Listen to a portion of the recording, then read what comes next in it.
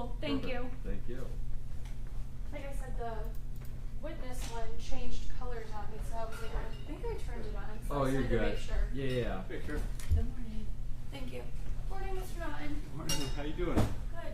I know it might be too early, but do you know if you have any preliminary matters this morning? I don't think so. Okay, cool. Thank you. guys have any? No. No. Hey, Yes. where are you? So this murder trial starting again in a few minutes. So, I see that Maggie and George did appearance. Sorry. When's the next court date? Hey, Jim. How you doing? Hi. Hey, Rick, how you doing, man? Morning. What is she saying? Morning, Brandon. I'm gonna give my leg if I have to see her. All right, we'll Okay. I'll give you. All right, just Okay. I'm on it. I call on my phone when I be around. So, Okay. just straighten out, okay? Thank you very much. Bye.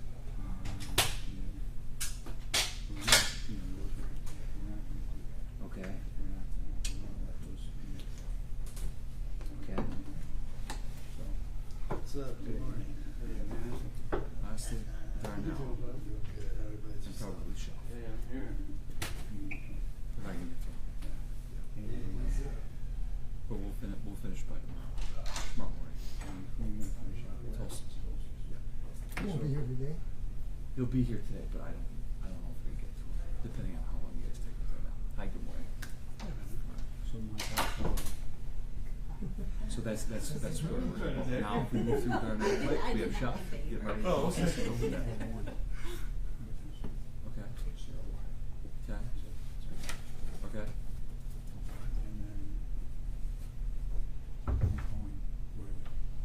You're calling right away? Hey, John. Yeah. You got any more chief stories? That's a chief story. I'll tell you when we get around. Okay, but that's good. where we're at. Yeah, that one, I like that one you told the other day. Oh, yeah. Yeah. Oh, I think we might finish. Yep. We'll finish tomorrow morning. If Darnell moves, we'll finish by tomorrow night. Okay.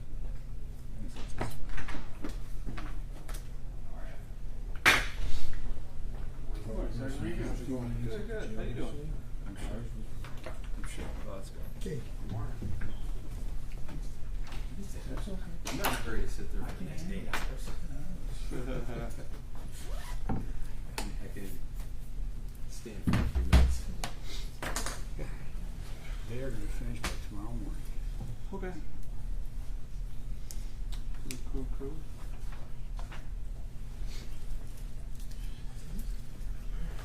So we have another homicide on Saturday. Oh, wow. Where? Where? South off of Greenfield. Oh, really? What happened? They called me and I said, no, I said, call somebody. That's good. Yeah, I said, It's good to be the king. Yeah, you got 2 months to check out. yeah, I don't know the details, but it sounded like a baby mama drama. Oh, no, man. For these kids? Young adults, yeah.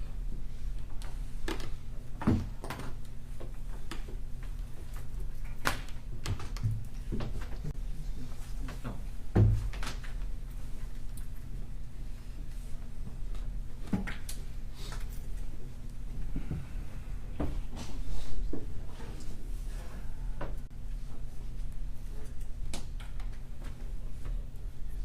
Got me hoping I don't get that one. I don't need any more open murders. I like you guys, but give me something else.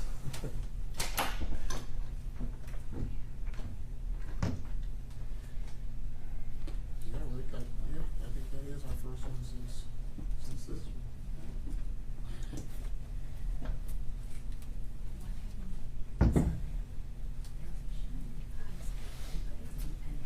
So, I had the shooting at the high school, and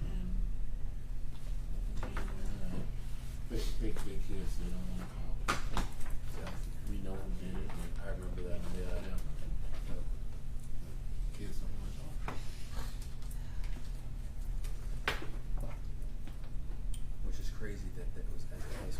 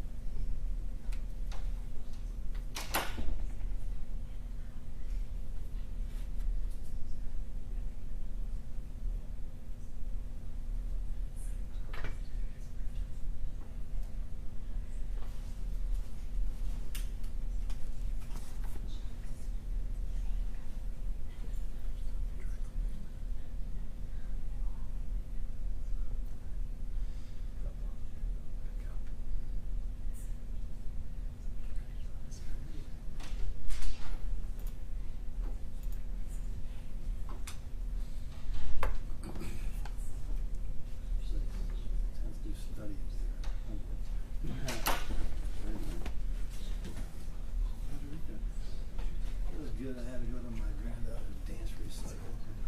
I thought I'd be there for 30 minutes. I was there for 2 hours. She was on stage for like 2 seconds.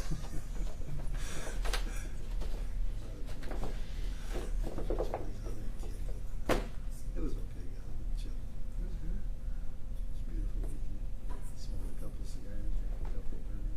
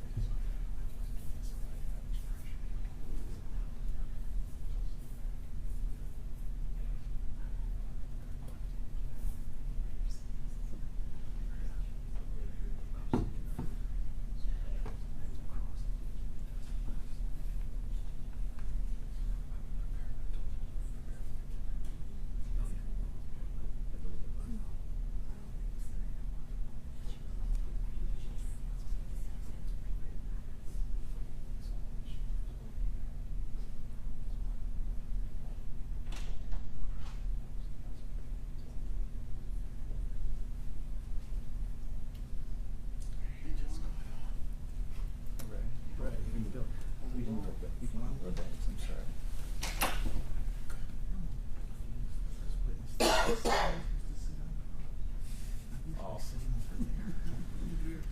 It's better on this side. You can sit in the car.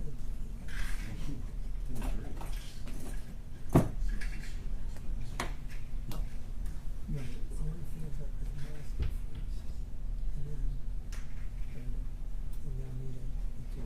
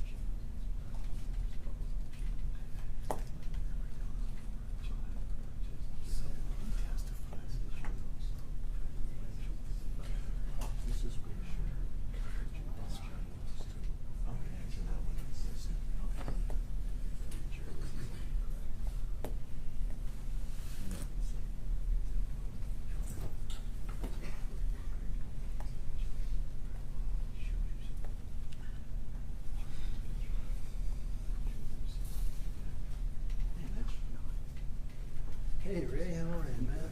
Good to see you. Step from office. How are you?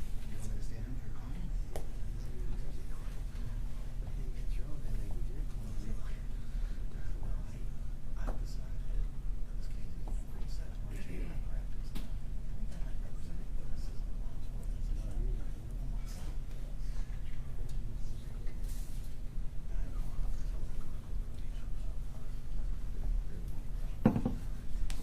That's right.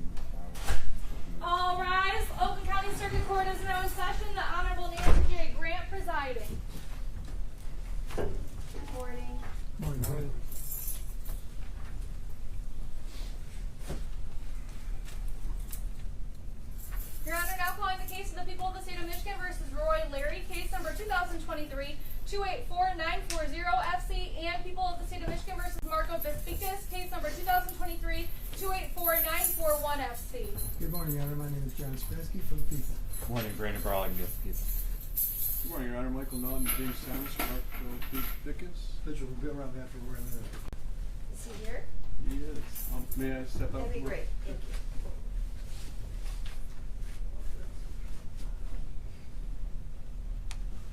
Okay. Are you ready for the jury? Yes, Yes, Your Honor.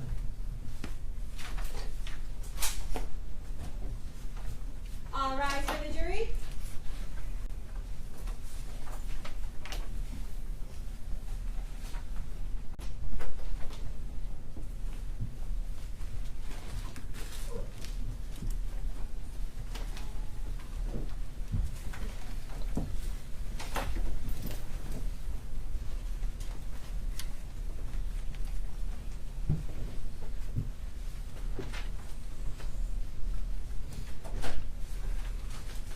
You may be seated. Good morning.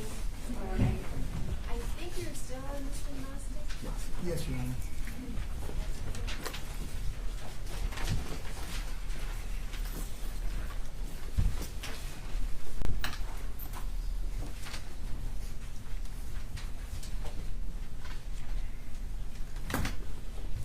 So if you could please stop and raise your right hand. Do you solemnly swear affirm testimony about to give before this court will be the whole truth? I do. Please. Thank you, Your Honor. And state your name again for the record. Yes, Mark Mostek, M-O-S-T-E-K. Good morning, Mr. Mostek. Morning, sir. You recall on Friday that we were talking about some of the things that Mr. Vickers said to you during phone conversation, especially on June the 8th when you first got involved in this case. You remember that? Yes. Did Mr. Vickers, during the course of that phone conversation, or any other conversation that you had with him while you were doing this work, investigating this case, did he ever mention the fact that he had hired the attorney for Mr. Roy Larry, Trovius Starr? No, sir. Did he ever tell you that he knew Darnell Larry? No, sir. Did he ever tell you that he had met with Darnell Larry on the night of the murder? No, sir. Did he tell you that he had met with Trovius Starr on the night of the murder? No, sir. Did he tell you that he had given Trovius Starr $1,000 on the night of the murder to talk to Roy Larry? No, sir.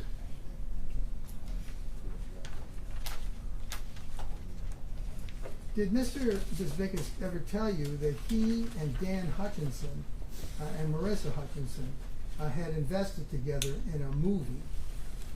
No, sir. Did Mr. Vickers ever tell you that he had taken Mr. Sekelaris to the Oak Park Police Station to make a statement? Yes. Yes, sir. What did he say about that? Said Mr. Sekelaris told him that nobody would take his statement from the Oak Park Police Department, and he himself took Mr. Sekelaris, and they wouldn't speak from him. The police would not speak to them? That's what I recall, yes, sir. When you were doing this investigation, did you work in conjunction with the Oak Park Police No, sir. or with the FBI Never spoke to the FBI or the Oak Park Police pertaining to this case. at all? The only time I was introduced to anybody from the Oak Park Police Department was mid-April of this year when I came to your office. That was Detective Green. Okay, so otherwise you conducted a completely independent investigation from law enforcement. Correct. And that's what you do as a private investigator, correct? Yes. Did the investigation of this case lead you to look at the social media of the various people? Yes, sir. Did that include looking at the social media for Darnell Larry? Yes, sir. Your Honor, may I approach? Yes. I want to show you, Mr. Mostic, exhibits numbers 205 through 210, and ask you if you can identify these. Those are photographs I'm giving you? Yes, sir.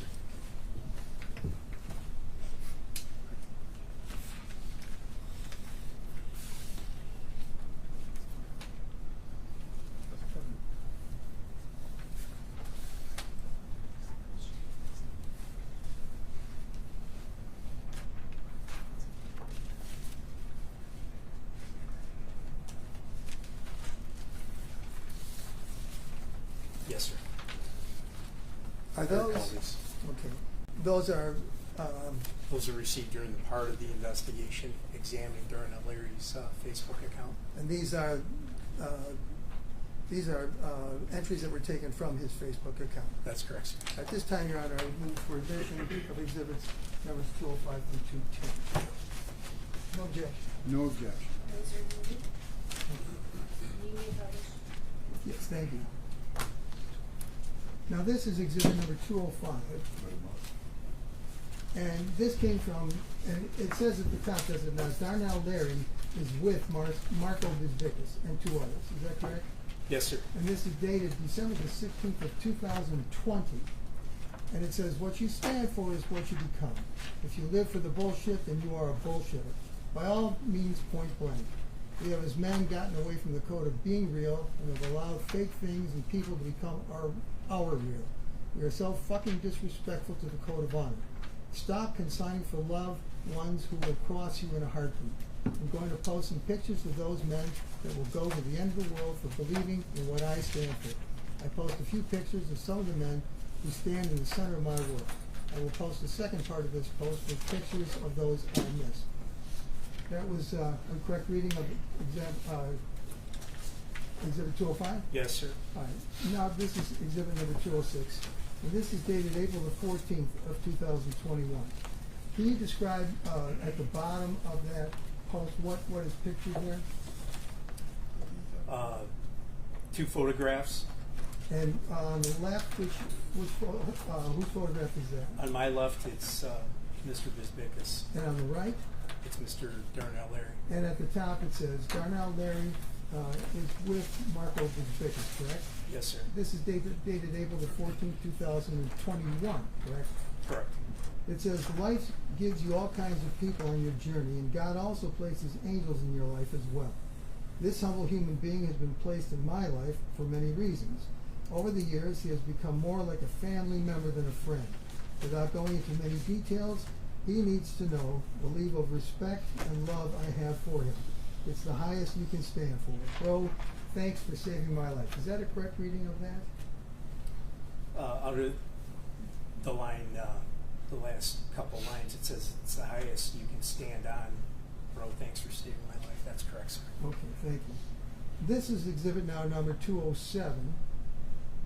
And this is dated April the 23rd. Again, it's Darnell Larry is with Marco Vizbickas. Is that correct? Yes, sir. And this one, there are several photographs at the bottom of this page. Can you describe what those are? Can you start with the big one on your right? Yes, that's a picture, appears to be going from left to right. Darnell Larry's wife, Darnell Larry in the center, and Mr. Vizbickas on the right. Right. And Mrs. Larry appears to be in a wedding gown, correct? It appears that way, sir. And Mr. Larry appears to be in a tuxedo. That's correct, sir.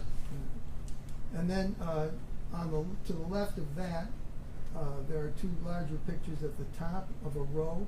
You see what I'm talking about? Yes, sir. And the furthest one to the left, what is that a picture of? Appears to be Darnell Larry's wife and Mr. Vizbickas. Okay. And then right to the right of that, what does that depict? Appears to be Mr. Darnell Larry. Person in the middle has a mask covering her face, believed to be Mrs. Darnell Larry, and then the person on the right believed to be Mr. Vizbickas. And then there are three pictures at the bottom, is that correct? Yes, sir. What are those depicting? The bottom left appears to be Mr. Larry and his wife. The picture in the middle appears to be Mr. Larry, his wife, and Mr. Vizbickas on the right. And then the bottom right appears to be Mr. Vizbickas and Mr. Larry's wife. Thank you. And that's dated April the 23rd of 2021, correct? Correct, sir.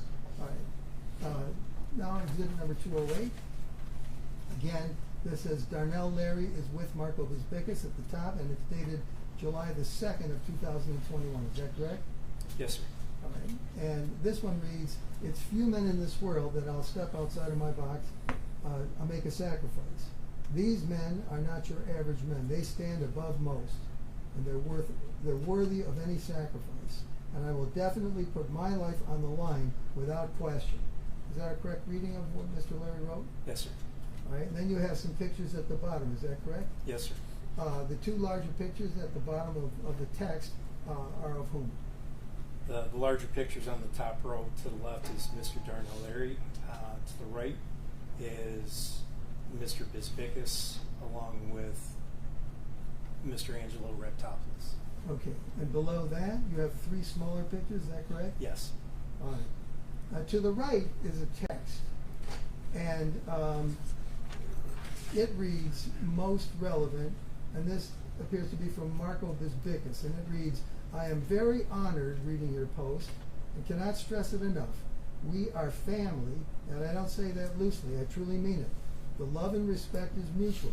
We never know what's going to happen in the future, but what I do know is that whatever it is, I will have your back and be there for you, as you have always been there for me too. These last few years are just the beginning. God puts us on the same path for more than one reason, and we have more stories to make. Is that a correct reading of that? Yes, sir. All right. Now, exhibit number 209.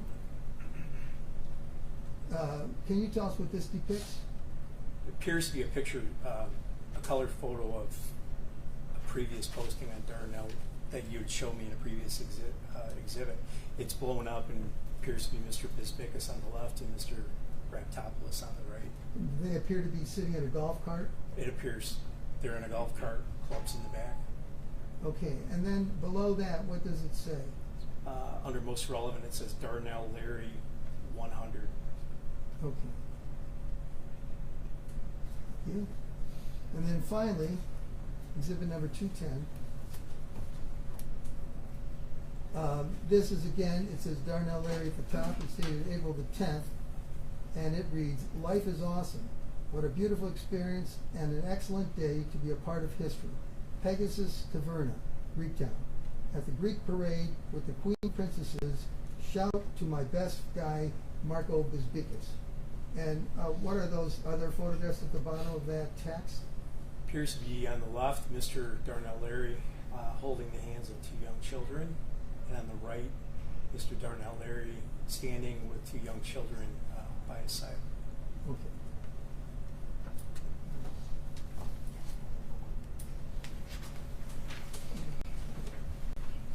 Nothing further. Thank you. Mr. Bieber? Thank you, Judge.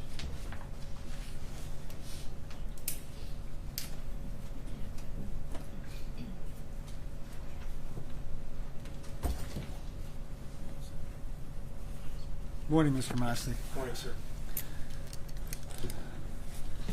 So during the course of your investigation, you had the opportunity to speak to many people, is that correct? Yes, sir. And in your investigation, you were attempting to ascertain who might be responsible for the shooting of Dan Hutchinson? Yes, sir. All right, and so you focused on a number of different people as potential suspects, is that correct? Number of different people? Yeah. Number of different theories. Theories, Yes, sir. and even some people like T. Grizzly was somebody you looked into, His correct? information, yes. All right, and you had heard that there had been shootings in the parking lot. You took a look at that, is that correct? Yes. Okay. And then you heard there was bad blood between Alex Sakalaris and Dan Hutchinson? Yes, sir. You heard there was bad blood because Mr. Hutchinson and Mr. Sakalaris were involved in some kind of a business deal, and Sakalaris alleged that Hutchinson owed him $100,000? That was alleged, yes. Okay. And you know, as a result of that beef or that situation where they were having bad blood, that Dan Hutchinson basically shut Alex Sakalaris down, blocked his phone calls? I've been advised that Mr. Hutchinson... Well, objection to the hearsay. Well, it's based on, they opened up the investigation. I'm finding out what he learned from his investigation. Judge, the only questions I asked him were what Mr. Bisbicus told me. Mr. Bisbicus is a party opponent. Those statements by him are admissible. Now he's asking for some hearsay from you don't know who. I'll rephrase my question, Judge. Not that I'm agreeing with the objection, I'm just going to rephrase my question. Okay, you found out that Alex Sakalaris was scatterbrained and all over the place, correct? Yes, sir. and that he was having mental issues. That's correct. He was sir. mentally challenged. Mentally challenged, you learned? Yes. Okay. You were a detective in Farmington Hills for a number of years, correct? Yes, sir. And a police officer there for many years. Yes, sir. And you were familiar with Alex Sakalaris from being in the Farmington Hills Police Department. I was. And you knew Alex Sakalaris was a criminal. I knew him as being involved in criminal activity. Yes, sir. Okay, that would make him a criminal. Yes, sir. Okay. You knew that criminal activity included armed robbery. That was a case. That was one of the cases. Yeah, that he and you was also knew that he had took a shot at somebody, correct? You aware of that? I learned that he was involved in a Shooting. A shooting. All right. You also learned that he had criminal activity in the Tri-County area, including Macomb, Wayne, and Oakland counties. That's correct, sir. And that'd be from anything from drug possession to armed robbery. Drug possession, armed robbery. Yes. And you learned that he could, most of the time he didn't comply with whatever probationary period he had or any type of court appearances. He failed to appear. That's correct, sir. So would you agree that being an armed robber and shooting at people would make a person dangerous? Objection, that calls for a conclusion. He's an expert. He's been a cop for 30 years. I'll allow it. Those prior criminal acts years ago, absolutely, he was dangerous at that time.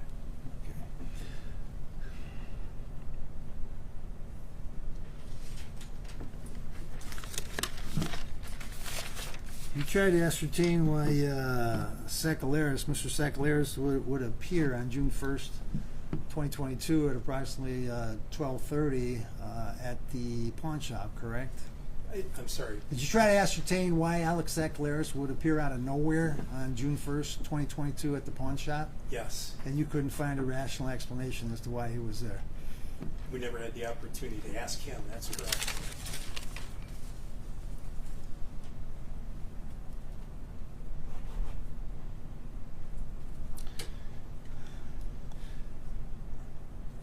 Did you hear, you reviewed the tape which shows the shooting, correct?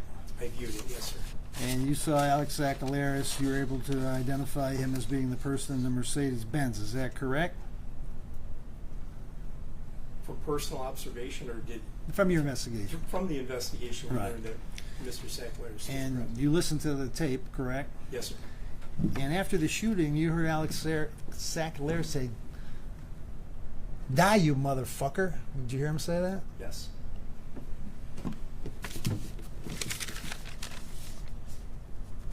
I have no further questions. Thank you.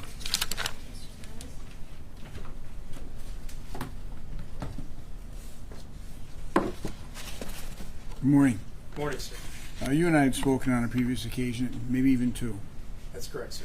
And originally, you were subpoenaed to be on the prosecution's list and to appear in court. Yes, sir. There was a subpoena that was issued by my office to bring with you your file. Yes, sir. That was not asked for by the prosecution. Objection, what's the relevance? The relevance is going to become apparent, Judge. Well, that's not a response. So Okay. unless you get it on Did you provide your file to the prosecution? Yes. And when did you do that?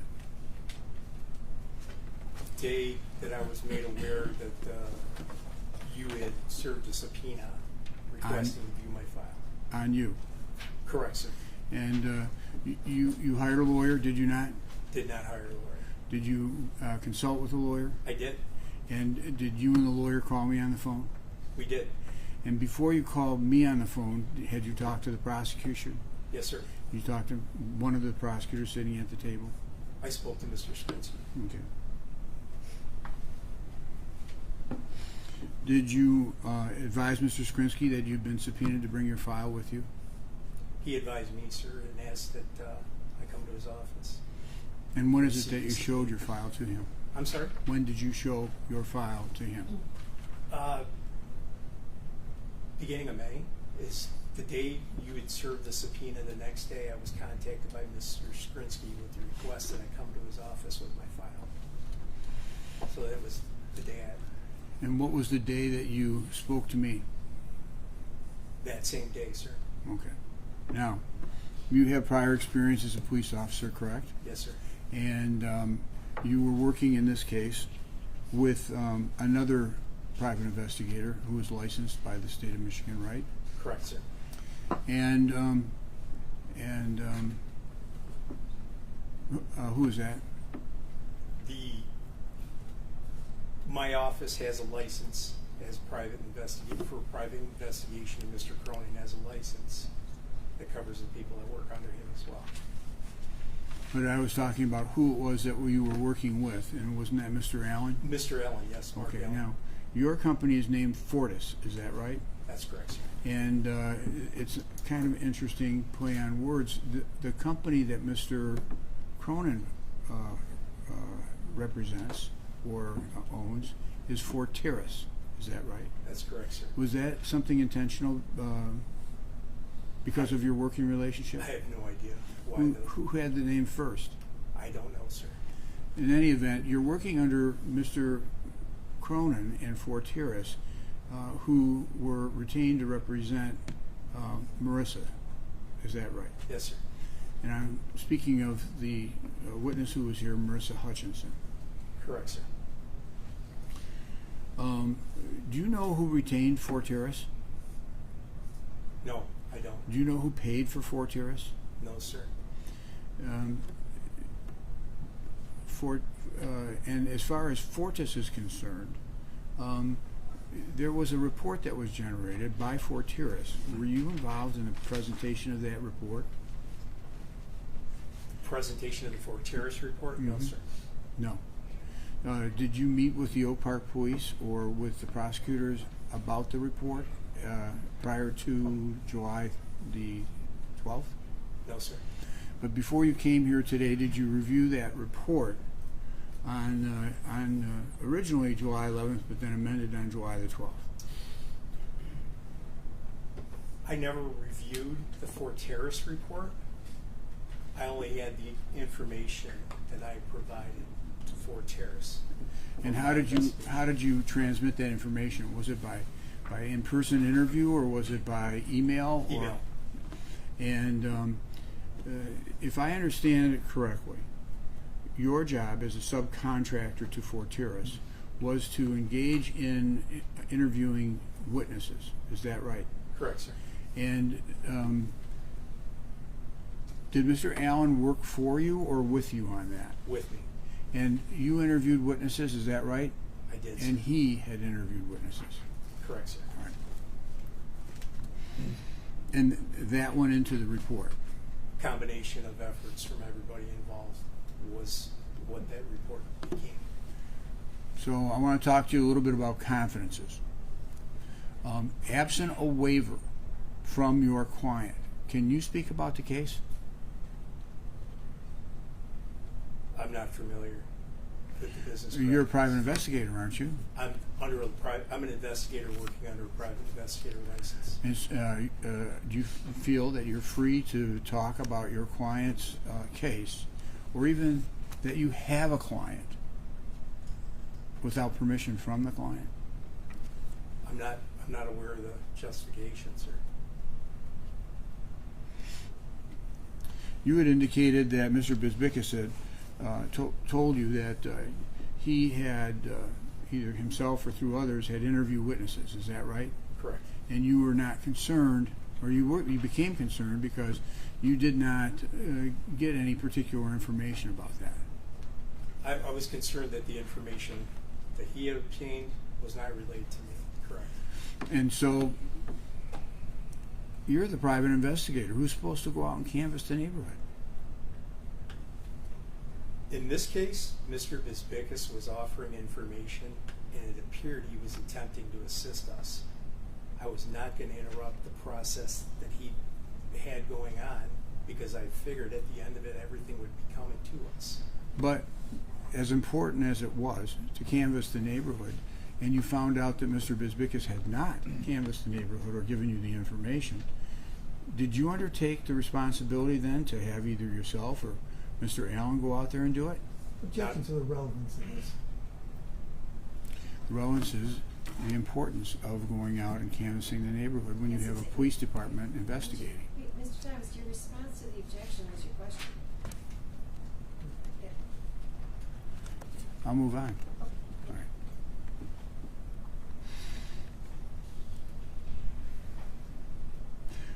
The engagement of Forteris was for a short term, is that right? Yes, sir. And do you know what that term was? No, sir. The homicide occurred on June the 1st, correct? Yes, sir. And this is in 2022.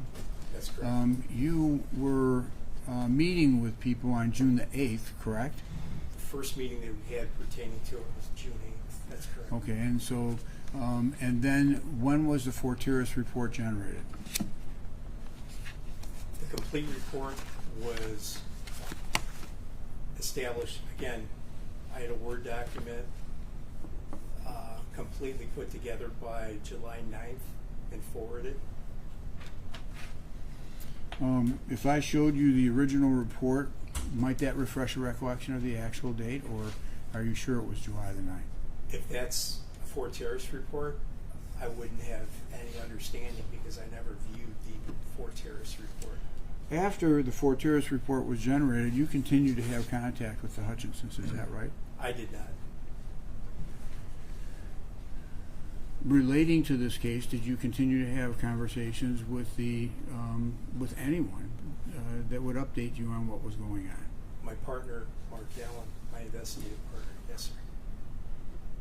And can you give the jury an idea of what period of time that was going on after the July report was generated? As I recall it, anything relating to the case was obtained by Mr. Allen and advised to me of what he had heard about it. Did you engage in conversations with the prosecution at any time after you were done with your reports? Yes, I did. Did an issue arise relating to Marissa Hutchinson and her conduct with Detective Green? I would ask conduct, a relationship alleged. That came up. That came up, yes, sir. And was this while you were still investigating the case? No, the case was over. And do you remember when it was that it came up? In January of 2023. January 17th of 2023. Does that refresh your recollection? Yes. And can you, without saying what it was that was said, explain how it is that it came up? Yes. Information from my investigative partner, Mark Allen, who would have been in contact with members of the Hutchinson family. Now, you're a former police officer, correct? Yes, sir. You had had cases with Mr. Skrinsky before? I did. Yes, sir. You are on a first-name basis with him, are you not? I'm on a first-name basis, honestly, because he, as do you, sir, request to be called by their first name as opposed to Mr. Yes. And so when you did address him in a text message, was that in January of 2023? Yes, sir. And what did you tell him? I advised him. Objection to the hearsay. It's his statement. Yes, but it's his statement out of court. Okay. Was it your intention to inform him of something relating to the investigation? In January of 2023,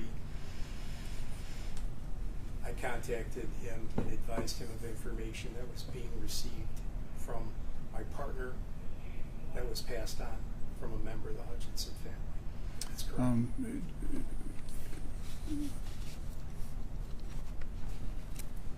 In your mind, what was the importance of that information? Objection. What's the relevance? That's overruled. I think that any information pertaining to a case that's been established, it's important because an allegation can be true or it can be justified, but is important that the prosecutor has this information. That's training as a police officer. And why is it important as a police officer to convey such information to the prosecutor? Because it could directly affect a case, and it, whether true or alleged, it has to be investigated, not by me. Did you investigate what it was that was alleged? No, sir. Did you inquire into whether or not there had been an investigation from Mr. Skrinsky? Mr. Skrinsky had told me that he conducted an investigation. Do you know whether or not any witnesses were interviewed to confirm or to rule out the possibility of what those allegations were? Mr. Skrinsky advised me he spoke with the parties. Well, John, that's here's Mr. Spencer, you can't say what someone else told you. So, Right? Fair enough. Thank you. and this, can you give the jury a time frame of when it is that occurred? This was the beginning of March of, beginning of January of 2023. And did it go for any period of time or just January of 2023? That the entire information I received was January 2023. And your email to Mr. Skrinsky was in January of 2023? Pertaining to this, Yes. it was not an email, sir. It was by phone. Text? A text and phone call, yes, sir. A text and a phone call. Did you ever talk to Mr. Skrinsky about that afterwards? No, sir. Did you ever tell anybody else about what it is that you had learned after that? No, sir. When was the first time that it came up? I guess I started to lock in that time frame. As I recall, it was beginning of January of 2023. And was that after I'd served a subpoena on you to bring your file? That was before you had served the subpoena on me, sir. And who brought it up to you? I'm sorry? Who brought it up to you? Brought what up to me, sir? I'm talking now about before court today. Was there any conversations other than in January 2023 with any persons about the issue that had arisen? Yes, Mr. Skrinsky. And when was that? That was the day I was in his office and received your subpoena. And he went through my file to make sure everything was there. Was that last Thursday? A week ago Thursday before we started trial? Wednesday or Thursday was the beginning of May, sir. Yeah. And you went through the file with him? That's correct, sir. And in that file there was the email to text message to Mr. Skrinsky, yours?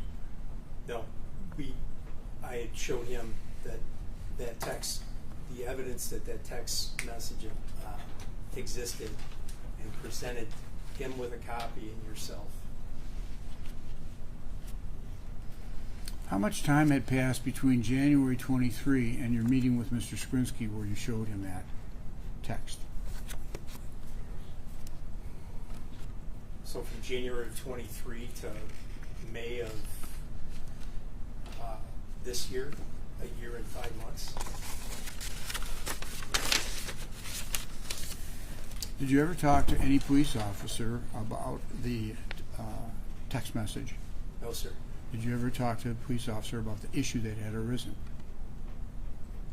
Don't recall. No, sir. And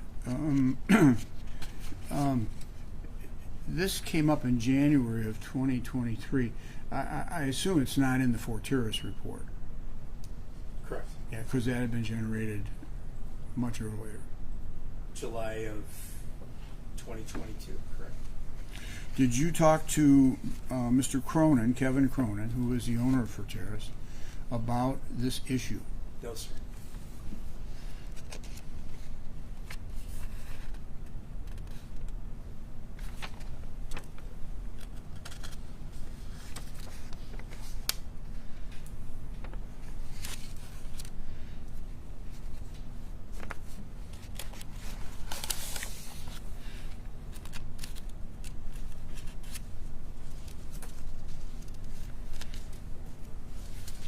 You were interviewing Marissa Hutchinson at different places. Where were they?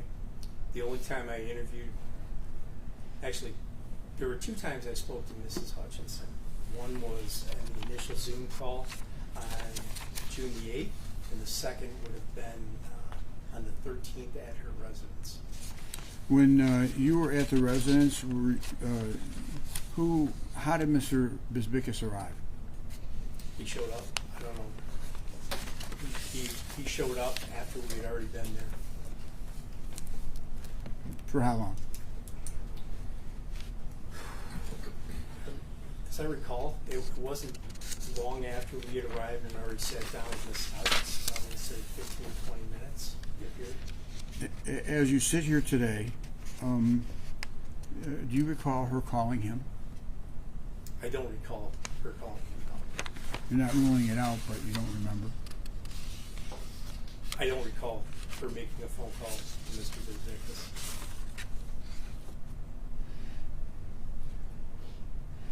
You were investigating leads that were generated, many of which you ruled out. Is that correct? Yes, sir. But the origin of the leads, were you aware that there were interviews by employees with the Oak Park Police Department? Objection. That assumes a fact, not in evidence. Sustained.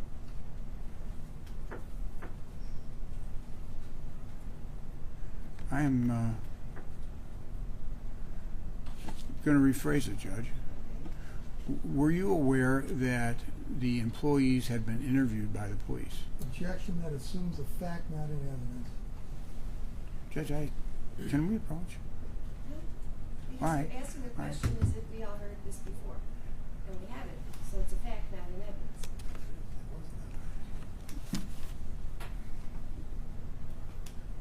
Were you aware that information was conveyed by employees to the Oak Park Police Objection. at any That time? assumes a fact, not in evidence. Were you aware that they did this? That assumes a fact, not in evidence. Were you aware if they did this? Maybe. You're I'll buy that. Were you aware if there were interviews with employees? I conducted. You don't have to hesitate if you know. I You know. conducted employee interviews. Okay, but did you know that they'd already spoken to other people? Objection. That assumes a fact, not in evidence. You keep saying, use the word that. That implies that it's a fact. If is not a fact. Do you know if they had spoken to other people before they spoke to you? I believe they had. And, Well, and wait. It believes that they Do did. you know? If you don't know, you can't say.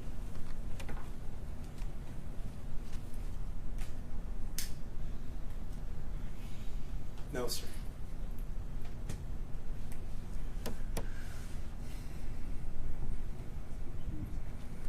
when you spoke to the employees, did they give you theories that may have been available as to who or how who did it and how this event occurred? Yes. Okay. And had you been made aware that they had made a statement previously to any person before you spoke to them? Had I been made aware, or did I know? I'm not asking you. If you could just listen to the question. Made aware. Not know. I would ask for foundation.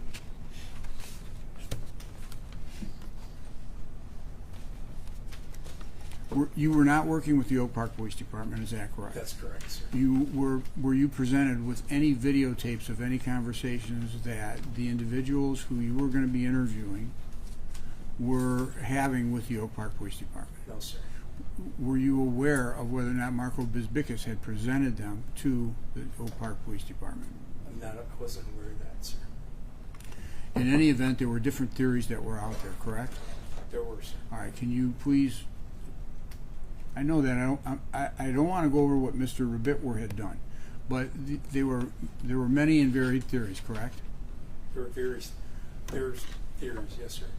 All right, Hutch's business was a very high volume retail establishment selling expensive products. Is that correct? Yes, sir. A jewelry store. Correct. Yes, sir. Were you aware of the fact that the jewelry store was doing such a large business that they were actually taking trays out to cars to show to individuals who wanted to buy? I was not aware of that. Were you aware of the client base that Hutch has had? Personally, no, sir. If you were personally, you do not because you didn't witness it. Did your investigation reveal who the people were that were out there that were buying the jewelry? Who their client base was? Through statements Okay. given to me by other people. I had no independent knowledge of their business. Of course, but you're an investigator, correct? Correct, sir. And you're supposed to follow up on leads, correct? That's correct. Did you ever go over to the store? Never. Did you ever talk to anybody who had been to the store and talk about what was going on there? Didn't have the opportunity, sir, no. You were hired on June the 8th. And were you devoting most of your time to this case up until you no longer were working on the case in July? Devoting most of my time, no. That I had other cases that I had to work on in addition, sir. So then, if that were a fact, would you, and you did have time, would you have pursued that lead? Wait, I mean, if what was a fact?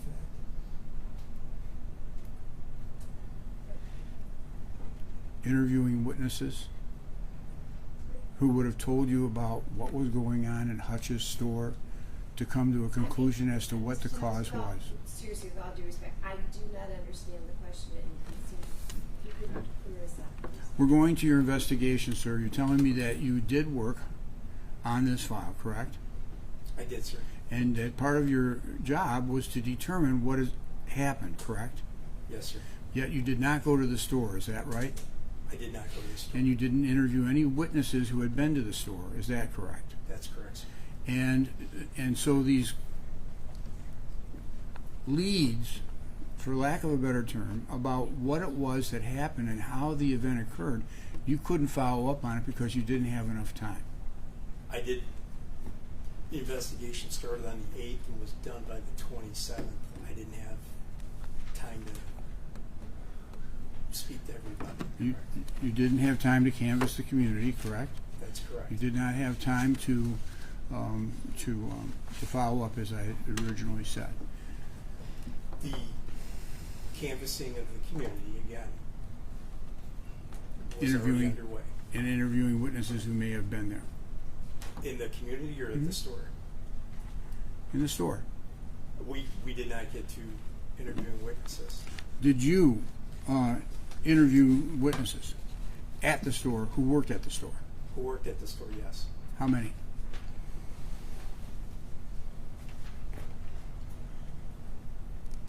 Five or six. Okay.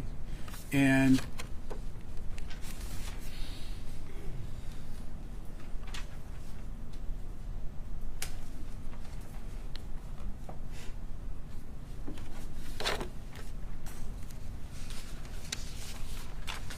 can we pull up the photographs that we were showing?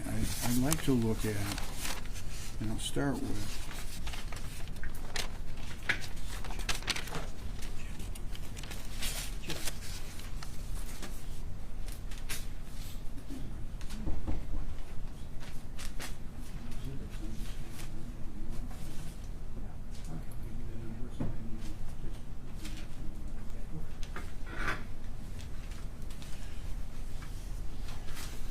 I forgot to tell Mr. Norton. I'm sorry, sir? They're just looking for it. Can we see Exhibit 205, please? Is he able to get it? Well, I just want to have him have access. Oh.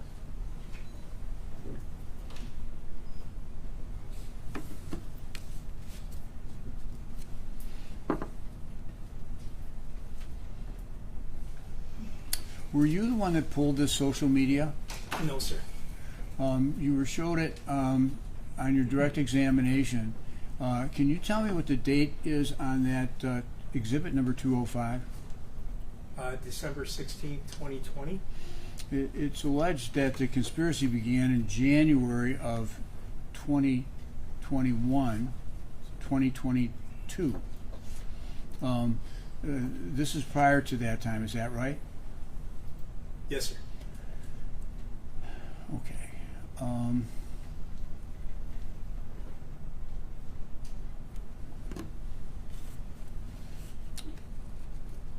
We talked a little bit about the privilege of a private investigator.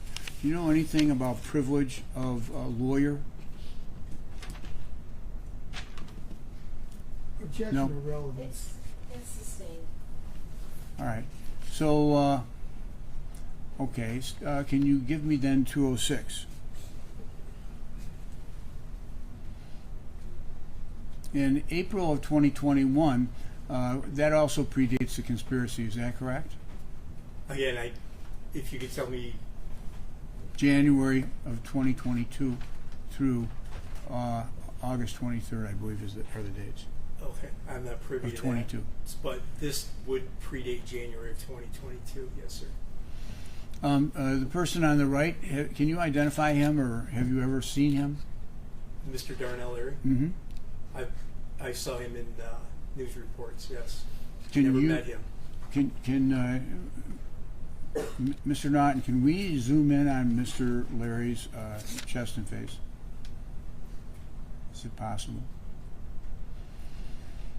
Do you see those glasses? I do. With your investigative skills, do you have any knowledge about glasses of that type? No, sir. Those glasses? No. Those glasses? No. Do you know what Cartier glasses are? I know what Cartier glasses are. Yes, sir. And can you? We can't focus very well on what it is that he's wearing around his neck, but can you describe it? It appears to be a necklace with some sort of medallion charm. Did you ever go into Hutch's store? No, sir. Okay, 207. Can we? Where does this appear to be, if you know? Appears to be Las Vegas. You have.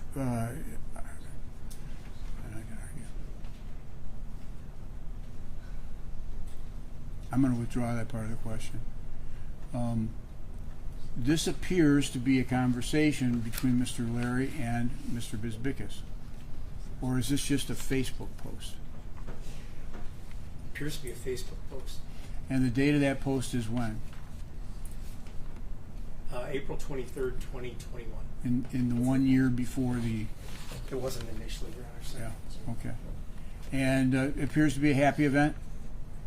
Appears to be, yes, sir. All right, next. Exhibit number 209.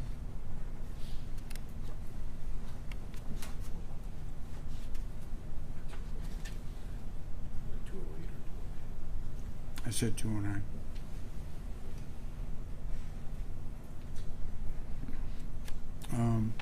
You've identified the people here? Yes, sir.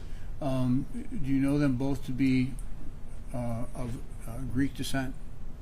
I don't know what they are, sir. Okay. But you know the relationship between the two of them? I believe they're cousins. Right. Mr. Bizbickas has his arm around his cousin? It appears, yes, sir. And appears to be at a golf outing? At least golfing, yes. On the golf course. Golfing. Pardon me, sir? That's more precise. You're right.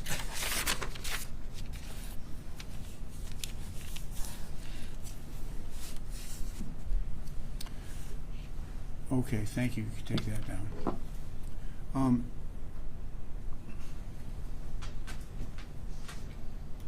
Did you feel pressed to get information by your client, Marissa Hutchinson? I feel pressed. Yes. No. Did she ask you for the police reports? She asked, You. no. In an investigation, because you're a police officer, you understand that police reports don't come easily when the investigation is continuing, don't you? Correct, sir. And would you expect that that would be the case in this case? And that is that the reports wouldn't be generated until somebody's charged.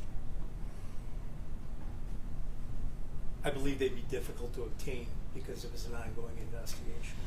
Well, you know that you could, or you know, don't you, that people can request police reports by Freedom of Information Act, correct? I'm aware it is, sir. And is there an exemption from producing police reports in Freedom of Information Act, in your experience? From what I know, sir, if it's an ongoing investigation, they won't release reports.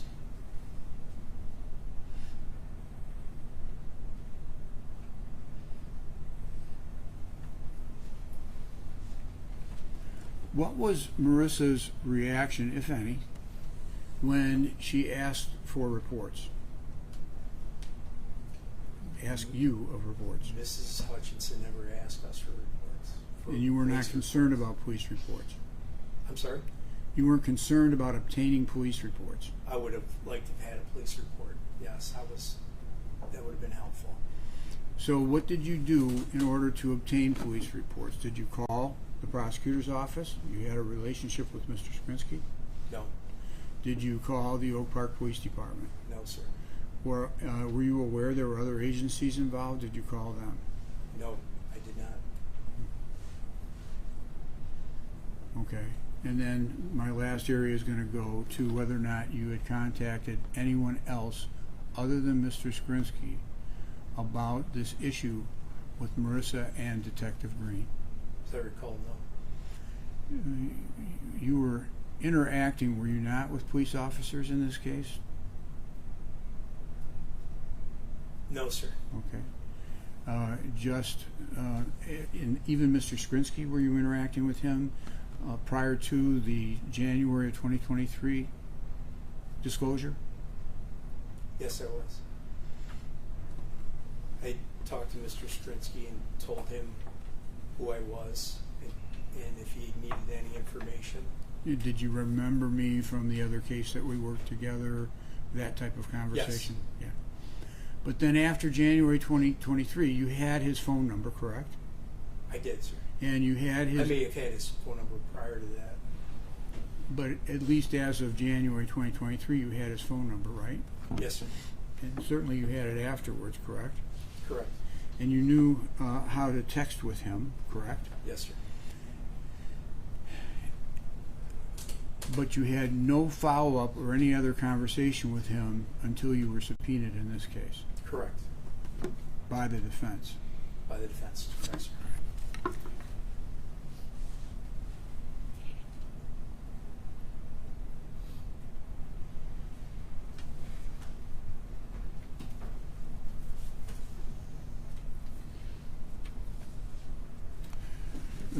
Two areas I've been asked to ask you questions about. Okay, sir.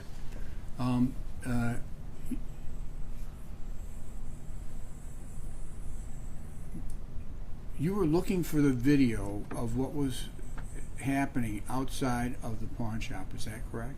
Yes.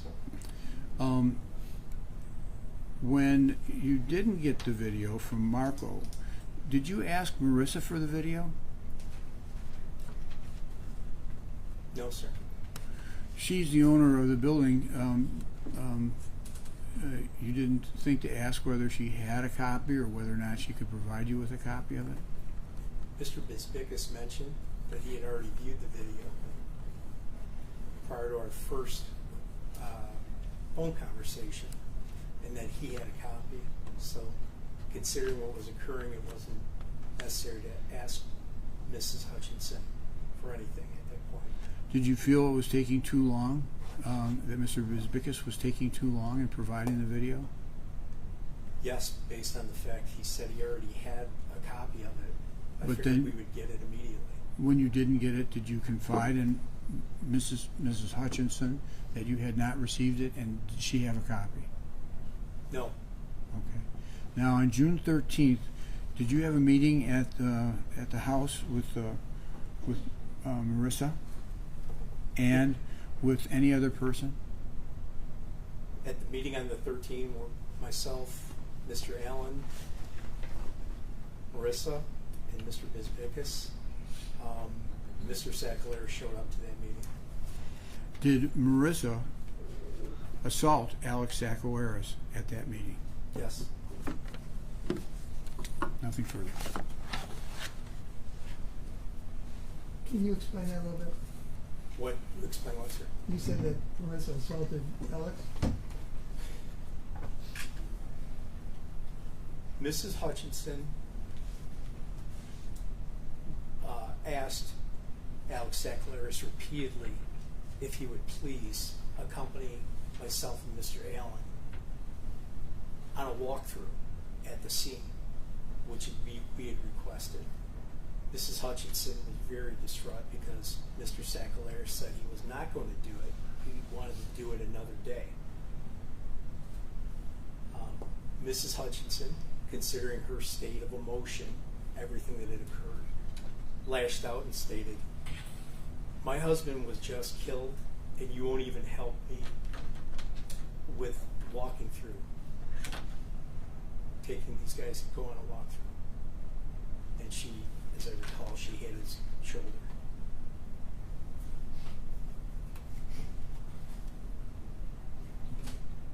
You said before, or Mr. Rabitwert asked you about him, Mr. Sackler being dangerous, and you said that you went through a bunch of things that Mr. Sackler had been involved in, and you said that Mr. Sackler was dangerous at that time. Do you recall saying that? Yes. What do you mean by that? When I saw Mr. Sackler, again, my dealings with him were 10 years ago, 8 to 10 years. When I saw him at the Hutchinson house on the 13th,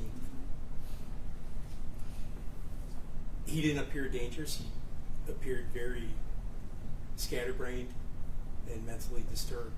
He did, and again, dangerous is a relative term. He did not appear dangerous to me at that time.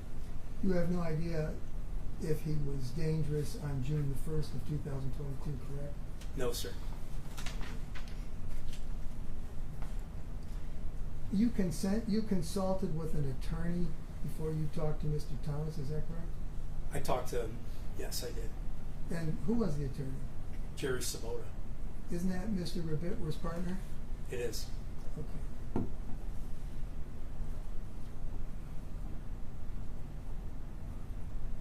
You mentioned something about when you were talking to Mr. Bizbickus, and you said something about in the end everything would be coming to us. Do you remember saying that? Could you repeat that? I'm sorry. There was a conversation between you and Mr. Thomas just now. Yes. And you said that you thought in the end everything would be coming to us. Was that in relationship to the information that Mr. Bizbickus was giving you? I believed from the onset on the 8th, Mr. Bizbickus was going to assist us with this investigation and provide us with anything we possibly could have. And did he? He did not. Thank you. I remember. Mr. Mastic, you stated that in June of 2022, when you had contact with Alex Sackler, he appeared to be scatterbrained and mentally disturbed. That's what you told Mr. Skrinsky, correct? That's correct, sir. That would make him unreliable, correct? Unreliable? Yeah. Based on that, yes, his appearance, absolutely. Thank you. No, thank you. Any further? Any objection to the witness being excused? No, Your Honor. Mr. Thomas? No judge. Ms. Down, thank you. Thank you. Call Ms. Hughes. Calling Darnell while you're. Oh, okay. Can we receive a short break, please? No discussion, no deliberations. If you could please just leave your notes. All rise for the jury.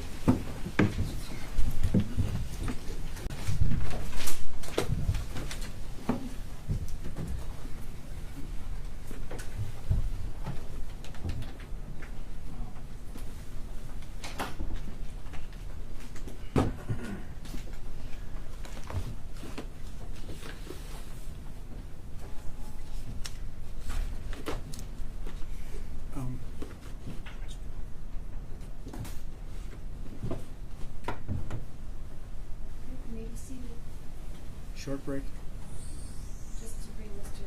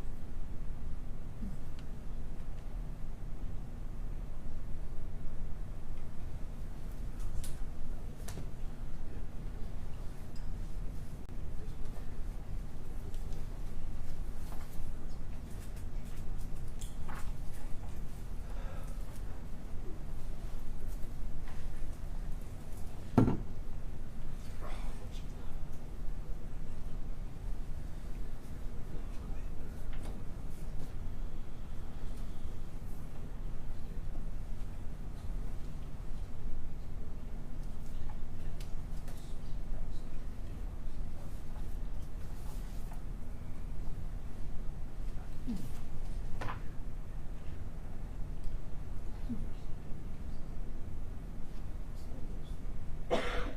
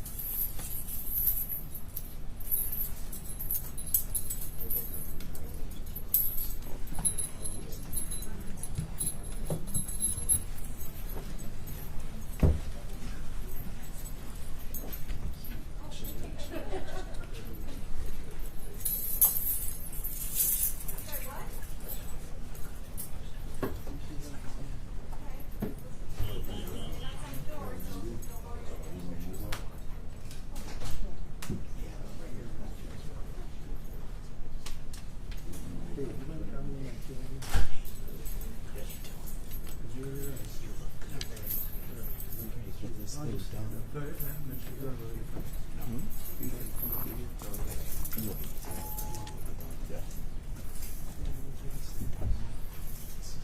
make room for you though. Friendly over here.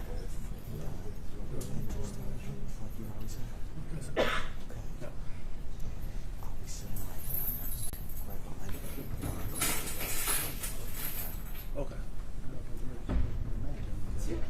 That one. Right there. We just moved that to make room so you could get through.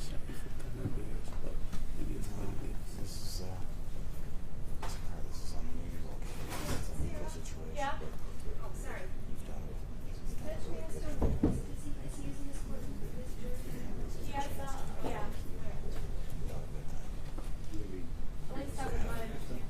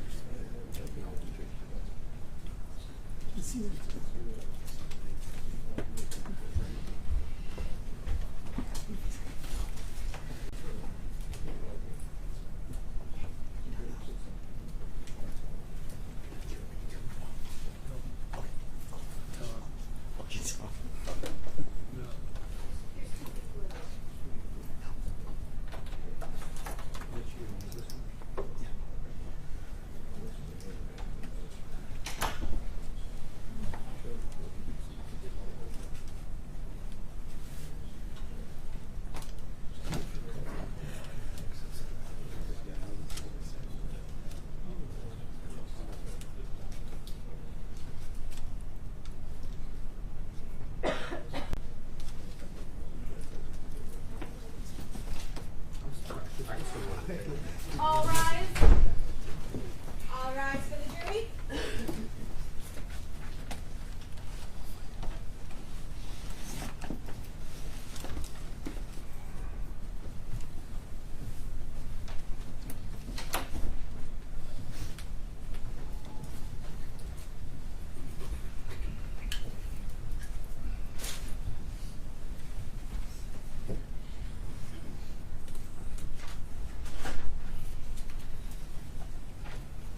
You may be seated.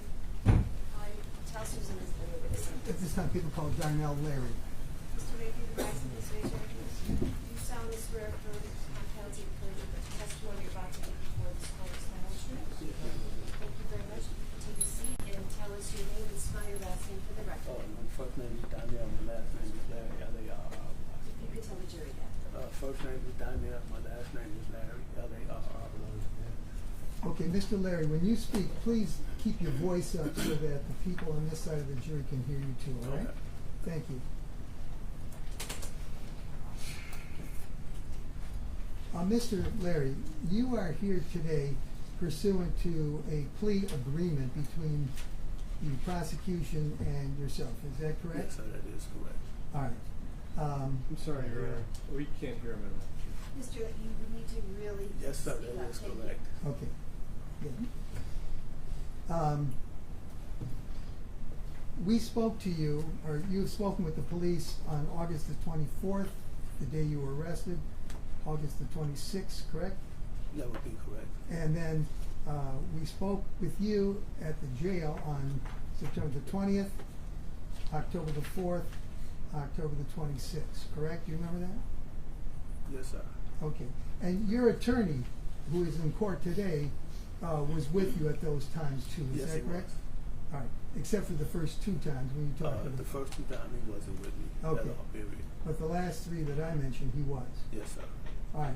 And when you spoke to us originally, starting on September the 20th of 22, you signed a proffer agreement where nothing that you would say to us during the course of your interviews would be used against you. Is that correct? To my knowledge, that is correct. Yes, and you signed that, and your lawyer signed it, and I think Mr. Barlow signed it, and Detective Green. Do you recall that? Yes, sir, that is correct. All right.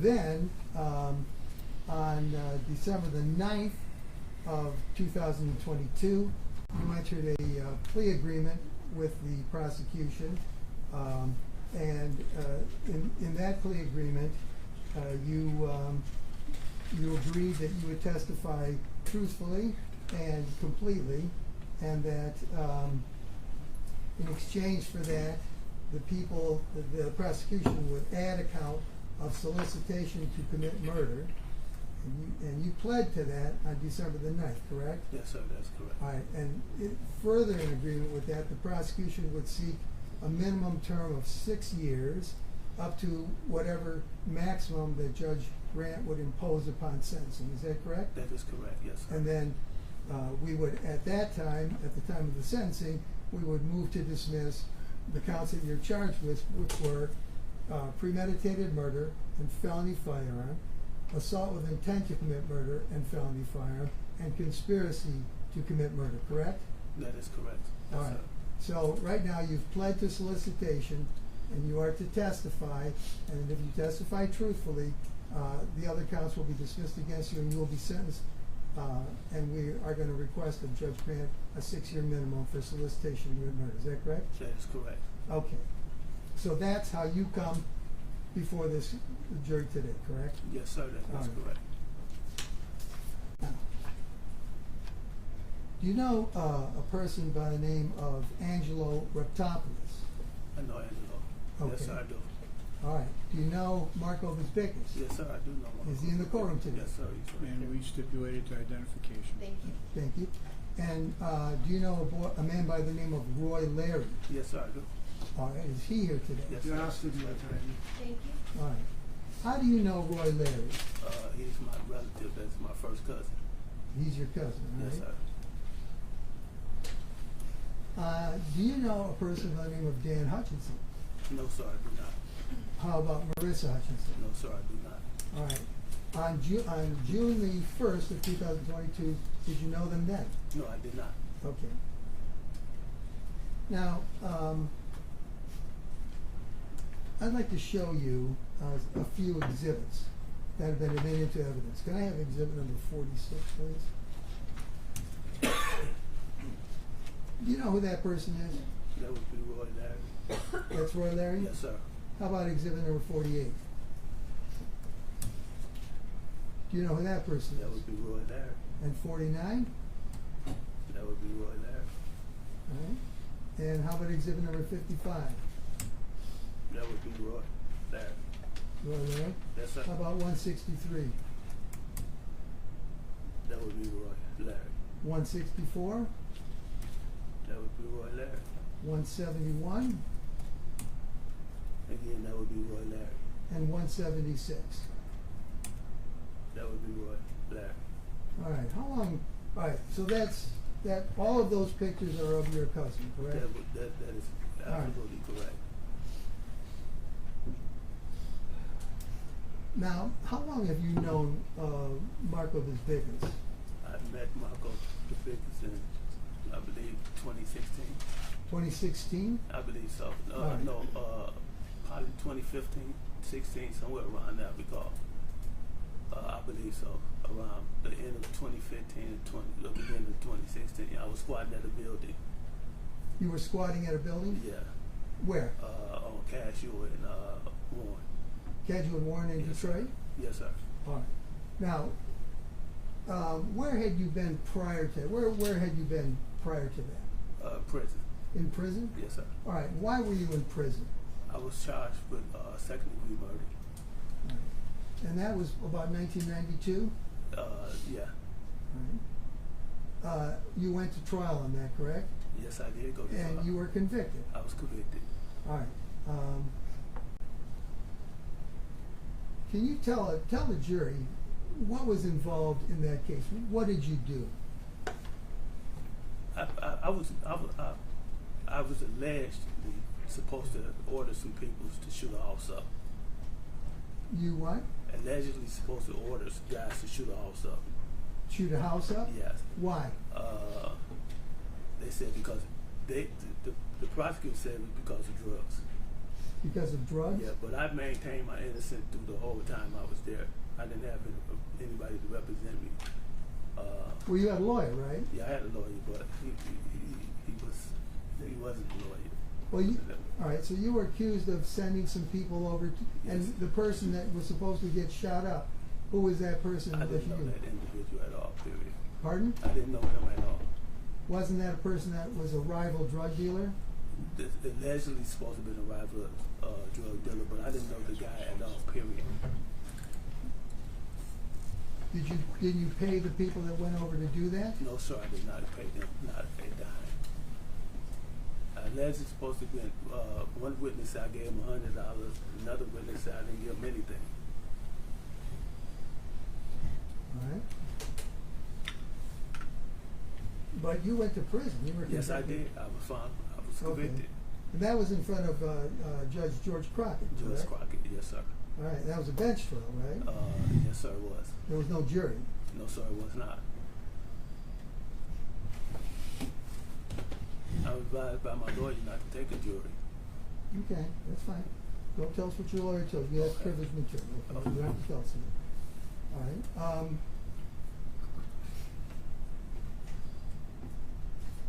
Did you testify during the course of that trial? No, sir. I did not. Did you ever talk to the police regarding that incident? No, sir. I did not. All right. Did you ever name anybody else in that case? No, sir. I did not. All right. So when you got out of prison, how long were you in prison? 17 years on the murder case and 4 years prior to 2 cases I caught in penitentiary. So 21 years altogether. 21 years altogether. Yes, sir. All right. When you were in prison, did you learn any skills? Yes, sir. I did. What'd you learn? I learned how to buff floors, break them down, refurnish them, learn how to build cabinets, walls, floors. So carpentry? Yeah, carpentry. Okay. Now you said that you got to know Mr. Bisbickus. Was that right after you got out of prison? No. What happened was that I couldn't function. I ended up leaving my sister's house. What do you mean you couldn't function? I believe I had a mental breakdown or something. I just couldn't function I had been gone for so long that I felt like I didn't fit in. Okay. So what I was doing was sleeping in my car, sleeping in driveways. So I ended up going down there with a guy, and this apartment building was vacant. In Detroit? In Detroit. All right. And I ended up getting an apartment down there, which everybody was squatting down there. You say squatting. You weren't paying rent. No one was paying rent. Okay. So you're just living in this. Living in the apartment. Who was the person that owned that building? His name is Marvin. Marvin? Yes, sir. Did you know his last name? I can't pronounce it. I believe it started with an S. Okay. All right. Was he the owner of the building? Yes, sir, he was. So, did you meet Mr. Bisbickus in this situation? Yes, I did. Can you explain that to us? It was a guy that they had that would upkeep the apartment buildings. That Like a maintenance man? A maintenance man that would repair the apartment buildings.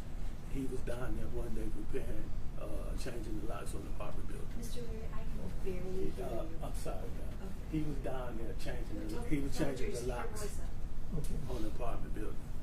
And some guys had confronted him about, as he was changing one lock, they was changing the locks back. And they had confronted him about changing the locks down there. So some people, yes, were they those people living in that building? In the middle building, yes, sir. Okay, so they're confronting the man, Right. the maintenance man who's changing the Right. lights. And I went out there and intervened. You what? I went and intervened, meaning that I went out there and told him I brought him into my apartment for they were doing the harm to him. Okay.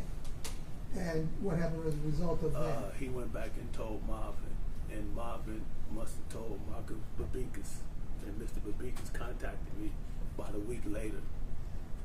Do you know what the relationship between Mr. Bisbickus and Marvin was? I believe at that particular time, Marco Babikis was Marvin's lawyer, property Okay. lawyer at Okay. that particular time. So Marvin told Mr. Bisbicus about what you had done? Mike told Marvin what I'd done, and Marvin discussed it with Marco Babikis, and they Right. set a meeting up. So Mike was the person that you had taken into your apartment? Yes, yes, sir. He was being harassed by other people? Yeah, he worked it for Marvin. Okay, he told Marvin, Marvin told Mr. Bisbicus? Yeah, and Mr. Babikis reached out to me. What did he tell you? He called me. I didn't know who he was. He called me, and he was like, "Is this Daniel?" I was like, "Yes, sir, this is Daniel." I was like, "Who are you?" And he explained to me who he was, that he was property manager, I believe, at that time for Marvin, and he would like to have a meeting with me. And I said, "Well, I'm downtown running right now." He said, "Well, I don't get you. How soon enough can you get to the building?" And I met him at that building, and we had a discussion. And he was like, "How did you feel about running an apartment building? You know, we need to get these people out. We don't want to evict these people. We just want to get the bad people out prior to that." And I was like, "Okay." So he set a meeting up with Marvin, introduced me to Marvin, and there was another guy there named Jesse, was there before me, where I got the apartment from. And we had a meeting downtown with them. They discussed about running the building. And at that time, I got more acquainted with Marvin because Marvin was coming down there I was helping him doing the repairs. Okay, so did you become sort of the maintenance man of the building? Yes, sir, I did. Absolutely, I did. And that was as a result of what Mr. Bisbicus had done for you? Yes, sir. Okay. How did you feel toward Mr. Bisbicus at the time? I was grateful. All right. How grateful? Very grateful. Could you have gotten a job otherwise with your record? No, sir. All right. Were you being paid to be the maintenance man? Yes, sir, I was. All right. What happened next? Did the building change hands? Yes, sir, it did. And what happened with that? They sold the building. Who did? Marvin sold, Marco them set the business deal up for the building to be sold. Okay. Mr. Bisbicus set the deal up? Yeah, Mr. Babikis. Yeah. You've got to speak louder. Mr. Babikis. You need water? No, sir. Mr. Babikis set the deal up with Marvin and Sam Ali. Sam Ali? Yeah. And when they sold the building, they kept me on board to run the building. Okay. And did you continue to do that? Yes, I did. All right. Were you getting paid for that? Yes, I was. All right. What happened? Around 2020, Sam Ali decided to stop paying me for the work I was doing. And I went to Marco Babikis about it because he was the attorney for Sam Ali. And I knew that. And the reason why they kept me on the property is because of Marco Babikis. So I was explaining to Marco that they wasn't paying me what I was worth. It was only paying me for the management. They weren't paying me for the rebuilding of the buildings, the remodeling of the apartments. They wasn't doing any of that. All right. So you were the manager of the building, and you were doing maintenance work too. Yes, sir. And they were letting you be the manager, but they weren't paying you for the maintenance work. They was paying everybody else for the maintenance work except me. Okay, other people. Yes. All right. So what happened as a result of that? That went on for a minute, and Marco Babikis got me out of the building, out of the agreement with them. I was supposed to have been paid an amount of money. By Mr. Ali? By Mr. Sam Ali. Mm-hmm. Through checks, but I didn't receive a check. Marco Babikis gave me cash. Okay. On 2 occasions. Did you receive? How much did you receive? Like lump sums, or what happened? Twice. I received $6,000 one time and $6,000 another time. What'd you do with that money? I went and got married. Pardon? I got married. You got married? Okay. Yes, I did. When was that? I got married in 2021. Do you remember? What's the date? I'm sure you remember. April the 21st, 2021. All right. Were you still working at the apartment building? I was relieved by by the end of April. I received the money in March. They gave me 30 days to leave. And did you leave? Yes, I did. But you got married. Yes, I did. All right. When you got married, where did you get married?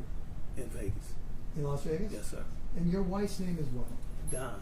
Dawn. All right. Who else was at your wedding? Marco Babikis flew to my wedding. He flew to your wedding. Yes, he did. Okay.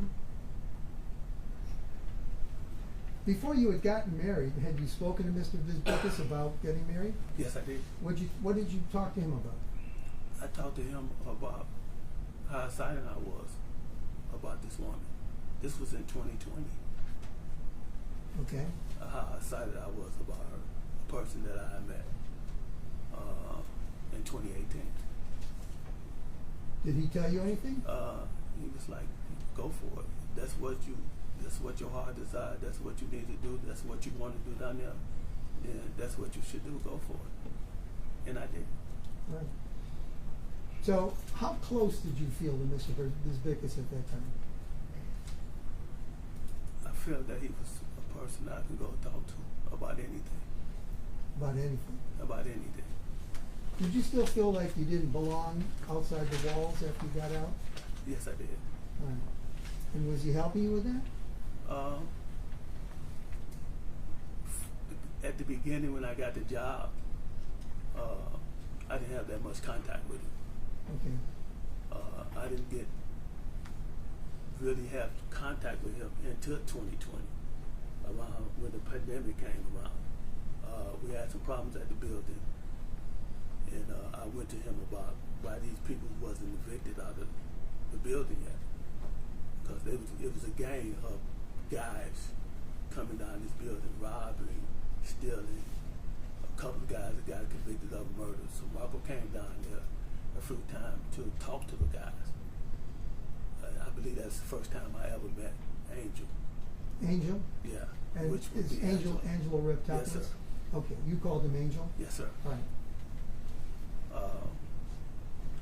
Prior to that time, I would reach out to Marco before 2020. Sometimes he would call back, sometimes he wouldn't. Okay. You know, but I still was very, very grateful to him. Okay. Now, as far as you and your wife, did you have any children? Yes, I have two girls. How old are they? One would be 4 in August, and one would be 6 in December. Okay. Did your wife have any children? Yes, she has 3 boys. 3 boys. Yes, And sir. how old, are they teenagers? Yes, sir. All right.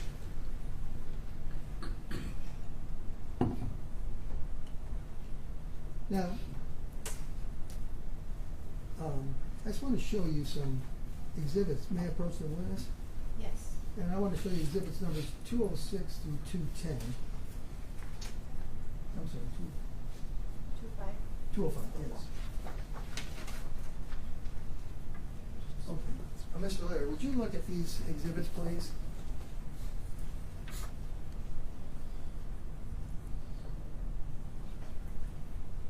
That's me. Okay. That's 205, 206? No, What that's I'm going to ask you... 206 right here. It's 206. Yeah, that's what I'm saying. Okay. Are these excerpts from your Facebook account? Yes, sir, it is. Okay. Can you look through all of them, make sure?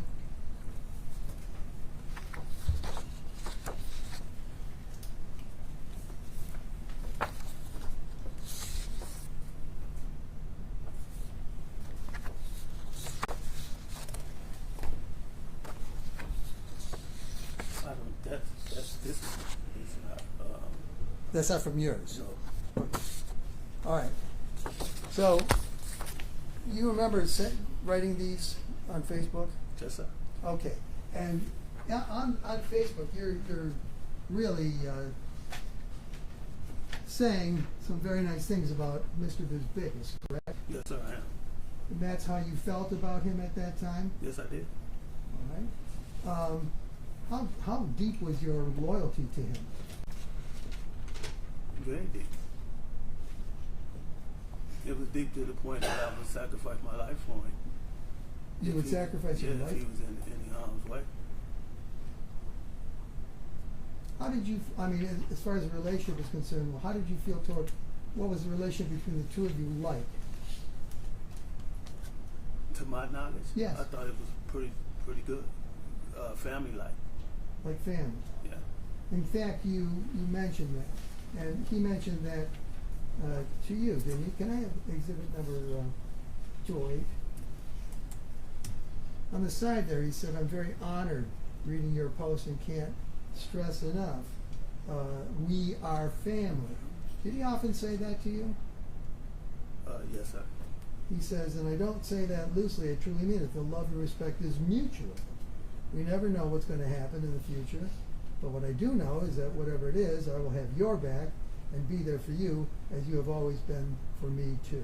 These last few years are just the beginning. God put us on the same path for more than one reason. We have more stories to make. So, is it safe to say that you thought that it was a mutual feeling between you? Yes, I did. Okay.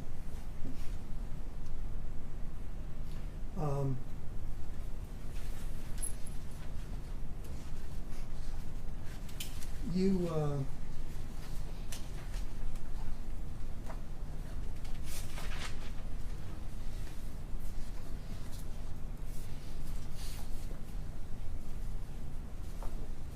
may I approach again? Yes. Thank you. All right, I want to show you some other things here. These were taken from Mr. Vickers' phone. And do you recall sending these, this is exhibit number 211, do you recall sending these messages to Mr. Bisbickus? You can keep looking through them.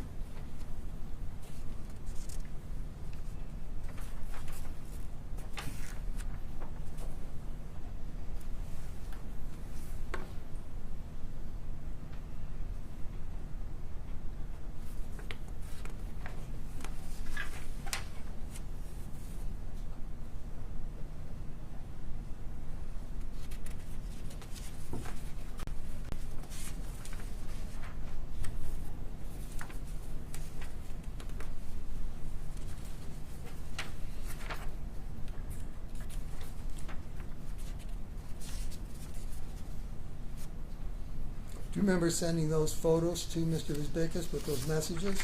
Yeah, I remember sending those photos. Also, that he took photos of me at our wedding. Okay, but these are photos and messages that you sent to him? Yes, sir. Okay, at this time move to admit number 211. No objection. No objection. No objection. Thank you.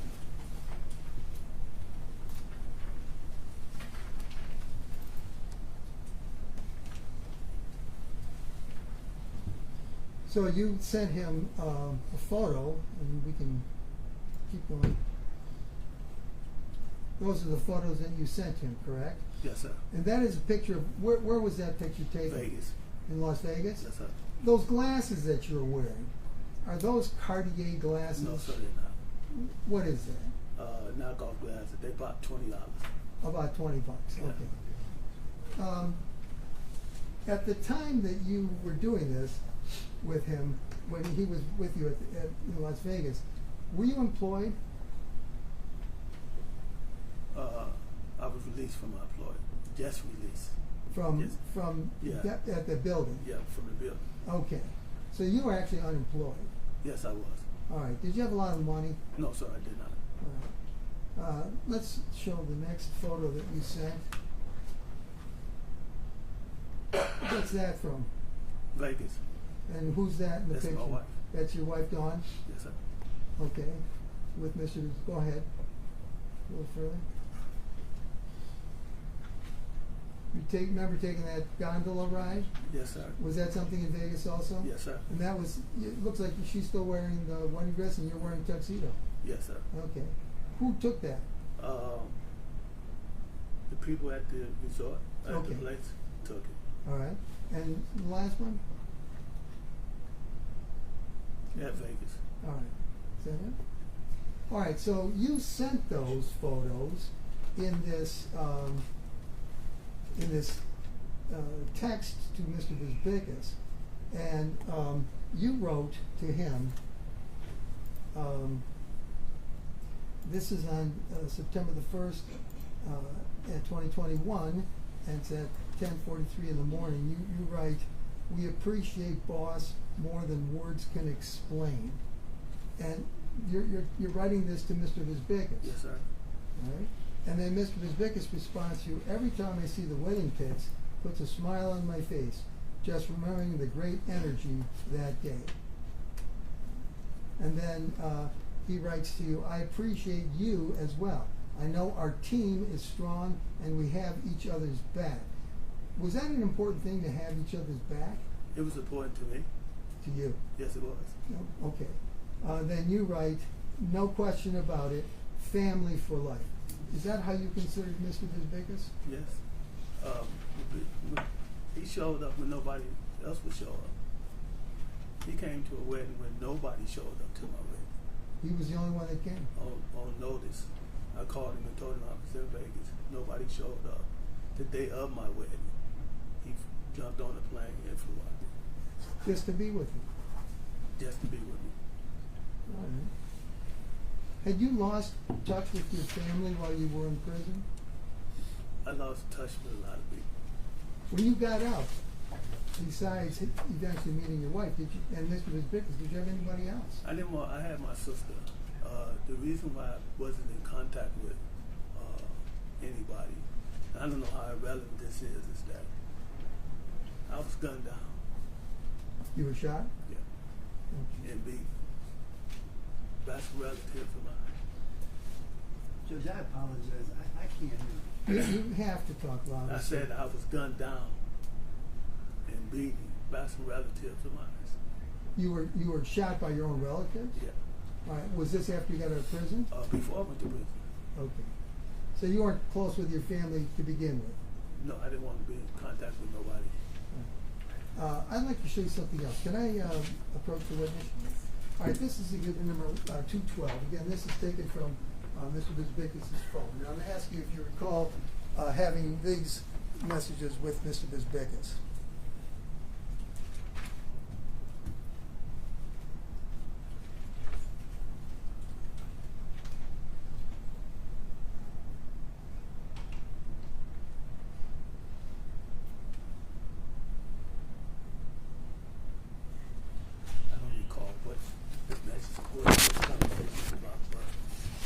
Well, keep going. Oh,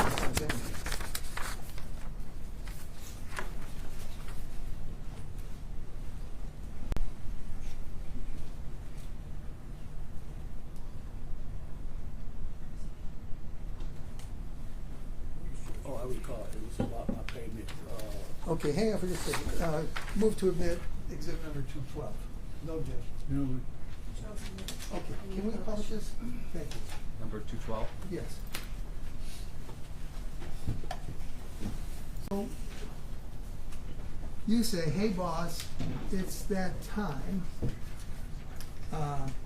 giving you heads up. And then he said, thank you. And you say, thank you. And then the next page, Cash App, you sent $662.99 at a Progressive Insurance Company. And then you say to him, you are a lifesaver. Thank you, boss. And you say, there is not too many words that can be thought out to explain to another human being the footprints they leave upon people's heart. Well, my brother and family, me and my family have a great amount of love and respect for you, boss, and we definitely appreciate. Know this, I would forever stand on your team with honor and love and will never dishonor that loyalty. What happened in this situation? I wasn't able to pay my insurance. And he Okay. paid it for me. How much was that? $700, I believe. Okay. Almost $700. Yeah, almost $700. All right. Did he want you to pay it back? No. All right. So he pretty much saved you on that one, right? Yes, he did. All right. Did there come a time when? So again, you're expressing some pretty emotional feelings about Mr. Bisbickus throughout this. Mm-hmm. And is that how you felt? Yeah, that's how I felt. All right. How long did that last? It lasts up until Angelo asked me to. We'll get to that. Angelo asked you to do something? Yes. All right. Did he? Okay. We'll talk about that in just a second. I want to get back to So we have here, 2006, I'm sorry, Exhibit 206. And that's another one of these things where you say, life gives you all kinds of people on your journey, and God also places angels in your life as well. This humble human being has been placed in my life for many reasons. When you're saying this humble human being, you're talking about who? Talking about Marco Babikis. Okay. And you say, over the years he's become more like a family member than a friend. Without going into too many details, he needs to know the level of respect and love I have for him. It's the highest you can stand on. Bro, thanks for saving my life. That's how you felt. That's how I felt. Okay. There are several of these things that we entered into evidence, and that was the amount of love that you had for him, right? Yes, absolutely. You said you would do anything for him. Yes, I did. Okay.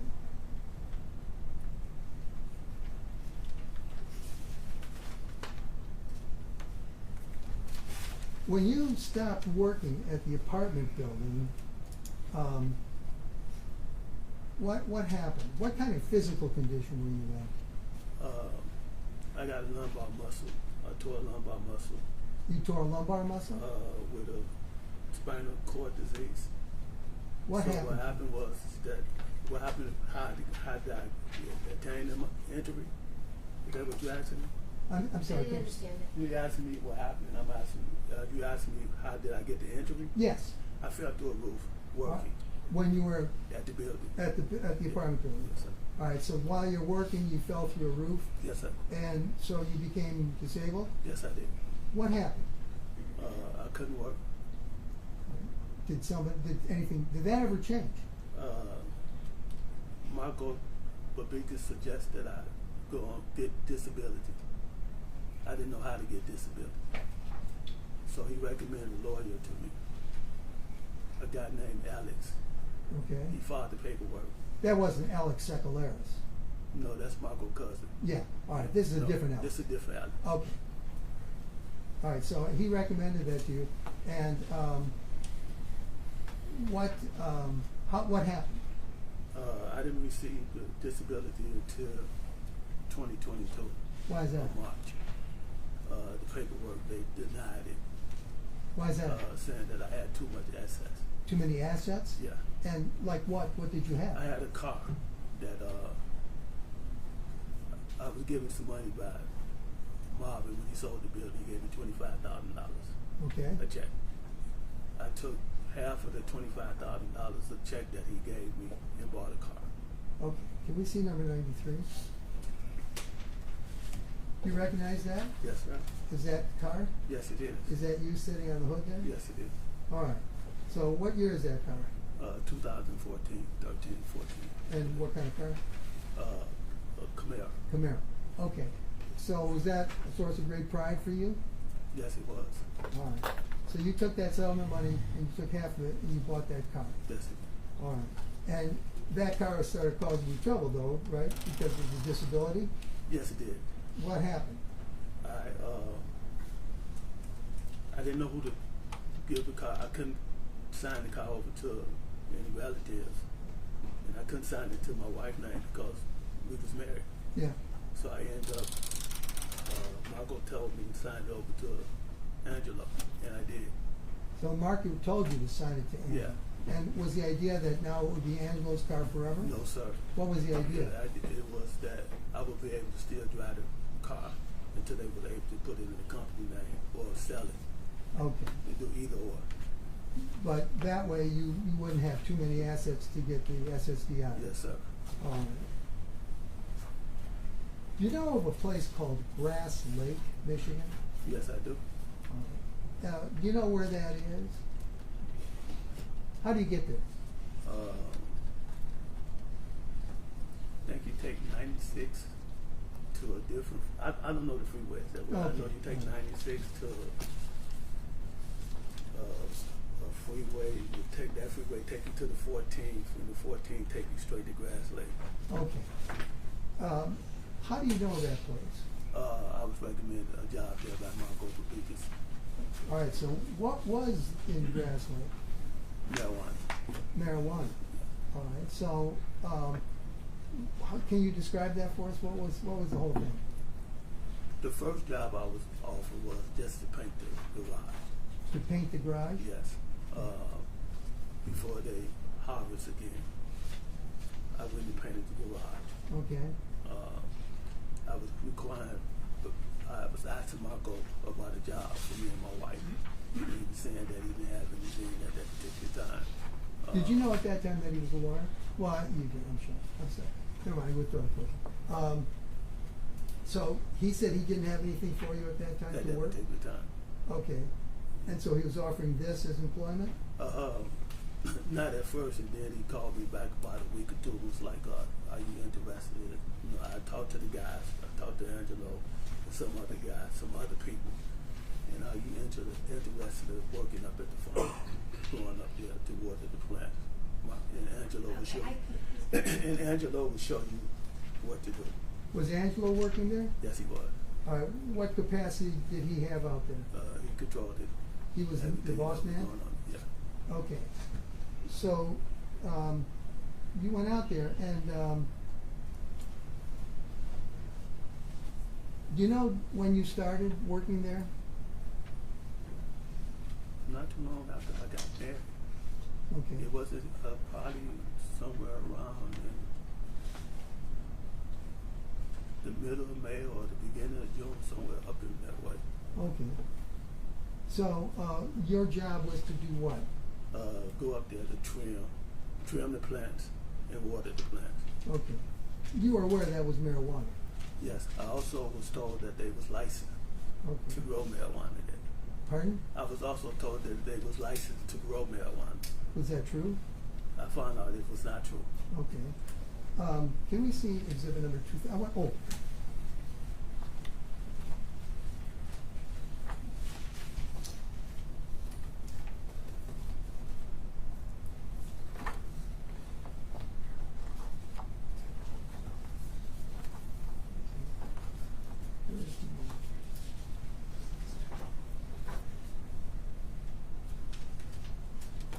If I may, just a moment.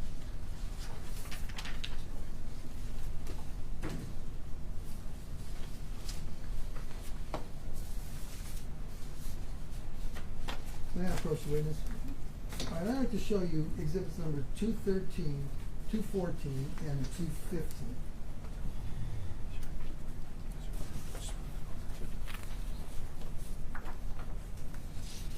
This is 213. Can you just look at that?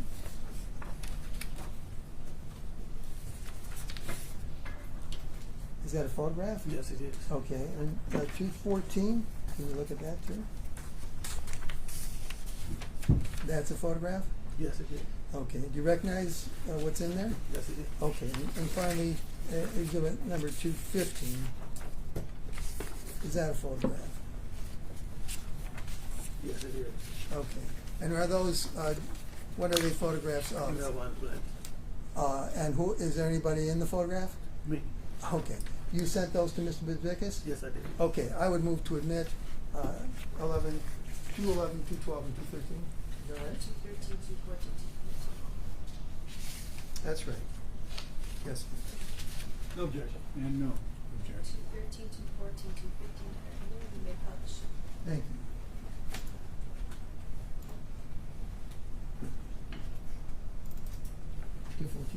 And 213.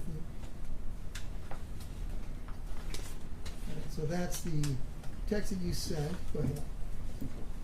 And that's on November the 3rd, 2021 at 8:30 in the morning. And what is this a picture of? Me and my wife. And where are you at that point? We're at Grass Lake, Michigan. And what's going on there? We're trimming marijuana plants. Okay, those are marijuana plants in the background? Yes, sir, I did. Okay, so you and I were both working there? Yes. Okay, and how about 214?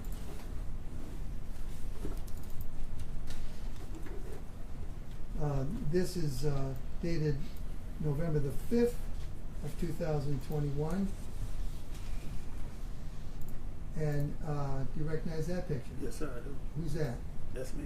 And are you still at the Grass Lake Grow? That would be at the first growth place. The what? The first house. This is not at the farm. This is at the first place. There were two areas Yeah, where he. they're about a mile apart from each other.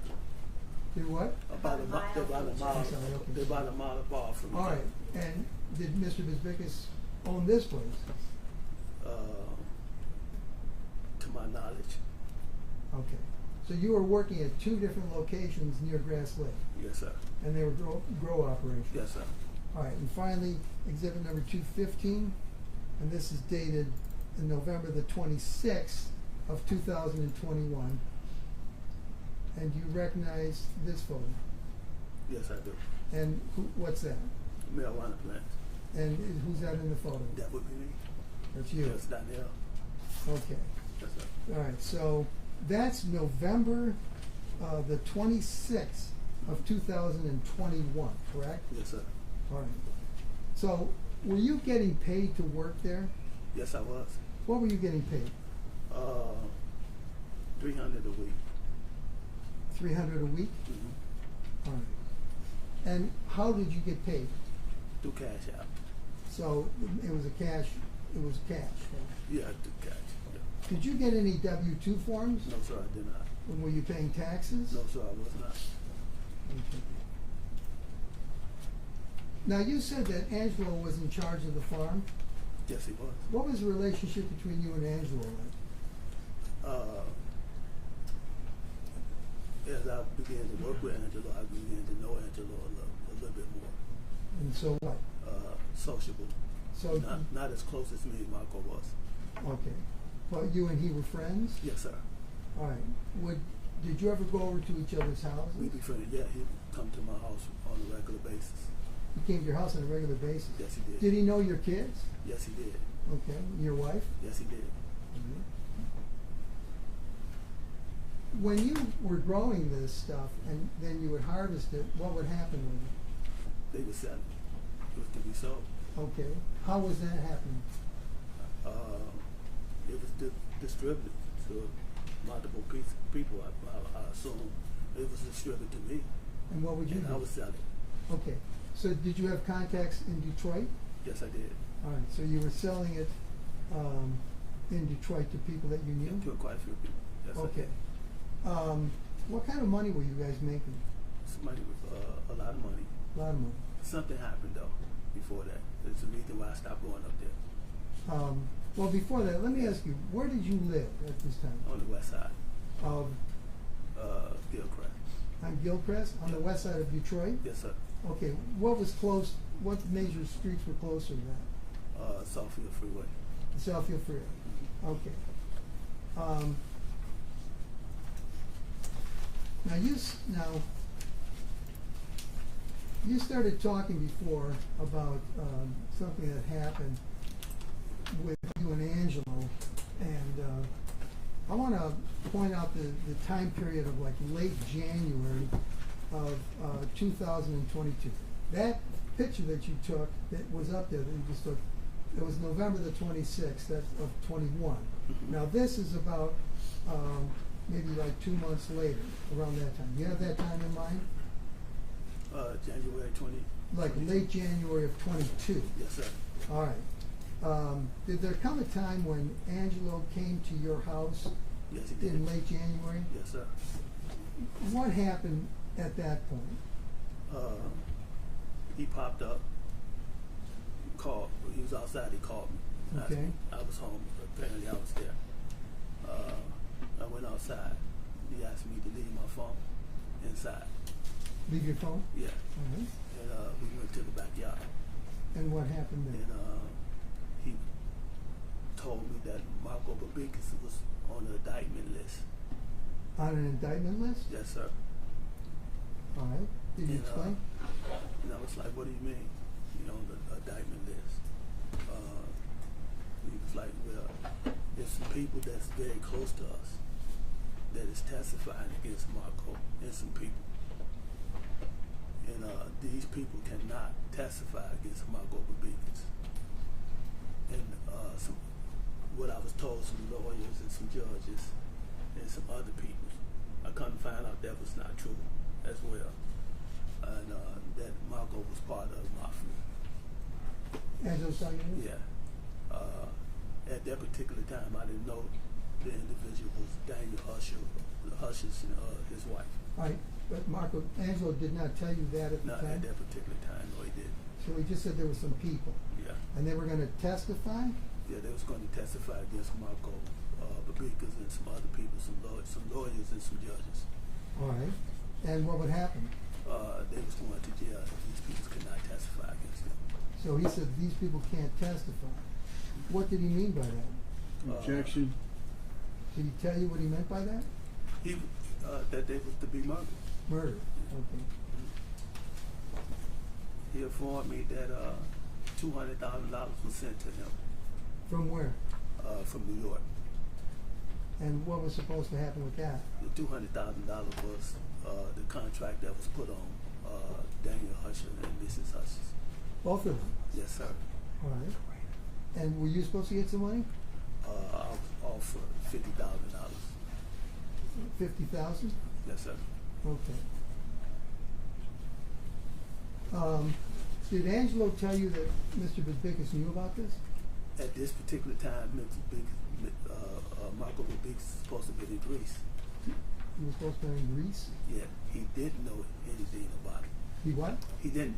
He didn't know anything about it. That's what I was Angelo told. was telling you? That's what Angelo told me. Okay. All right, so you hear this, and what went through your mind? A lot of things went through my mind. It's like this is supposed to happen before Marco returned from Greece. Okay. And the first thing went through my mind is that his attorney, a well-known attorney, Marco? Marco, Yeah. he does not know that he's on the indictment list. Okay. And the $200,000 is sent directly to you, but it's in Marco's safe at his law firm. Yeah. So after that, Angelo came and took me to a place on Woodward Heights. All right. Just 1 second. So you thought it was you were skeptical, you were doubtful because Angelo was telling you that Marco didn't know about it, and he's an attorney. Yeah, he's an attorney. And yet, did Angelo tell you how he knew about this? He said it was sent, the people, his father worked it for the people that did some things for some people out of New York. Angelo's father had? That was the story that he gave me. So that's how Angelo got the And information? that's how Angelo was reached out and was contacted through these people. These people sent $200,000 to Marco's firm Okay. for the assassination of the Hutchins, the murder of the Hutchins. All right. So you were skeptical. Did you say no? I didn't. I said I didn't give him an answer at all. There came a time that in February I went to Marco Babikis about it. You actually went to this? Yes, I did. What happened? I called him a couple of times. He did not call me back. So I went down there one morning and I asked Marco Babikis, did he send Angelo to me? Can I just hold you for a second? Okay. And I want to show you exhibit number 216. May I approach? Yes. Okay. This is another extraction from Mr. Bazbikis' phone. Can you just read through that?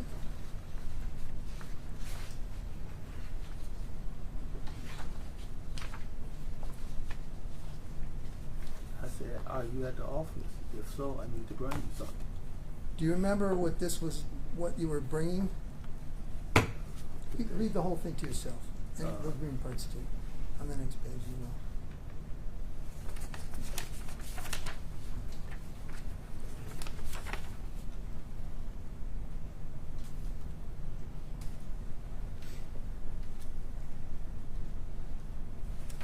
You remember sending those? Yes, sir.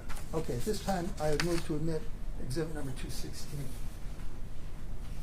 Objection. By stipulation. Okay, We publish. thank you. Number 216.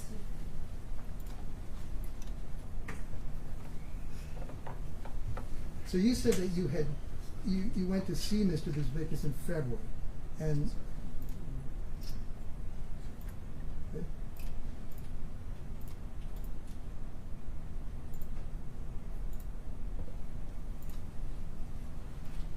all right, so this is a text between you and Mr. Bisbicus dated February the 8th of 2022. And can we see the next thing? Oh, it says, are you at the office? If so, I need to bring you something. And then he says, yeah, I'm here. And then you say, okay, see you in about 30 to 40 minutes. That's And he correct. says, okay. You recall this? Yes, sir. That's What what- was this all about? About him asking me to kill the Hutches. All right. You went to Mr. Bisbicus's office? Yes, I did. Okay. What happens when you get there? I approached him about it. What'd you say? We went in the office and I was like, we have open communication with one another. I trust you, you trust me. Why would you send Angelo to me, asking me to kill some people? And his response was exactly this, is that, no, I asked him, did he know he was on the indictment? I did that, did you're on the indictment? The indictment list? On the indictment list. Okay. And he was like, I appreciated what you and Angelo offered to do for me. And I was like, I didn't agree to do anything with it. This is something Angelo brought. The money was sent to Angelo. I haven't received any money. Marco proceeded to tell me that he was on the list, that he hated snitches, and that Daniel Hutch was testifying against them about. He didn't go in details about what he was testifying about, but he was a threat, and a lot of people was going to go to jail. And this is the same thing Angelo was telling me. So when he was telling me this, and I was like, Marco, I didn't agree with anything. And he proceeded to tell me that the people that from New York that sent the money knew who I was. We accepted the contract. And The that people in New York knew who you were? Yeah. Okay. And my life was in danger. My family was in danger. So we had to proceed with that. So at that point, what happened? Did you agree? Yes, I did.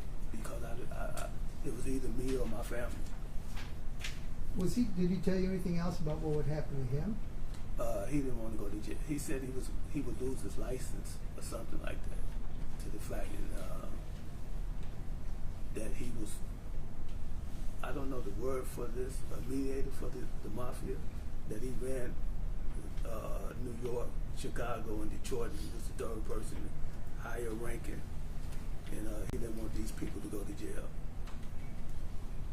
Oh, that he was representing them? Yeah, he was representing those people. Okay. Did you have any reason to disbelieve what he was saying? At that particular time, no, sir, at all. I didn't doubt not one word Marco has. So I told you I would have died for Marco. Did you consider this to be protecting him? Not only protecting him, protecting my family. Oh, Yes. okay. And he didn't say anything about what Mr. Hutchinson would be testifying about? He gave me some story a little bit down the line about Mr. Hutch supposed to got pulled over with large amount of heroin. Karen? I can't hear you. That Mr. Hutch is supposed to got pulled over and got stopped with some heroin or something. He got stopped with, he Yeah, got him pulled and his- over and stopped and Him he and had his heroin? wife, and then in return for a deal, they was going to testify with some stuff that was going on with them. Okay, so he was gonna give He was- them bigger yeah, people than yeah, he him. was going to give them bigger people. All Yeah. right. So at that point, what are you thinking? I'm thinking, because I'm sitting there and telling Marco, man, you know my situation. I just got married. You know I got 2 children. I just had another baby. Why am I put in this predicament? Why are you putting this in my lap? Something that I didn't agree with. And to my knowledge, my belief is that I couldn't turn back. If either they was going to do something to my family or do something to me. And I avoided that until June the 1st. All right, well, let's talk about that. After this meeting in February with Mr. Bisbickus, where he tells you that, and you said, okay, I'll do it. Did you ever have any more meetings We had quite a few meetings. with Mr. Bisbickus? Yeah, with Mr. B and Angelo Adamo. All right, so the 3 of you met. Mm-hmm. Where would you meet?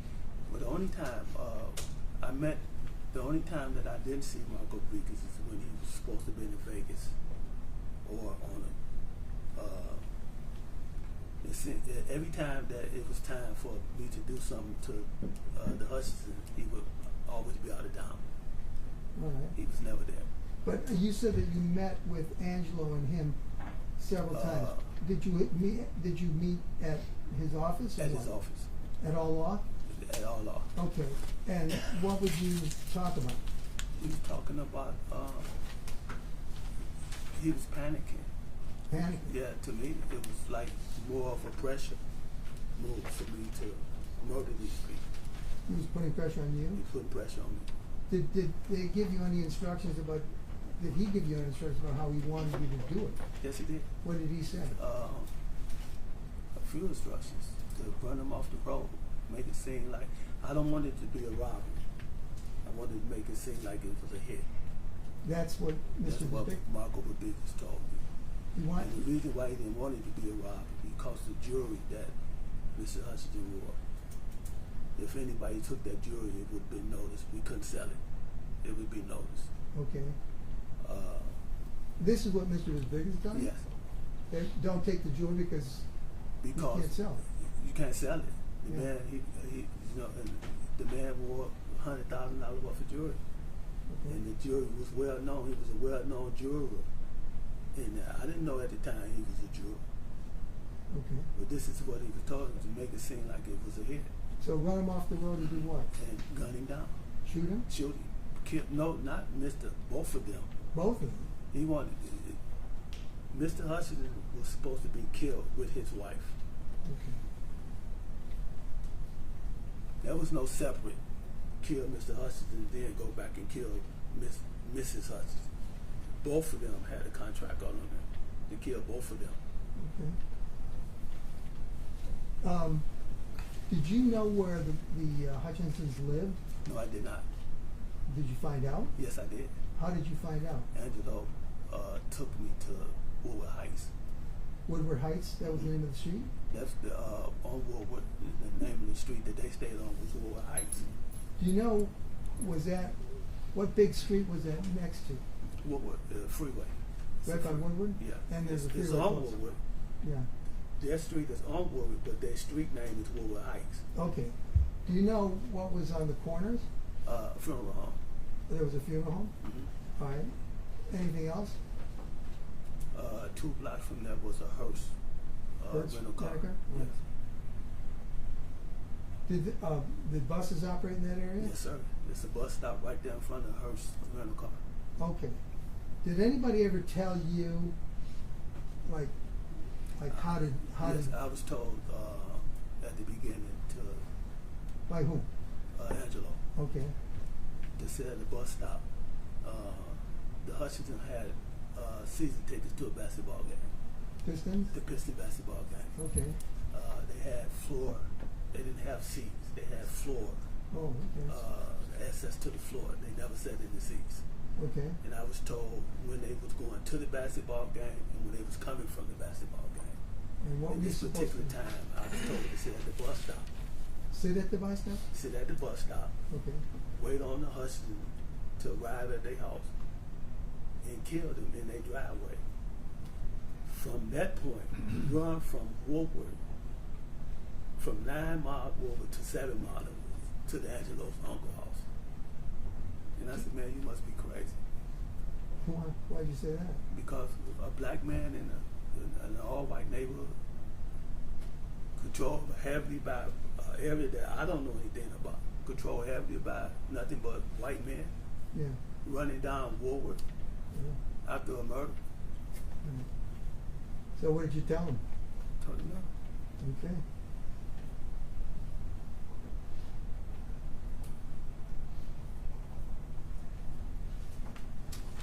About how many times did you meet with Mr. Bisbicus and Mr.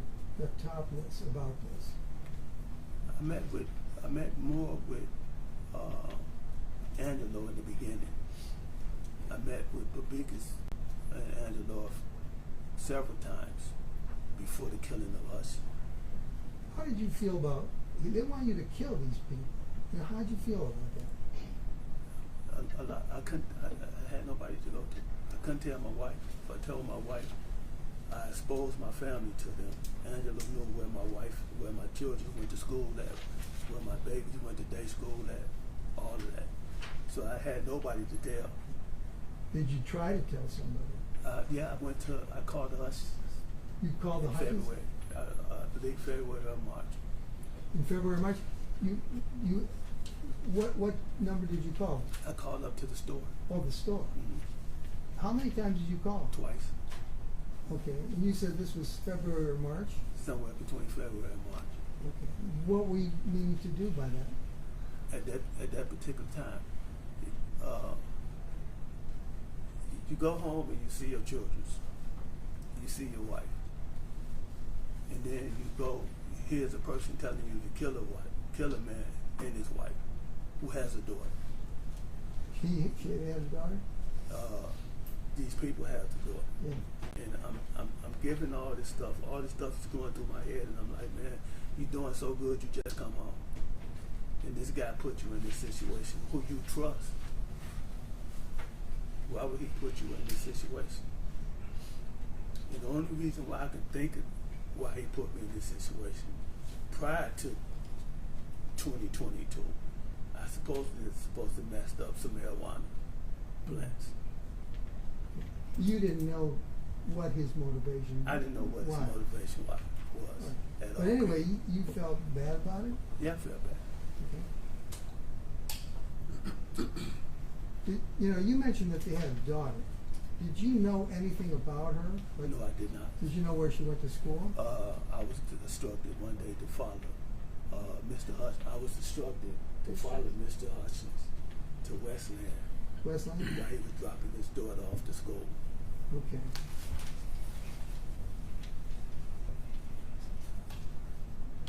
Were you ever told by either Mr. Bisbicus or Mr. Reptopoulos that there was more than one house involved?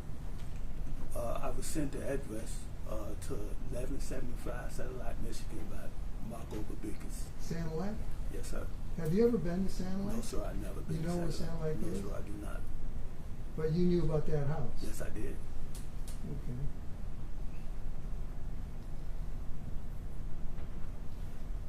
Now, besides the jewel, you knew that they owned a jewelry store, right? I was one day I was took into a restaurant across the street from them. You were a restaurant? It's like a strip mall. Okay. It's across the street from the jewelry store. What was the restaurant? It's a Little Caesar there. It's a chicken tender place there. It's a couple of places there. And as we were sitting in me and Angelo, as we sitting in the restaurant. I lost that. Who? Angelo. Angelo. Angelo. As we sitting in the restaurant, I noticed that he kept watching across the street. Wait, who's the he? Angelo. Thank you. And I asked him, I said, are these the people that you were talking about? The Hutchinsons? He was like, how you figure that out? I said, because we've been watching the jewelry store for an hour. But you also knew about the Hutchinsons from who else? From Marco Babikis. Okay. But Angelo was surprised that you had apparently guessed who they were. Yes. All right. I want to point out a date to you, like April the 1st of 2022.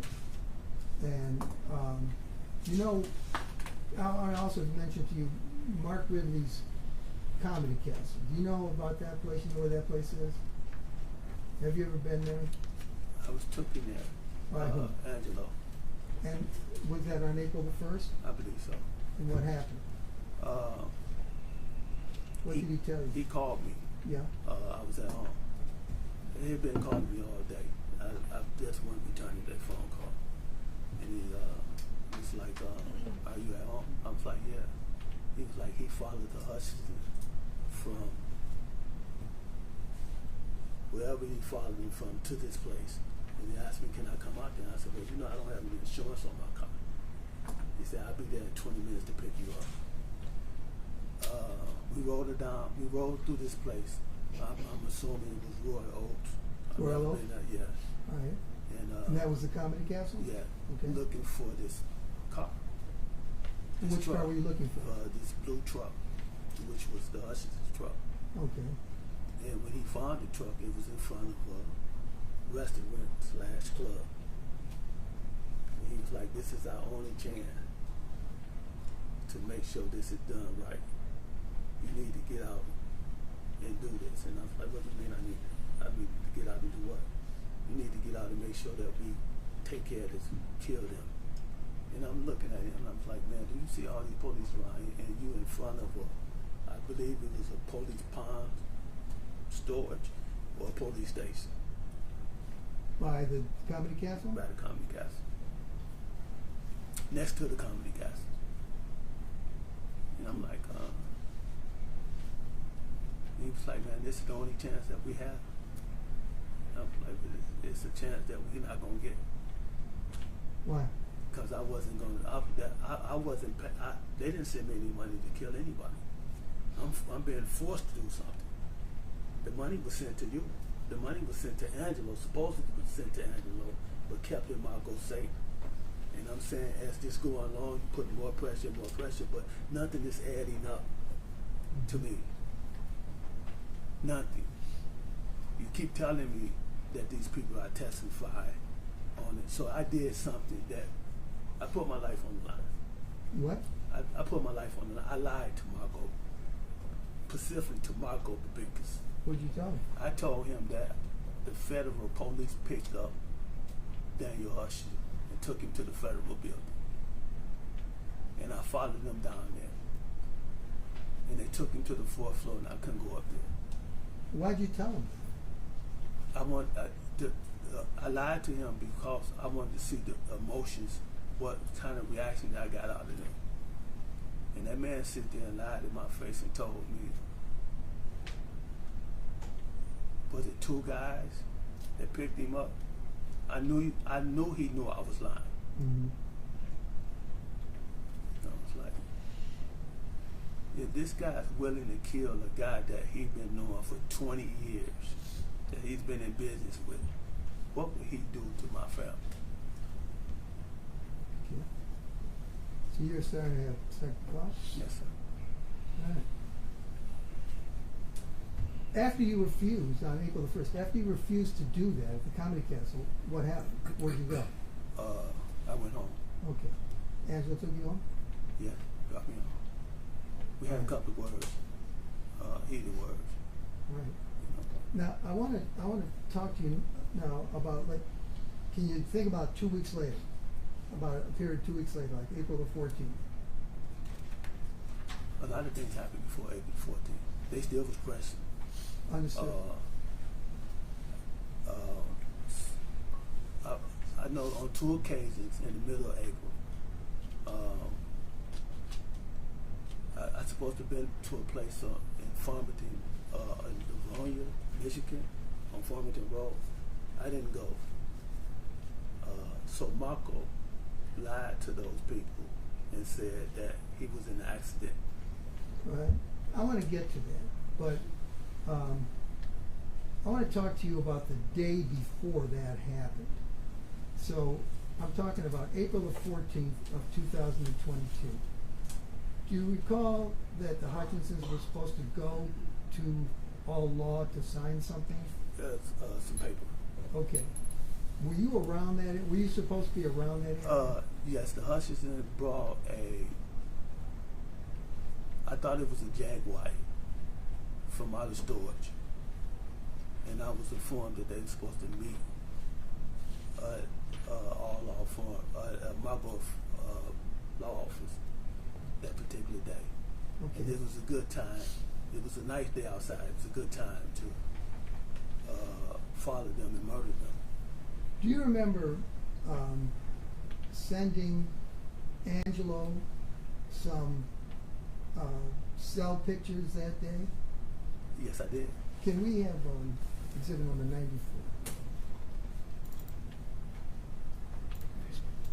Yeah, this is the Facebook that was entered in. This photo and this photo. Do you remember sending those two photos on April the 14th? Yes, I did. Okay, can we get the first one back? Now that's the dashboard of what car? What vehicle? My vehicle, truck. And what kind of vehicle is it? It's a Ford Escort. Escort? Or Escape? Escape. Okay. And what's on the dashboard there? It's a flower. It's a rose. Okay. So did you take that picture? Yes, I did. Why did you take that picture? To let them know that I was there. Okay. And you wanted to make sure that they knew you were there, so you took your picture too. Yes, sir. All right. So, and then you sent him some text messages.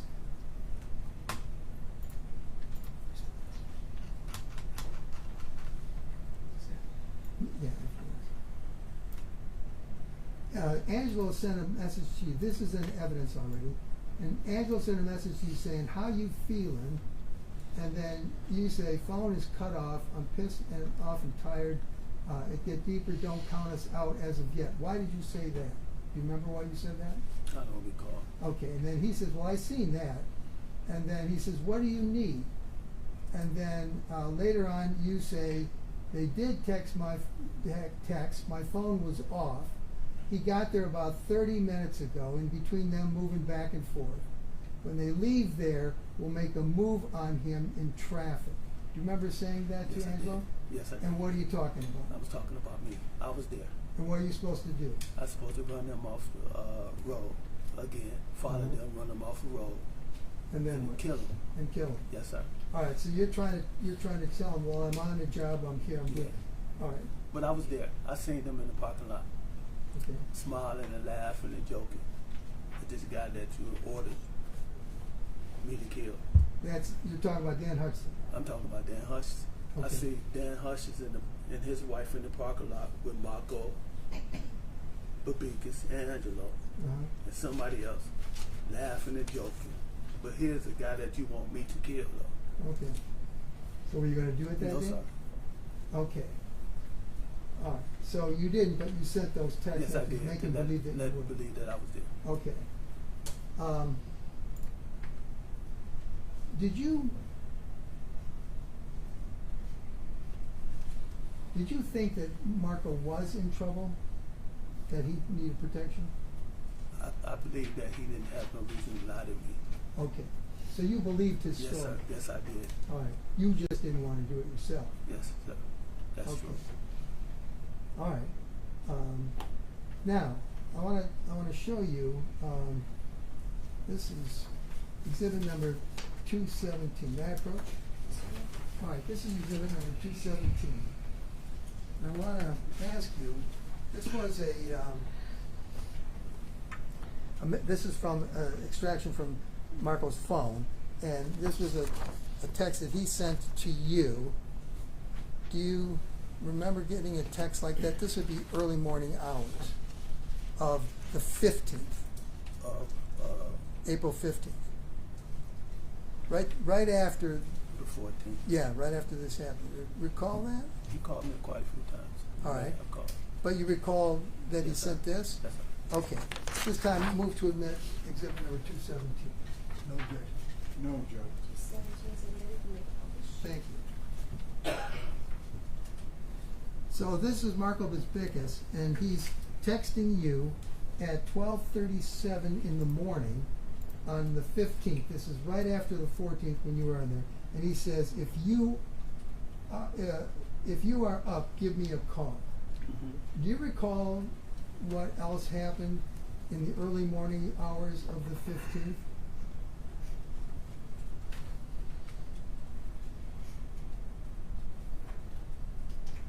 I know I don't. So many things was going on. Do you remember if you went to the Hutchinsons' home that morning?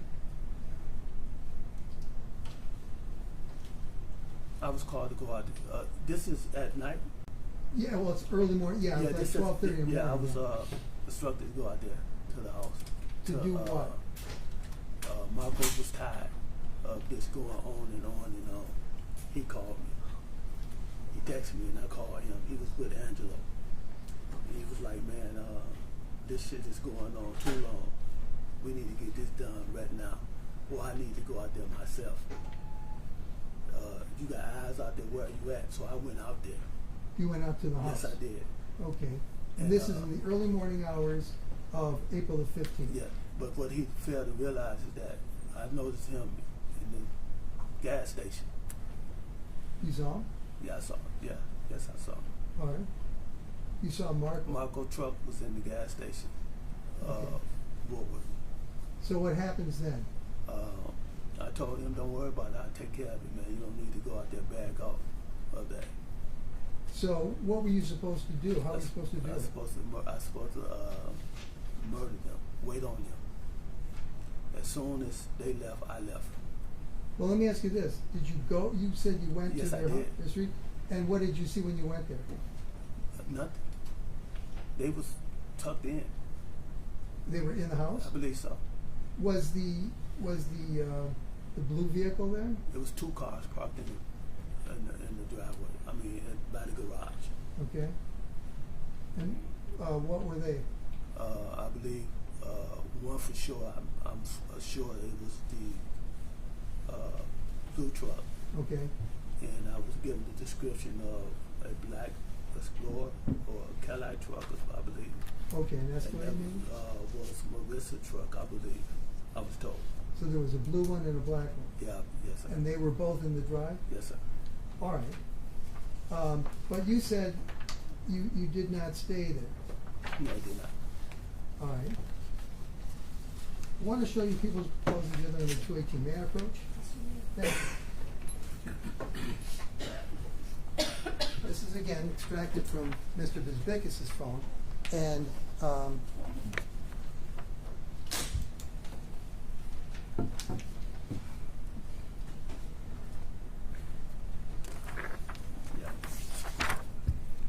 you remember sending this to Mr. Bisbikis? Okay, I would move to admit 218. No objection.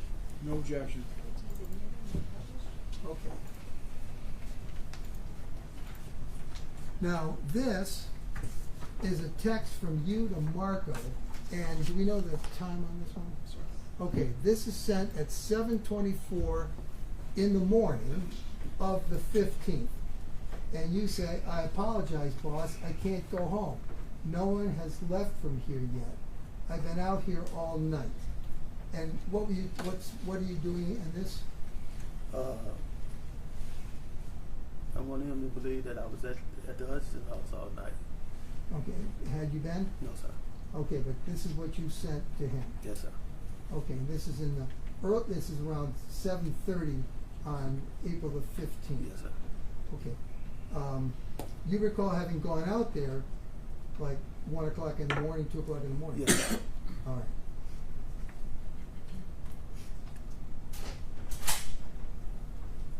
Do you recall at some point when you were going out to the Hutchinson's house that morning, do you recall, you said you had phone calls or text messages with Mr. Bisbikis and Angelo?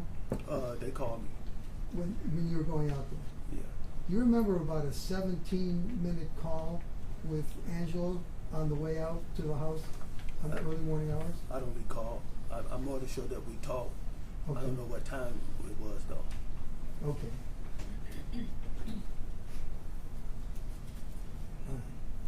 But the whole purpose was to go out there and kill him? Yes, sir. All right. Now I want to point you to a date that's like five days later, on April the 19th. And can you tell the jury, you know a fellow by the name of Philip Sumter? Yes, I do. Can you tell the jury who that person is? A childhood friend of mine. I grew up with him. Childhood friend. Yeah. All right, now, did you talk to Mr. Sumter about this? Yes, I did. What did you tell him? I explained to him that I was in danger. In danger? That my family was in danger. That Marco wanted me, Marco Babikis and Angela wanted me to kill these people. And that I was in over my head. And his response was like, "Are you talking about those guys that came to your party in 2021? And I was like, "Yeah." He was like, "Man, I told you not to mess with those type of them people." So he had seen them a Yeah. year earlier? Yeah. At a birthday party? At my birthday party in September. Okay. All right. What was he supposed to do? He's supposed to assist me. Assist you? Yeah. In the killing? In the killing. All right. What was he supposed to do? He's supposed to go out there with me and make sure that it was done, that I got the job done. All right. All right. I want to show you exhibit number 227. May I approach? Now this is from your Facebook account. Mm-hmm. I want you to just take a look through these pages, especially at that. Do you recall the exchanges that you're having here? This is an exchange between you and Mr. Sumter on your Facebook account. Yes. And do you recall having those exchanges on April the 19th? Yes, I do. Okay. At this time, I would move to admit exhibit number 227. No objection. No objection. 227 is in there? Thank you. Mr. Mayor? All right, so there it is. You're speaking to him on April the 19th, and we'll tell you about that time later on. But you had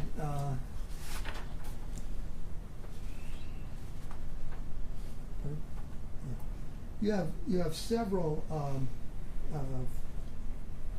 phone video calls with him. Mm-hmm. Like I said, we'll explain that time. I believe it's 10 o'clock, 10:05 in the morning. There's a call between the two of you, a video chat that lasts 188 seconds, which is about 3 minutes. And then about an hour and a half later, there's another video chat that lasts for about 3 minutes. And then the fourth one down is at 11:52. Well, it says 15:52. We'll explain what that time means later on. But I believe it's 11:52 in the morning.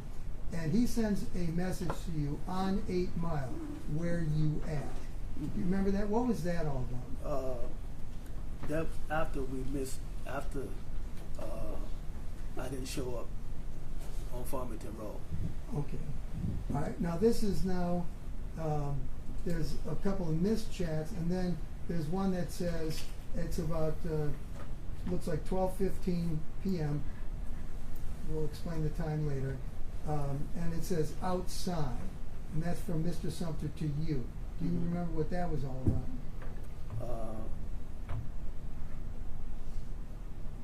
I don't want to get the time mixed up. I believe that I was informed that the Hutchinson was leaving their house. Their house? On Woodward Heights to go out to Farmington, Livonia. Do you remember what they were supposed to be doing there? They're supposed to be meeting Marco Babikis. To do what? To sign some paper. And That's what what I was was told. All right, so you were told. And what about those papers? Those papers was not to be signed. You were told that by whom? By Marco Babikis. And that was, do you know what those papers were about? No, to this day I don't know what those papers was about. All right. So you were supposed to prevent them from signing these papers? Yes, sir. Okay, but you don't know why. I don't know. I was told afterwards that I costed them $1 million. Okay. Well, hang on for just a second about that. Now then, there's another rather long conversation for you, and it's right about, if you translate that time, it's about 1:24 in the afternoon, and it's about a 23-minute phone call from you to Mr. Sumter. Do you remember Yes. talking all that time? Yes, sir. Do you remember what that was all about? Where was I at? Pardon? Where was I at? Why the hell I'm not out here? To where he was, where I instructed him to go. All right, he's out in Farmington?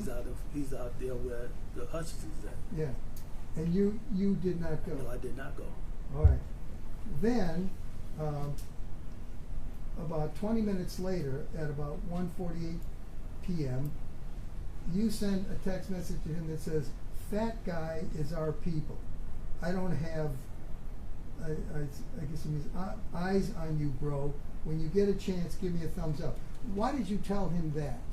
He was concerned. He was letting me know that they were sending me on a suicide mission.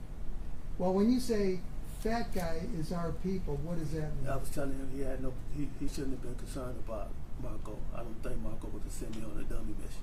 So that's fat guy means Marco. Yes, sir. All right. Then, about 2:13 p.m., he gives you it's a 1,433 second phone call, which is about 24 minutes. And do you remember what you were talking about there? He was telling me that he had located the Hutch. All right. Now, he then sends you 2 pictures, correct? Yes, sir. All right, Yes, and correct. he sends those pictures around 2:19. He sends that photograph, which we had testimony was the place where the signing was supposed to occur, and then he sends you another photograph of that same place, correct? Yes, sir. That is correct. And then he sends you a text right around 2:19, the same time, and he said, "Found them." Is that a yes? Yes, ma'am. Okay. Yes, sir. So what happened? What happens? I asked him to take the pictures for me, Okay. and I told him. He asked me, "What did we do next? How long is it going to take you to get here?" And I told him to back off. You told him to back off? Yes, sir. Why? What was he telling you? He was telling me how long is it going to take me to get there before we can get this done with. Uh-huh. And I told him to back off. Don't do it. Don't do it. And why did you tell him that? It was a conversation it was something that was said that made me think this was way above me, and it had something to do with the Hutchinson paying a guy named Joe $600,000 or something in cash for a building. For the building. And when that was told to me through the phone conversation, I knew that they had that type of money on them. And at that particular time, I was like, this it ain't what I was told it was. This is not about him being on the indictment.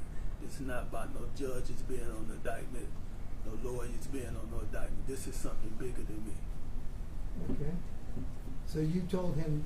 I told him to back off. And to your knowledge, did he do that? Yes, he did. He did back off. Do you know if did he point out that there were any police nearby to you? Yeah, it's a police station right across the street from the building. They were doing construction work. On the police station? Right across the street from this building. You mentioned before that he said something about this being a suicide mission? Yeah, he said it was a suicide. He said Marco, the guy that you trust, is sending you on a suicide mission. And once you're done with this mission, they're going to kill you. And that was that? That was it. And so you called him off? I called him off. Right. Now, did you hear, you said that,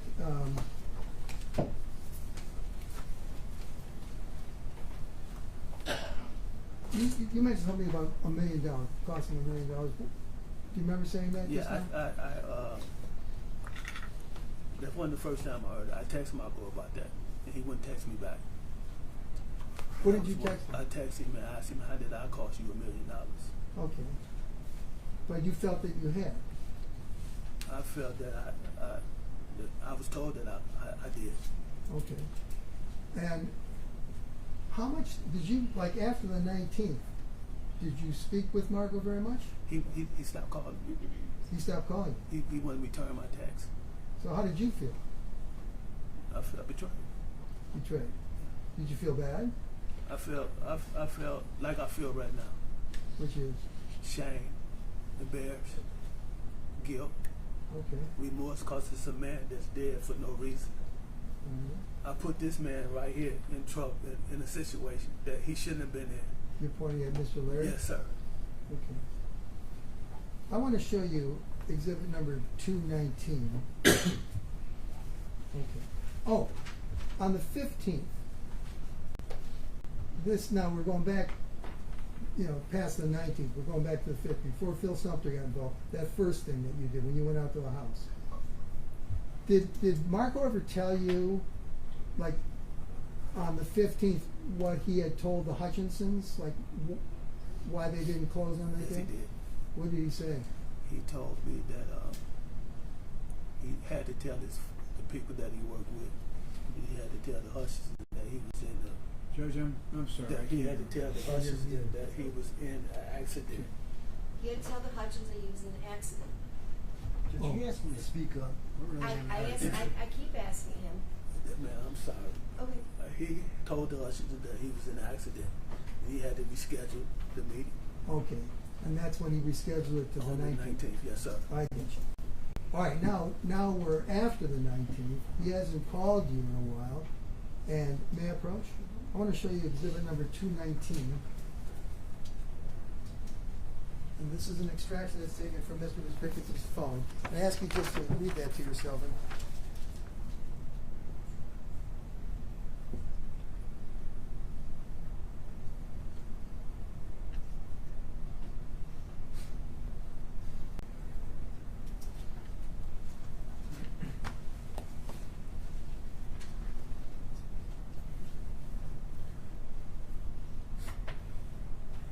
Yes, sir. Do you remember sending this? Yes, I do. Okay. I would move to admit exhibit number 219. No objection. No objection. 219 is immediately. Okay. So, this is on May the 2nd. You send Marco this text. It says, I missed you at your office. I came before you left for NYC.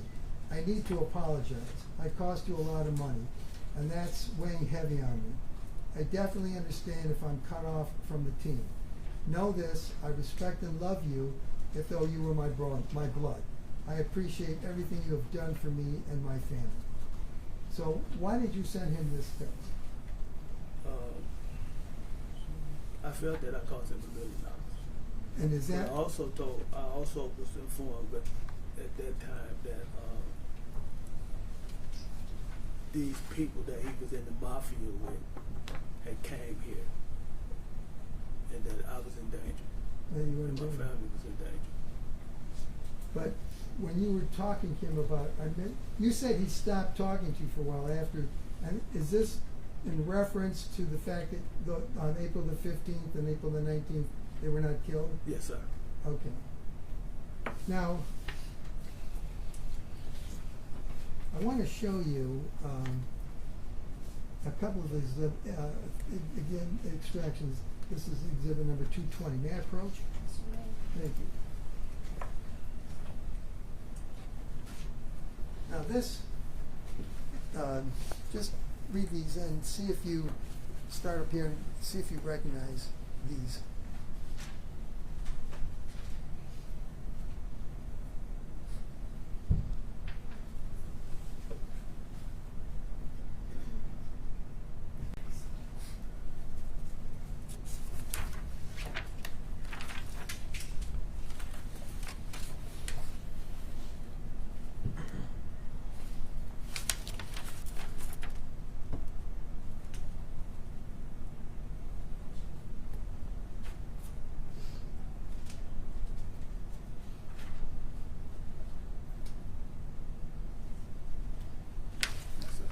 Do you recall these exchanges between you and Mr. Vizbickas? Yes, sir. Okay, I would move to admit 220. No objection. No objection. 220 is agreed. Thank you. All right. This is, you send on May the 18th, this is now like 2 weeks after that last text. You said, "Boss, I can't receive calls or make calls. I'm informed Angela, as soon as I get done, I'll link up with, and I'll keep my word. We're finishing up. Once I'm done, I'm done. I'll get with him. I will keep my word." Do you remember what you were talking about there? You're sending this to Mr. Bisbickus. Do you remember what you were talking about there?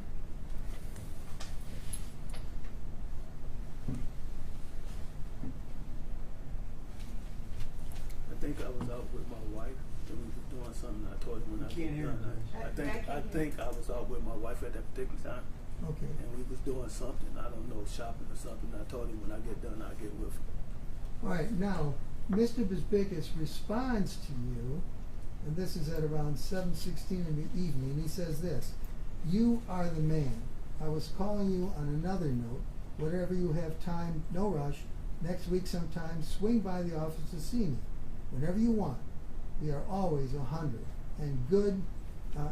I know this shit happens, but as long as we are good, everything else will work out.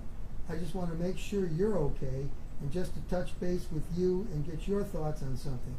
This convo doesn't have nothing to do with Angel. It's just with us and about something important to me. So swing through to meet with me when you have time. I'm kind of tied up tomorrow all day and Friday morning, but I'm free just about any afternoon next week." So that's what he sends to you, and then you respond, "You just lifted a burden off of me. I appreciate that love and respect." What are you talking about there? About him getting back with me after the time had elapsed. Okay, Him not getting back with me. okay. And What did you think he thought about you? And during that time when he wasn't talking to you? I think he thought less of me. He thought Okay. I let him down. All right, but now he's contacting you, and you say, "You just took a whole world Yeah. off of me." Because I thought that I didn't really text me that top part what he was talking about. Okay. Because I complained to him about Angel. I let him know that I wasn't loyal to Angel as loyal I was to him. Okay. And I knew that he was talking about the text message that I sent him. Because I asked Angel why Marco is not texting me back. And he said Right. it's because the text message that you sent Marco about you telling him you cost them $1 million. Okay. How you think a man would feel about that if you send that to him in text, but you could have went Okay. down there and told him that verbally yourself? So you feel relieved.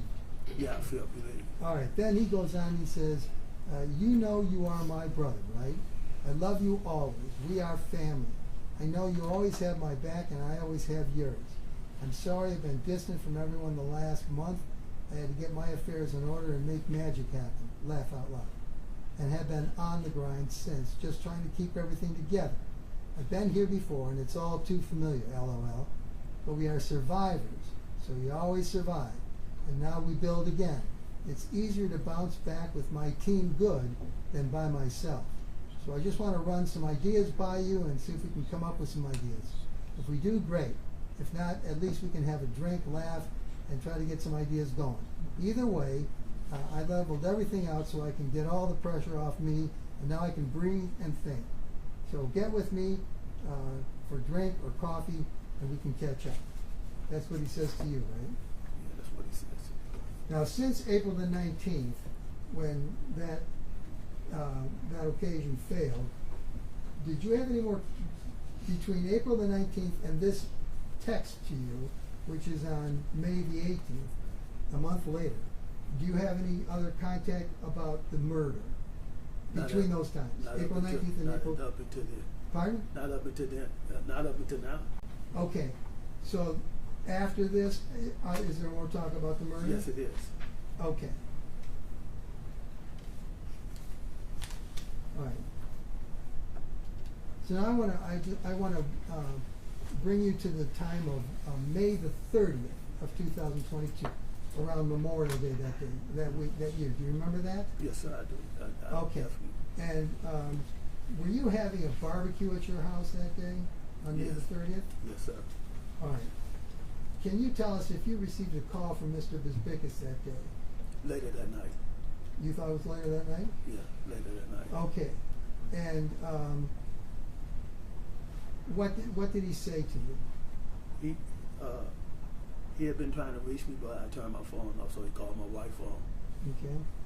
What happened? What did he say? And he asked me, can I talk? Uh-huh. And I left the room. I was like, yeah, I can talk. He was like, I don't want to put too much pressure on you, but you know that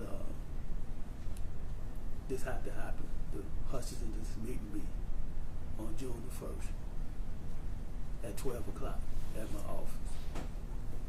We cannot miss this. We cannot mess this up. This has to happen. I went out to New York and I straightened things out with these people. So this is our only chance to make this happen. So he That tells was the you order, that the killing of the, that was the order, the killing of the Hutchinson.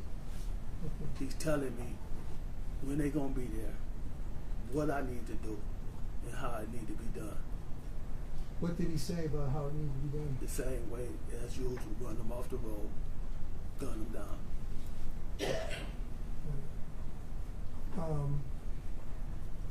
He told you they're going to come on June the 1st at noon. Mm-hmm. Okay.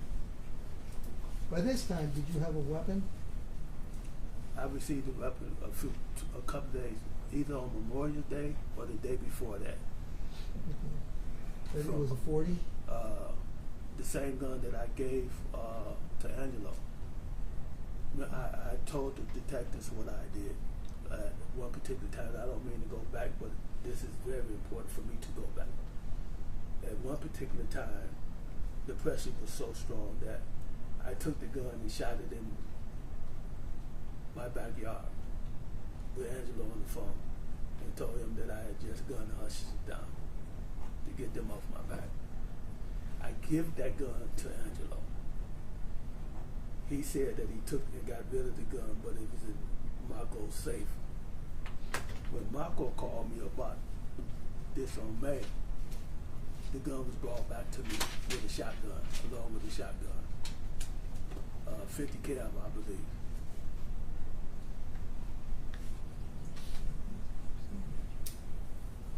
All right.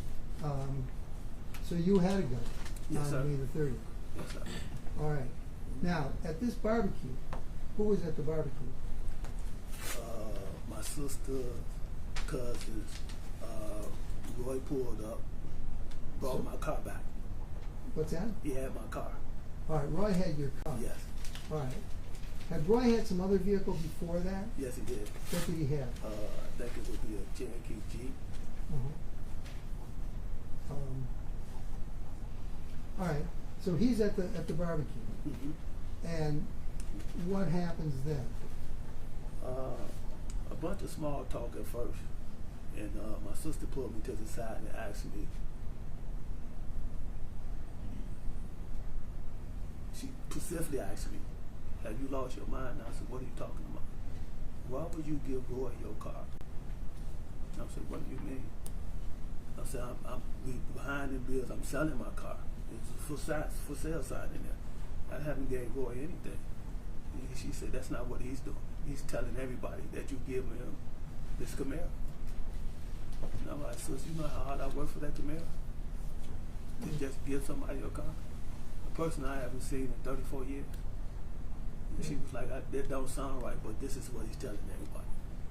I got a call for Angelo, supposed to show up, but he never showed up. I had a discussion with Roy. Where'd you have the discussion? On the side of my house, at my house. All right. About, Is there a driveway there? Yes, it is. All right. Were you in your car? No, we're sitting on the back of the car. On the back of the car? Yeah. On the back of the Camaro? On the back of the Camaro. All right. And what do you talk about? About the killing of the Hutchinson. What do you tell him? I'm telling him this has had to be done. This guy called me and said that it's going to be done. No, this before Marco called me. I said, this is what's going on. This the pressure I'm under. It's got to be done. And he was like, man, don't worry about it. I'll take care of it. He said, don't worry about it. I'll take care of it. And I've told him, no, I don't want you to take care of it. This somebody else have to take care. I want to be as far as I can away from this. I don't want to go back to prison, and I don't want you to go to prison. He was like, man, this is what I do. I take care of it. So what did you tell them? What had to happen? That they had to be killed. They? The Hutchinson, Mrs. Hutchinson, and her husband. There was no separate. They had to be killed together. Okay. Now, did you tell them about that there had been money involved? Yes, I did. And what happened with that? Nothing. All he wanted was the car. He wanted your car? Yeah. The black Camaro? Yes, sir. So then, what did he agree to help you? The car wasn't in my name. It was in Angelo's name. He agreed. Yes, he did. Okay. All right. So that's on May the 30th. May the 30th, 29th, Yeah. 30th. All right. Now I want to direct your attention to June the 1st. You recall that date, June Yes, 1st, 22? Definitely. Yes, I do. Okay. That morning, do you remember getting a call from Marco? I got 2 calls from Marco twice. Okay, the first call. The first call, What happened at the first call? he called me and told me that the Hutchinson had changed their time from 12 o'clock to 11 o'clock. Did he tell you that what the actual time was? Yes, sir, he did. Or did he just tell you the time was changed? No, he told me that they had changed their time from 12 o'clock to 11 o'clock. What happened? You said there was a second call. The second call was probably around by 8:40 or something to make sure that I would be there. Okay. Make sure you will be there. All right. I had. And did he tell you at that time the time again? Yeah, at 11 o'clock. 11 He o'clock. he had a meeting after that.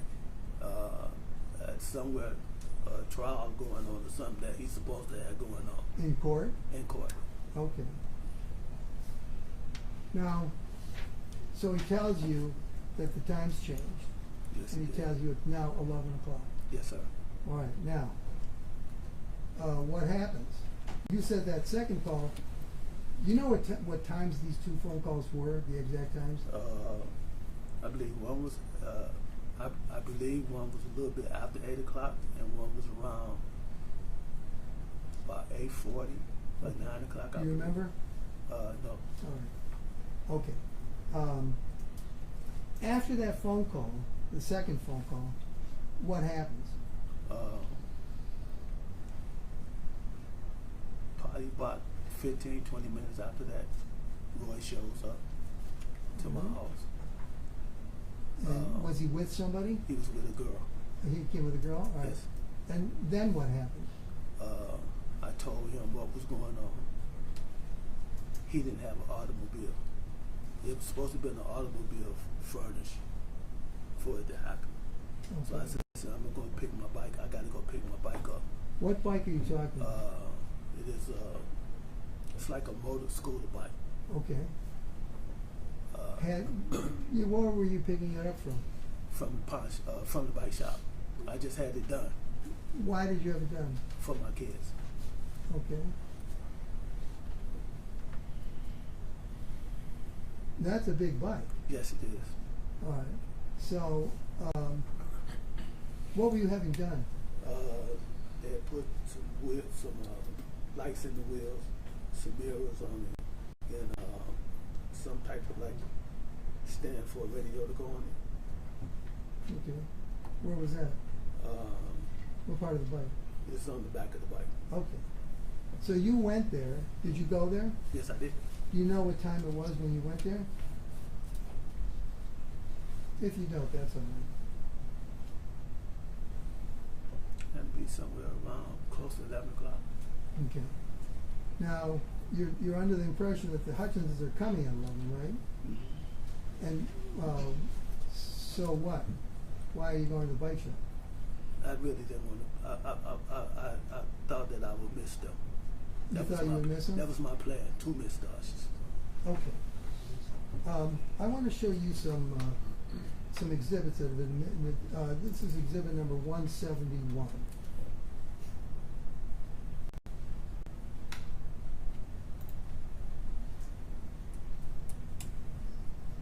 Okay.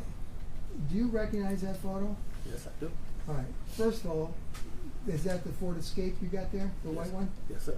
What is the license plate on that Ford Escape? It says she it's been 2 years, but it's custom made. Okay. You said she something? She's it. She is it? I believe so. Okay. So that's the license on there. And which one, is that you up there in the dark clothes at the front left side of the That would vehicle? be me. Yes, sir. Okay, that's you. Mm-hmm. And that person right there alongside the passenger side, who's that? That's right. That's Roy. Okay, so now I want to show you 172. Is that you Yes, sir. that on the is- right side? Yes, sir. And what are you doing there? I'm picking my bike up. All right, now the time on this video says it's now 11:42. Yeah. Does that make sense to you? Yes, sir. It All right, does. so now you're looking at the bike. Is that the bike you're looking at? Yes, sir. The one with the gold forks? Yes, sir. All right, and then 173. You're up in the upper right-hand corner, bringing the bike back. Yes, sir. What was supposed to happen now? With the bike, Yeah, I was put in the trunk. okay. Was anything going to happen regarding that bike and the shooting? No, that bike was not even supposed to be involved in the shooting Okay. at all. Period. All right, let's continue. Next one is exhibit. Now who's that right there standing out of the car? That's right. That's Roy. All right, and then exhibit 174. Again, Right. does Roy have tattoos? I don't know. I could not to my knowledge. I don't Okay, know. so you don't know. No, sir. I don't know. All right. Now exhibit number 175. Again, Yes. who's that? Roy. 176. Roy. That's a close up, Roy. Yes, sir. Okay. 177. Roy. Okay, and are you both at the back? Yes. Put the bike in. You were both putting the bike in? That bike folded in half, didn't it? Yes, sir. It does. So you folded in half and you're both putting it in there. Yes, sir. And then 178. Roy. Now, did Roy wear his pants real low? Yes, sir. Okay. And then 179. That's me You're leaving the bike shop. From there, where did you go? I went home. You went to your house? Yeah. Again, why did you go there? The land time. Delaying time? Yeah. I'm sorry, Judge. Could you have that answer again, please? Sure. I was delaying time. Who's delaying time? Okay. Did you leave your house? Eventually, yes, I did. Okay. And where did you go from there? From 6 Mile to Greenfield towards Marco's office? Marco's office. Okay. Do you have that gun with you now? Yeah. I don't have it. Roy have it. I gave it to Roy. You gave it to Yes, Roy? sir. Okay. So now you're heading toward Greenfield, and Marco's where? Where's his office? 13 in Greenfield. Okay. All right. So as you're going north, what happens? Pretty much, I believe. I'm hoping that the time it elapsed that I missed them. Okay. When we get past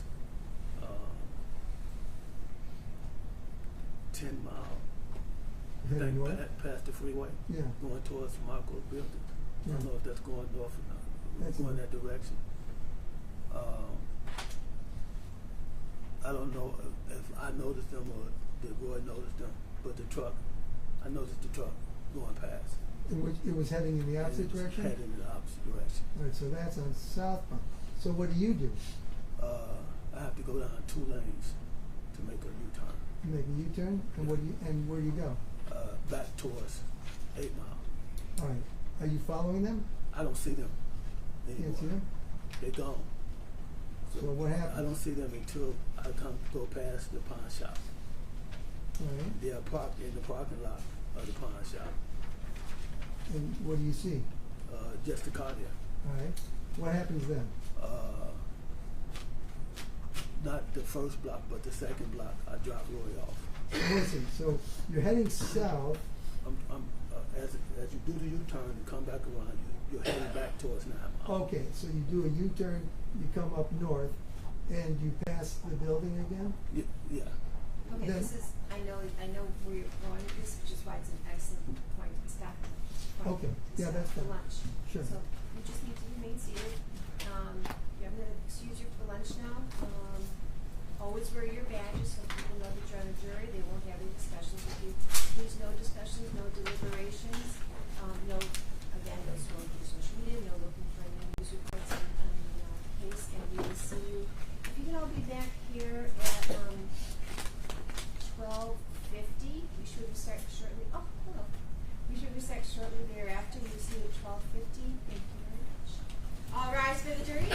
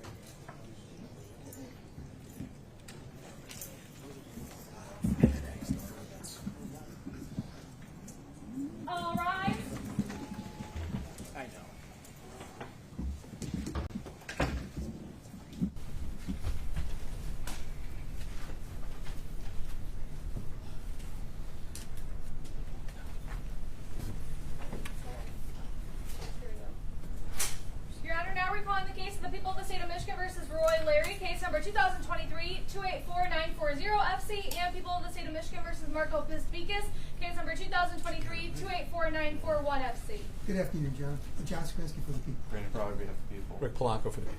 And James Thomas on behalf of Mr. Bisbikis. Nickel Naughton on behalf of Mr. Bisbikis. Mitchell Rivera on behalf of Mr. Larry. You ready for the jury? Yes. Yes, John. All rise for the jury.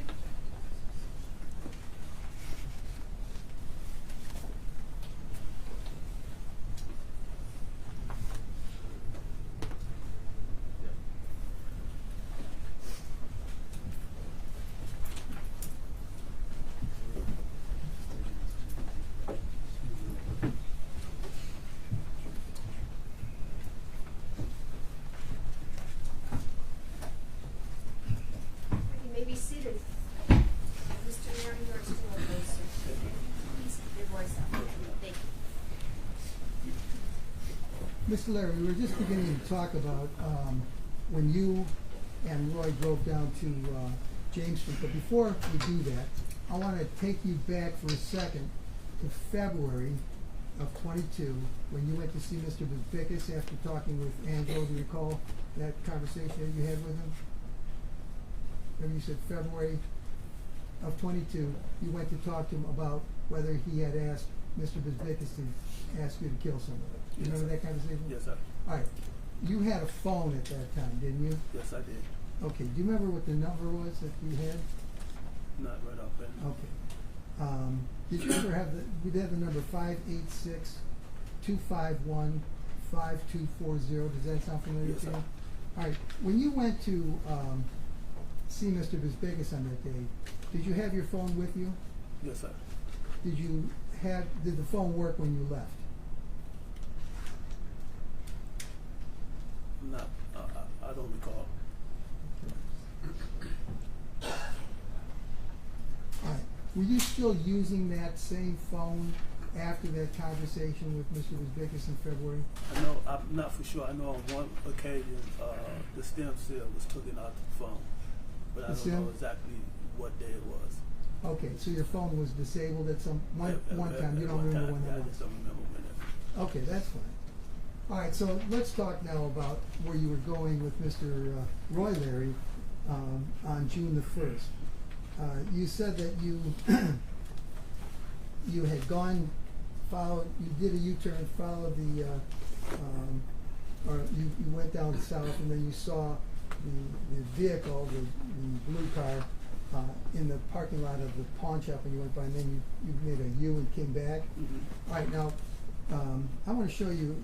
This is exhibit number 18. This is a diagram of that area, and in the lower left-hand corner of the diagram, you see a sort of a gray box. It's right there. See that? Right here? Yeah. Yeah, and you see that now. That's well, we've had testimony that that's the pawn shop right there. That's the pawn shop. The Taco Bell that's next to it. Yeah, that's right, and right below it in the picture is the Taco Bell. Right. Okay, so now that's Miller Street. Now, you said that when you started north on Greenfield, you and Roy went where? Not the street where the pawn shop was on. It's the next street. Okay, so if you look at the map there, is that James Street? I don't know the name of the street, but it would be the next street out. Okay, but on the map, is it called James Street? Yes, sir. Okay, so you went to that street, and what did you do at that street? Proceeded down the road by some apartment buildings. Did you turn on James? Yeah, I turned on the street. Okay. And you said you're coming down the street, and what are you seeing? Before I got to this street, When you turn on James. it's apartment buildings on the right hand side. Okay, like right in that, in that diagram? East side. Okay. And where did you go on that street? Towards the end of the Okay, block. so you were heading east on that street, and then all the way towards the end of the street? Yes, sir. All right, what happened? I let my cousin out of the car. He took the bike out the trunk. Did you help him take it out? Yes, sir. I Okay. did. And then he left? Then he left. All right, where did you go? I, Do you know where he was going? Yes, I definitely knew he was going to where the pawn shop was at. Okay, so he's heading to the pawn shop. All right, and what do you do? I sit there for about 10 minutes, I believe. All right. Where were you sitting? On the same side of the property, going still towards the end of the. Okay. Is there parking on both sides of that street? You can only park on one side. So if you're heading the way you were heading, you can You only can park on the right. hand side. Yeah. All right. So you found a parking place on the right hand Yes, side. sir. Do you know about where on the street it was? In the middle of the block. Middle block. Okay. And then what happens? So Uh, you're in there by yourself, and Mr. Roy Larry has left and gone. So what happens then? I sit there for about 10 minutes. After I sat there, I started to make a phone call. You did? Yes, I did. All right. 2 phone calls. One to Angelo. The first phone call was to Roy, but he took me off the FaceTime. The only way that I could contact him is through FaceTime. Did he have his phone with him? Do you know? Later on, I found out that he didn't have a phone. Okay. at all, Then period. what? So I called Angel. He had called me on the burner phone. I called him and he didn't call back. All right. About 5 minutes after that, I heard a gunshot. How many gunshots? Quite a few. Okay. And what do you do at that time? I turned around. As I was leaving, I see a guy, a white male, running towards me.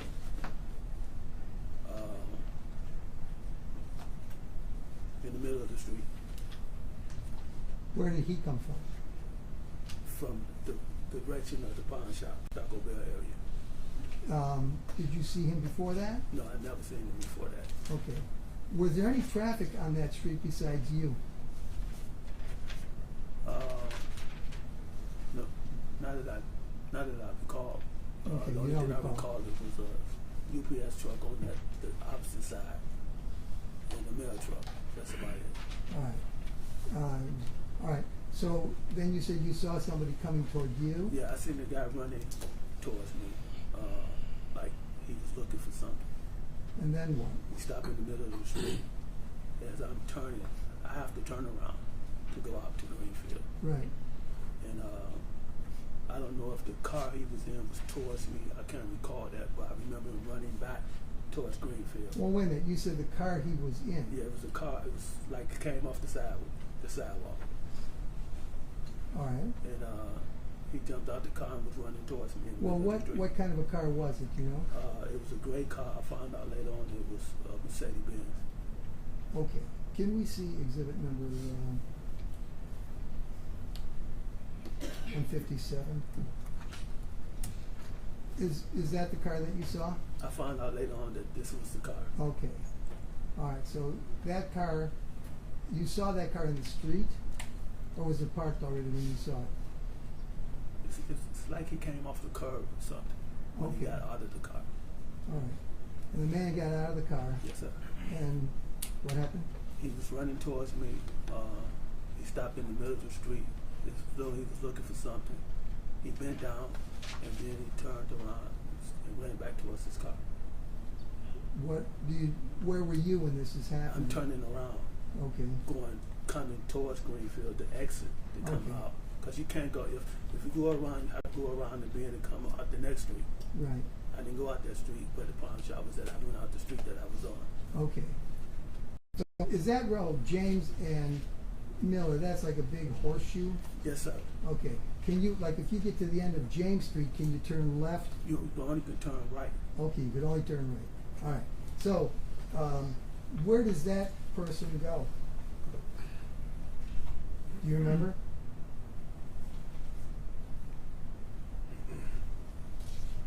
If you don't, that's I fine. don't recall where he Okay. went. What kind of a emotional state are you in at this point? My emotions all over the place. Okay. You heard the shots. Yeah. What did you think that was? I thought that somebody was being killed. Okay. But And that's what we were set to do. okay. So you think you think that's Roy Yeah. shooting? I wasn't there to see. Yeah. I'm sure that, but yes, I believe so. That's what you thought. Yes, sir. So you said your emotions are all over the place? Okay. And then, so where do you go? Um, You go to the end of James? no, To Greenfield? I go to Greenfield. You go to Greenfield? I make a right on Greenfield, get in the left lane. Okay. As I'm getting in the left lane, police is coming down Greenfield. So you get into the left lane, like the turnaround To lane? the turnaround lane. Okay. And the police were coming? Yep, they go past and then I go past and proceed to go home. So you went back to Detroit? Okay. What happens, so you're leaving the scene and the police are coming. What happens next? I go home, the young lady is there. I don't even know the young lady. And I asked her to have Roy call. She was like, no, he hasn't called. Not knowing all the time that she had Roy's phone. Probably about 30 minutes or so, I went to pick my children up from school. No, wait a second. The lady that you're talking to, was that the woman that had come over with Roy That's Roy. earlier that Yes, day? yes, sir. So Yes, she had sir. stayed at your house? Yes, sir. All right, so she's there when you get back. Yes, sir. And you ask her what? Have Roy call. Has Roy called? Yeah. And She was okay, like, so so we looking for his phone. oh, I said, because I'm studying. I can't call him because he took me off of Facebook. right, I can't reach him. okay. Probably about an hour or so, I get a call from Angelo. All right, and what happens? He's telling me that Marco Bickers want to meet me at the law firm. And where? At the law firm. At the law All right, and just so we know, can I see 88, please? Do you recognize that? Yes, I do. What is it? That's Marco's office. All right, that's the law firm. Angelo's car. This is the van that we went out to the Hutchinson's office in a few times. That white van? Yes, sir. That was, you would take that out to the Hutchinson's house? This is we went out there a couple of times in this van. Oh, again, can you keep your voice This up? is where we went out in the van a couple of Okay, times. and you said, you mentioned Angelo's car, which one is Angelo's car? Next to the it's the Mercedes Benz, four-door Mercedes Benz next to the white van. Next to the white van, so that's Angelo's car. Yes, sir. And then the white van was a car that was a vehicle that you used to do what? That's where when I first went out to the when he first showed me the Hutchinson house is in this van. Oh, okay, okay. And we used that van. This is the van where he wanted me to sit at the bus stop in. Angelo wanted me to sit at the bus stop. Okay. We was in this van. All right, that's when he's telling you about that. Yeah. All right, I see. All right. So, did Angelo come to your house on June the 1st to pick you up? Yes, he did. All right. What happens then? We go to the law firm. I think the last person who was in the law firm was leaving was a guy named George that worked for Marco, a lawyer. Okay, so one of the lawyers from the firm is Guy leaving? named George. George, yeah, George. he's leaving. Okay. So we waited until everybody left. And Marco was pissed off, What do you mean by that? irritated. He was like, what happened? Was you there? And How many shooters was it? How many shooters was there? Was you there? Did you see what happened? This is when I found out that Melissa, Mrs. Hutchinson, was not dead. And he was heated about that. so, is that what he was angry about? Oh yes, he was definitely angry because they're supposed to have been killed together. Okay. So, at the time this is going on, this conversation, is anybody else in the office? Me, Angelo, and Marco. That's it? That's it. And are you guys in the office building? We started in the building and then we ended up in the back of the building. Can I see 89, please? Does that look familiar to you? This is where we would go to meet at. all the That's time. where you met? Yes, sir. All right, on that patio in the back? Yes, sir. Okay. So, what else was Marco asking you about anything else? What was he asking you about? He was asking me how many shooters was it? Did I see what happened? At the time, I didn't know that this guy Alex was his cousin. So Marco knew who was there before I even got there. he already had knew because Alex had told him exactly what had happened. So I'm going to object to that, Yes, Judge. sustained the jury disregarded. Okay. Did Marco tell you that he had gotten information? Yes, he did. What did he tell you? That he was on the sign on the where the crime that happened with the police At the scene? at the scene. Okay. That it was raining and he took Alice back there. I'm assuming that Alice must have left the crime scene and went to Marco. And but I was told that Alex's mother and Marco was back at the scene with the police. Okay. And as they was talking, that the police had messed the crime scene up. It was raining really heavy. It was a lot of messy stuff going on. And he asked me about Roy. What did he say? He asked me Did what he- was Roy last night. Pardon? He asked me what was his last night. Oh, he already knew the name Roy? Yeah. He said the police told him that his name was Roy. And he asked you. He asked me what was Roy. And when I told him Roy's last name was Larry, he demanded that I remove all posters of him off Facebook, remove text messages from him, take the pictures down from him, all of that. Did you do that? Yes, I did. Okay. What happens then? A few days later, Well, did anything else happen that night? How long were you at the probably a few hours. Okay, long time. Yeah, a long time. Okay. Was he speaking to you the entire time? He was speaking. He was. Yeah, he was. Want to know what happened. Okay. You know, it was two people that was a contract on. How is it that Melissa is not dead and this man is dead? Okay. And then they spoke in a different language. He called me a Malaka. Malacca? A Malaka. What does that mean? That's a nigga. That was the language that he was talking to with the angel. They was talking in a different, I guess, Greek or whatever it was. And I went back and looked at the word up, what it meant. Okay. Because he had preferred to me that several times. Okay. Different conversations. All right. What was his attitude toward you throughout these conversations? At this particular time on that day, it was nonchalant, really. It's like we got to get this done. He was more in the panicking mood after Mr. Hutchinson was killed. But I'm just talking about on June 1st. Yeah, he was. Marissa wasn't dead. Yeah. Did he ask you any questions about Roy? Asked me just at that particular time, his last night.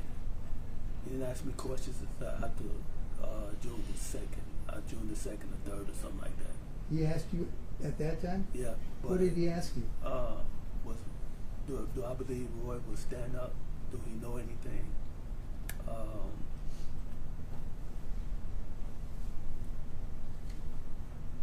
Just little small questions, like, what about you? I was a liability. I became a liability to him. Well, wait a second. Before you say that, Yeah. what was he asking you about yourself? Was I, am I going to remain loyal? Are you going to remain loyal? Am I going to remain loyal? He was panicking. Panicking. Yeah, because this lady wasn't dead. Okay. Did he say anything about what he was going to do? His mood swing changed on me. A few times, me and him met at the office. He had a sign up there about snitches. About snitches? Snitches, and he just was very, very advocate about what needed to be done. What did he say needed to be done? After the killing of Mr. Hutchinson, Melissa had to be killed. Okay. But let's stick just to June 1st. June the 1st. Did he say what he was going to do that night? I sent a lawyer down there to find out more information about Roy. Okay. Did a lawyer come to the office while you were there? No, he didn't. right.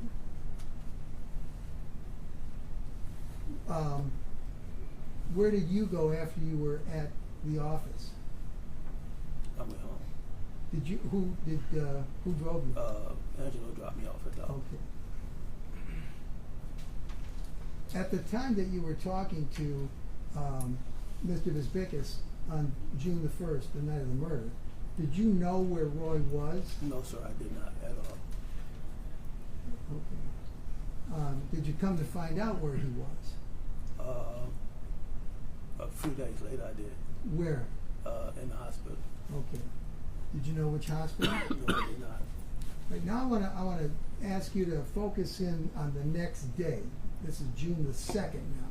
Mm-hmm. Did you talk to Marco on that day? I talked to him quite a few days after June the 1st. Okay, but especially on June the 2nd. June the 2nd. All right. And what happened in that conversation? He requested a lawyer.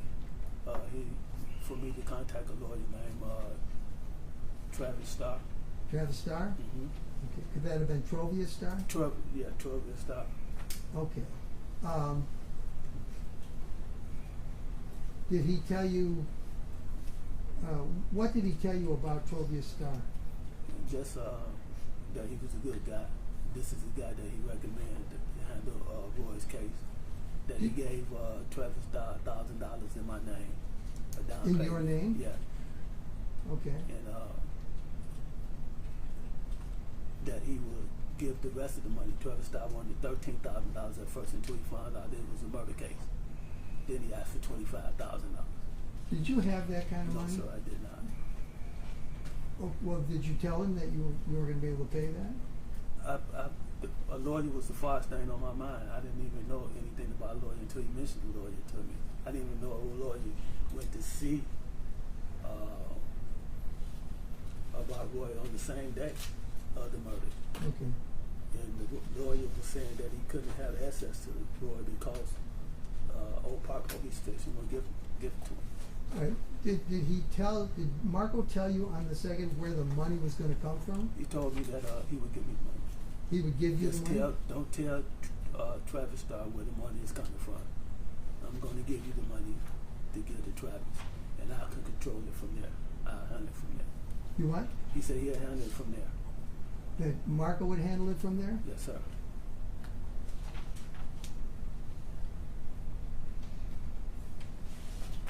All right. So, did you ever meet with Mr. Starr? Yes, I gave Mr. Starr the first payment on, I think it was June the 7th or something like that, $14,000. Okay. Where did you get that money from? From Marco Babikis. Marco He gave gave it to Angelo, and Angelo brought it to me. On the 6th or 7th, you said? Yes, sir.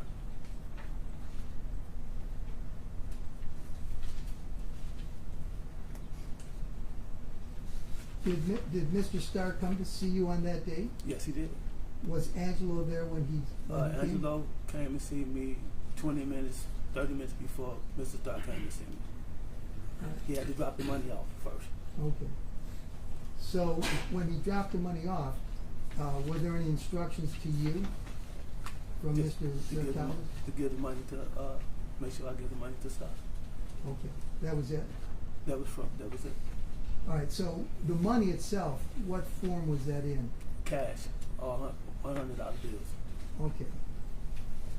And how were they bound up somehow? in a bundle. Pardon? In a bundle. In a bundle. Okay. And did you know how were they strapped together? 2 rubber bands on each end. Okay. Now, did Mr. Starr come to your home that night? He came. Yes, he did. What happened when he got there? He came to me and told me that he was recommended by Marco Babikis to represent Mr. Roy. Okay. And you gave him the money? Yes, sir, I did. All right. Did you ever give him more money than that? Yes, I did. On July the 10th, I gave him, it's supposed to have been $10,000. It was $9,000. $999. He left $100 sitting on my couch. On your what? On my couch. Okay. So that was also in cash? Yes, sir. Yes, it was. And how did you get that money? Through Marco Papicas. I called him and told him that Travis wanted his money. All He right. said, I'm going to send Angelo. Give me 30, 40 minutes. I'll send Angelo. Did Angelo come? Yes, he did. And he gave him the money? Yes, sir. Gave you the money? Yes, sir. All right, and then, Then I gave it. Then 20 minutes later, Stock popped up. I'm sorry, what? Travis Stock, the lawyer, he popped up. all right, did you ever get a receipt from Mr. No, Starr? sir. I did not. Okay. Was there any paperwork involved at all? No, sir.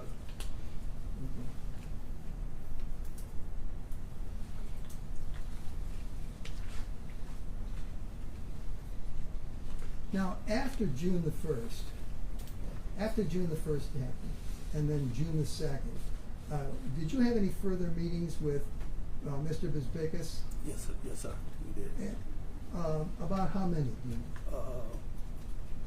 The first few was on about 4 or 5. The first one was on 8 Mile and Woodward at Myers. Who was at that one? Marco Babikis and Angelo. And what were you guys talking about? We was talking about Marissa. About Marissa? Yes, sir. And doing what? That she had to be. Marco had some information. Supposedly had some information that Marissa wanted to have. That Marissa? Marissa was asking for. And Marco. Wait, you're saying that Marco said that he had information that Marissa was asking for? Yes, sir. Okay. And the information that he had was going to send all of them to jail. He stuck to the story about him being in the mafia. Yeah. And that these people was going to go to jail. All right, so he said that she wanted that information from him. Yes, sir. All right. What did he say about that? He wasn't giving her no information. But Okay. what I found strange was is that he was also telling me I shouldn't worry about it because he was conducting the investigation of Daniel Hutch's murder. And he is the one who suggested that Marissa ought to hire these private investigators. Did you ever meet them? I was told about them. But no, did you ever meet No, them? sir, I never met them. Oh, so the only thing you just heard from other people. No, this comes directly from the Marco Okay, Babikis. right. This is not some notes I heard from anybody else. This is what he's telling me. Sure. Okay. Did you meet anywhere else? We met a couple of parks Parks? at the office. At Marco's office? Yes, sir. And when you met, who was there? Every time I met, it was Marco Babikis and Angelo Oh, and you. myself. All right. And every time you talked, what were you talking about? The murder of Marissa Hutchinson. Did you meet elsewhere besides that? Outside of Marco coming to my house. Well, we'll talk about that in a second. But did you meet anywhere else besides Marco's office or Oh your yes, house? we met at a park on Greenfield. Okay. I Anywhere think else? we met out at a park by Angelo House. Okay. We met on Woodward and 13 Mile at an ice cream parlor. We met at a Red Coat restaurant. I've never been there on 12 Mile in Woodward. All right. Had you ever been to Royal Oak? No, sir. Okay. And you said you met them at the Red Coat. Yes, sir. All right. You thought that was at 12 in Woodward? I thought it was at 12 in Woodward. Okay. And when you met there at the Red Coat, again, what were you The talking same about? discussion was about Marissa Hutchinson. Okay. You also mentioned that you met at an ice cream parlor. Yes, sir. Do you remember where that was? That was on 13, a little bit after 13 in Woodward. After 13 Wood. After 13, it's an ice cream parlor that sit on the corner. On the corner. Yeah, What corner? off of Woodward. But All I know right. it was far off, past 13 Mile Road. Oh, far past 13. Yeah, Oh, could it have been at 14? it could have. It All may right. have. Had you ever been in that part of the No, city sir. before? No, sir. All right. Do you remember what date that was? Well, let me ask you this. In relation to the murder, which was on June the 1st, how much after that did you meet him at the ice cream parlor? Met him twice. I think 3 times at the ice cream parlor. Mhm. Once in June, probably at the end of June, and a couple of times in July. Okay. All right.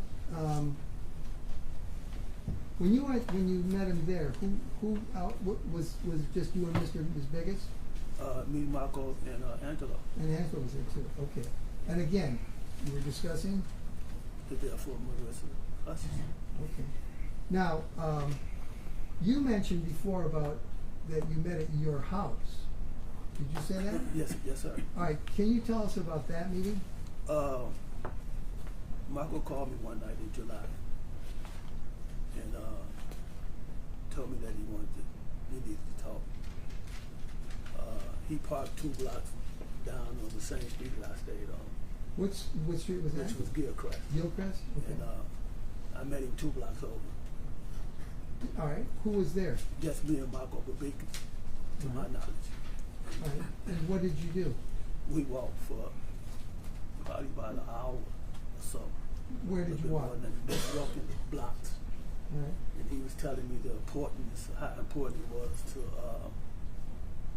make sure this get done, because he didn't have the information anymore to give to Marissa. And she was pressing him, and he was telling me that he found it kind of strange that Marissa wanted her brother to listen in on their conversations. Oh, okay. About him, and he explained to her that they had a client in privilege, and he didn't want her brother to listen in on their conversations. There was attorney-client between Mr. Bisbicus and Marissa. Yes, sir. And so he didn't want her brother invading that. Yes, sir. Okay, I see. Do you know for sure when it was that you met with Mr. Bisbicus at your house? And about what time was that? Do you remember? It was night. It was about 11 o'clock. 11? Okay. Do you remember when that? Do you remember the date of that? I can't say specifically what date. I know it was not too far before him leaving to go to Greece. Okay. All right. Did there ever come a time when you met him in a different part of the city? Outside of Back in Detroit. outside of the park, Yeah. at his business place, Okay. But I mean, did you ever meet him in Detroit anywhere? just at my house. Pardon? At my house. All right. Besides that? At my house. Okay. Did you ever clean a house for Mr. Bisbicus? Oh yes, I did. All right. Who was there when that happened? Michael came down. It was in Southwest Detroit. In This was Southwest Detroit? Yes, sir. This was in July, Okay. Do you know what date it was? Say July what year? 2022. All right. Do you remember the date? If you don't, that's fine. I don't. I thought it was somewhere around the 16th. I'm thinking it was around that time because I know that he was leaving to go to Greece on the 24th Okay. of July. So what were you doing in Southwest Detroit? I was asked to clean some houses. By whom? Marco Babika. And who owned the houses? Marco did. All right. And why were you cleaning the houses? Did he tell you? That some people that were squatting there, they messed the houses up. Well, before that, let me back up. Before that, they was trying to get me to come. Angelo was trying to get me to come to their houses, to Southwest Detroit, on several different occasions, late at night, Okay. and I would never go. Okay. But this time, was This it time, at night or day? This time it was during the daytime. All right. Were you by yourself doing No, I it? took my sons with me, And who are they? my stepsons. Okay. Those that's Dawn's sons? Yes, sir. And they're all, how old are they? They're kids, Okay. 15, 14. But they're not little kids. No, they're not little kids. All right. So how many of them were there? 3. There were 3 of them. Yes, sir. And you. Mm-hmm. And anybody else? Just me Okay. and the kid. And what happened? You're cleaning the house. Clean the house. Marco come down. All right. he helped throw some stuff out a little bit, and then me and him left and went to the back of the house. And what happened there? And this time it was really like, listen, we've been He's dropping his voice, Judge. it's like it was really, we've been messing around with this. You know, there's no money, no nothing. I had to give these people $1 million back, this and that, and this lady is still here. And I'm not finna give her the information. So at that particular time, I didn't know what to do. So he called Melissa. You called her Yes, he did. during this conversation? He went into the vacant house, to the next house that he owned. Uh-huh. I was in the house with him. He called her, trying to get her to come somewhere for me to make sure that she wouldn't leave that place. Oh. And she refused to come. So that's what he told you? Yeah, it was for me to kill her. He called her and she would not come. But I mean, that's what he told you he was doing.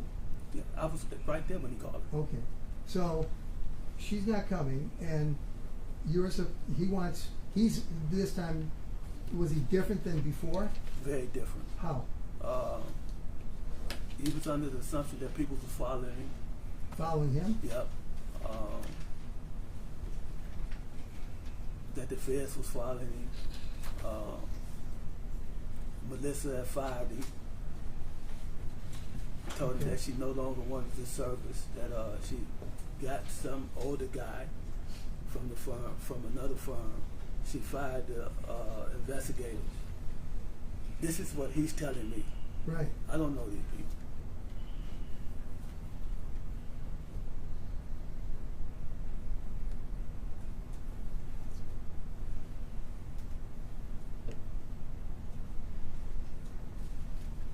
So did you guys part ways that day? He gave me some money to pay my stepsons For cleaning? for cleaning. The following day, I believe it would have been a Sunday, he called, just up and called me. It's like, Daniel, where you at? I said, I'm at home. Well, I need you to meet me in Southwest Detroit because I'm finna ready to sell these houses. And I got a guy down here to get the house. So I met him down there, and what was strange to me is like, because he never mentioned these houses to me at all, period. It's how he said he acquired the houses from a guy that died, and they was in a battle, and the niece was upset because he retained the house, this and that. All right, but that's when you went down there, and that's when you talked. Yes, sir, that's when I talked to him. And there come a time when the two of you parted ways Yes, on sir. that day? Yes, sir. Okay. After that, do you know where Marco went? Not on that particular day, but did he leave town? On that particular day, No, at some point. when we departed, After that. he followed me to the gas station, gave me some money to put some gas in the car. Okay. He left. All right. Did you see him again after that? No, he was taking off to go to Greece. Okay.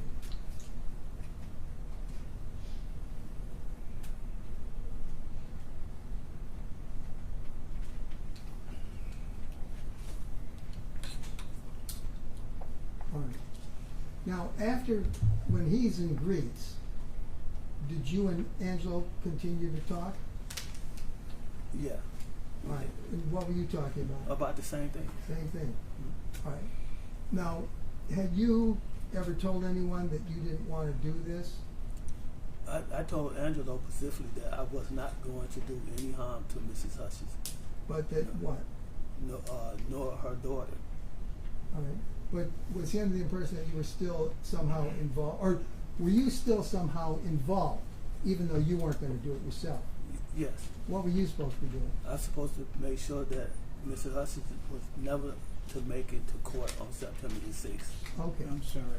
He was never going to. Make it so Marissa gets to court on September the 6th. All right. So, now, but you're not going to do it. So, what's supposed to happen? Marcos goes to Greece. Yeah, but I mean, I cut communication out with Angelo. I understand. But what you were you still going to try and do something to get somebody to kill Marissa? No, sir. Are you sure? I didn't have anybody to do that. Do you remember getting together with Angelo at your house, like around August the 16th? Yeah, we had a conversation with Marco on the telephone. Well, did you ever pose with some money? Yes, sir. What was that all about? He came up to my house. I think it was like $13,000. Who? Angelo. Okay. And he asked me to post this. If you're not going to do it, post this picture to people, to anybody that you know that would take this money And to kill Mrs. Hutchinson. so this was like a recruiting picture? Yes, sir. Okay, can I see your number 99, please? Is that the picture Yes, sir. that was taken? Yes, sir. How did this happen? Explain to us how that picture gets taken. We go to the backyard. Who does? Me and Angelo. Whose backyard? My backyard. Okay, so he came over your house? Yes, sir. And then what? And he's telling me that Marco had been told not to come back to the States by some attorneys. All right, well, but tell me just what you... This conversation was Okay, going on. oh, that's what Angelo Yeah, told you. He's telling me that Marco Okay. cannot come back to the state until Marissa is dead. Okay. And I'm saying I'm not doing that. And he was like, circulate this money and see if somebody will catch it and do it for us. Did he actually give you that money? No, sir. He just wanted you to pose He with it? just wanted me to vote. Okay, and so that's what you did? Afterwards, I had a conversation with Philip again. Well, hang on for 1 second. You did take this picture. Yes, right? I did. You took yourself? But I did not circulate it. All right, but you didn't circulate No, it. I did not. All right, but that's the purpose of this picture. Yes, that's the sole purpose of this picture. All right, so you said you talked to Philip again? Yes, sir. And what happened then?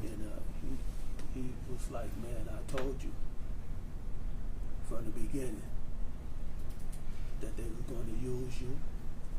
And once you got done doing what they wanted you to do, they was going to kill you. You need to try to get your family away from them as quick as you can. Okay.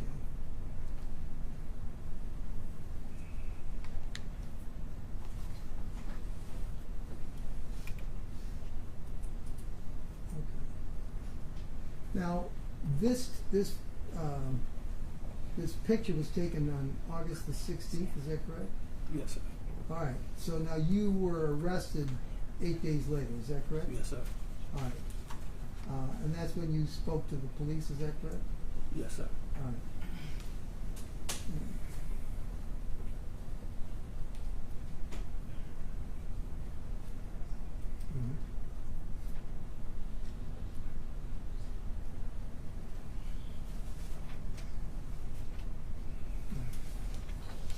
Okay, now,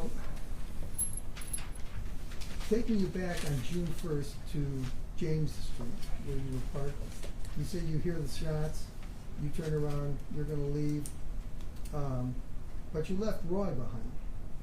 Why did you do that? I couldn't contact him. Pardon? I couldn't reach him. I didn't hear it again. I couldn't reach him. He didn't have a phone. But you knew who... I didn't know he didn't have a phone. All right. But you knew where he was, though, right? No, I did not. Well, you heard the shots. I heard the shots, but I didn't know where he was at after that. Okay. When you heard those shots, were you afraid? Yes, I was, definitely. Okay. Is that one of the reasons why you left? Yes, sir. Okay. Now you had spoken. We've seen these Facebook things. We've seen these text messages. When you're talking about family, you're both talking about family and loyalty and having each other's back. It didn't seem really that was true on June the 1st, was it? No, it wasn't. Okay. We don't even know if that ever was true, do we? About me having his back? Or him having yours? About him having mine, I don't think it was true. Thank you. I have nothing further. Mr. Bitler? Thank you, Judge.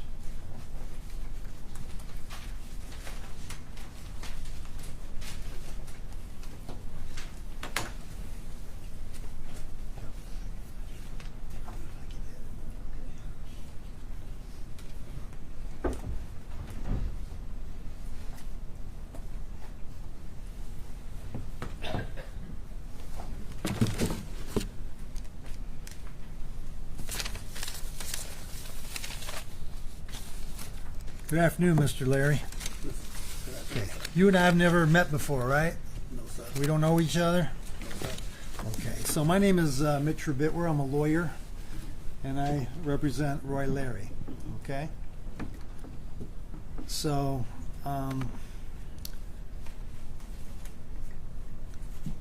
you have a long history of being a criminal, is that correct? That would be correct. I'm sorry? That would be correct. Okay. Other than the time you've been incarcerated, you've always been involved in some type of criminal activity. Would you agree? That would be incorrect. That would be incorrect. Okay. 1992, you get convicted of murder. Is that correct? That is correct. Prior to your conviction of murder, you were slinging dope. In prison. Before you went to prison, were you involved in a dope game?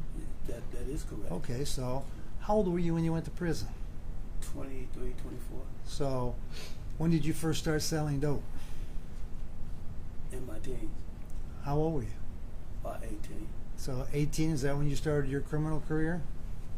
Yes, sir. Okay. And so how old were you when you went to prison? About 23, 24. So for about 5 years you were involved in selling drugs. Yes, sir.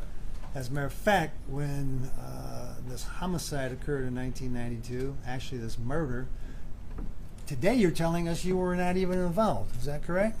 I did not order those people to do Okay, we didn't anything. ask you if you ordered them. You were convicted of second-degree murder. It's not a Originally big first-degree murder. First-degree murder. You're talking over each other. So could you ask your question, Mr. Bivens? I'll slow down, Judge. You had a trial in the Detroit Recorder's Court. Yes, I did. Frank Murphy? I had a bench trial. Frank Murphy. Yes, sir. Bench trial, so the jury knows is it wasn't a jury. You waived jury. You gave up your right to a jury trial. Yes, sir. I was advised to do Okay, so. because you don't tell me what your lawyer said, but in your mind you were thinking you're going to have a better shot with the judge, right? Yes, sir. I was advised to do so. Okay, you were advised to do so. Yes, sir. Because you knew back in those days if you take a waiver trial, the judge may be more lenient to you. Well, objection, Judge. I mean, maybe. Mr. Berry, you testified. Don't do that. Well, I'm asking him a question. It's kind of borderline. Okay.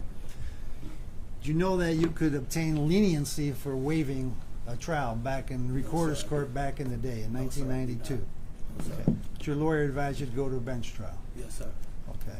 And you're stating that you had nothing to do with the murder.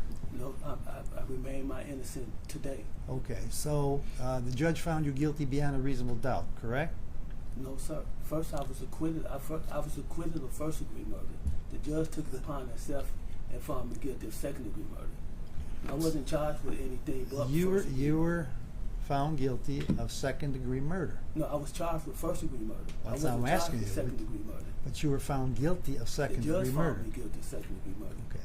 So you know that to find a person guilty of a crime, the government has to prove the crime beyond a reasonable doubt. Do you know that? So that is not true. There's a lot of people in prison that's sentenced to jail. I'm not asking you if you got railroaded or you got that is not true. a bad deal. I don't know that, sir. I'm sorry. Okay, so you don't know that. And I don't mean no disrespect to you. I don't know that. You don't know to obtain a conviction, the government has to prove a case beyond a reasonable doubt. That's what the law says. Do you know that? That's what the law says.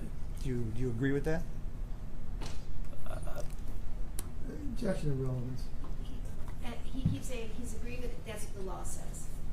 I mean, he still hasn't said he agrees with it. Does he have to agree with what the law No. says? Do you accept that as the law? That's what the law says. Do you accept that as the law? That's what the law says. Okay. So if that's what the law says, that means that the judge must have found you guilty beyond a reasonable doubt. Do you agree? That doesn't mean that I was guilty, sir. All right. Just because the I'll judge let found it me go. guilty. So today, after all these years, you're saying that you didn't do anything, you didn't kill anybody.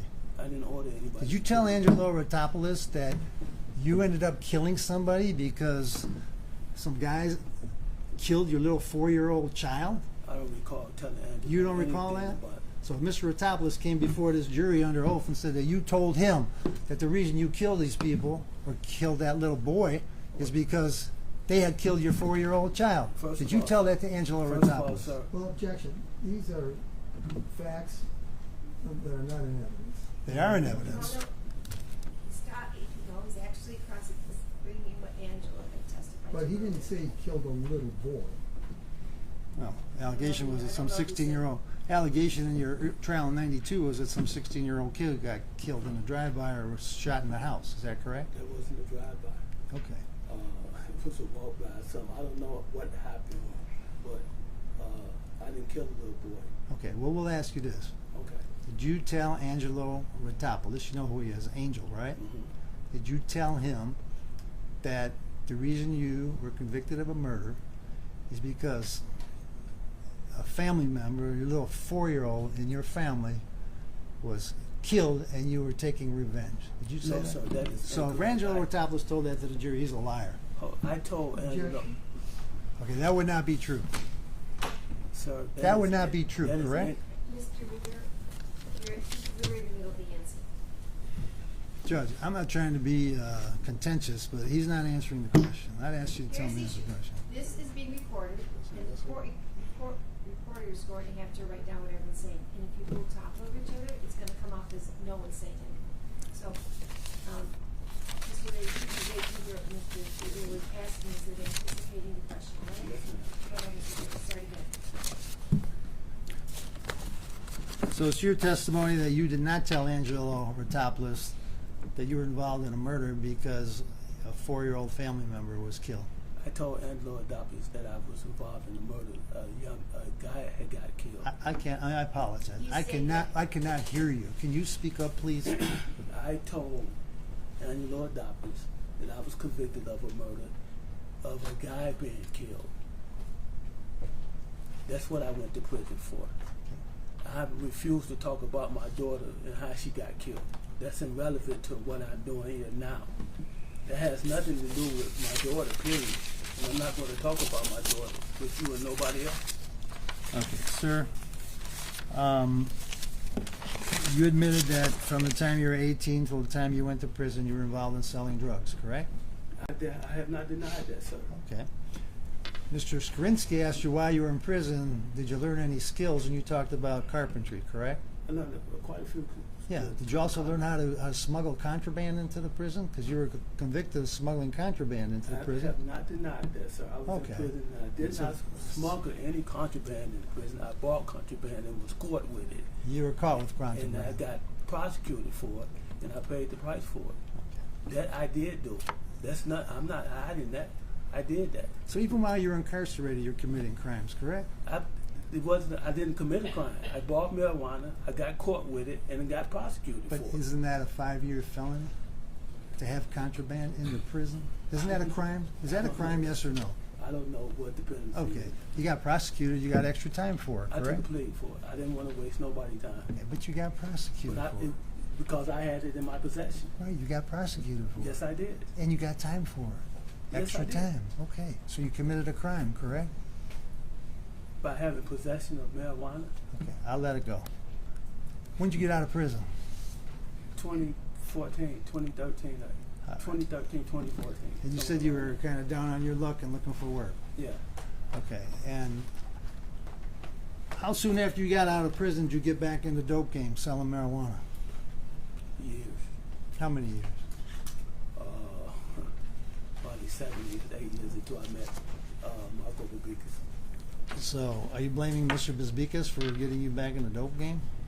I never blamed Marco Babicas for getting me in the dope game.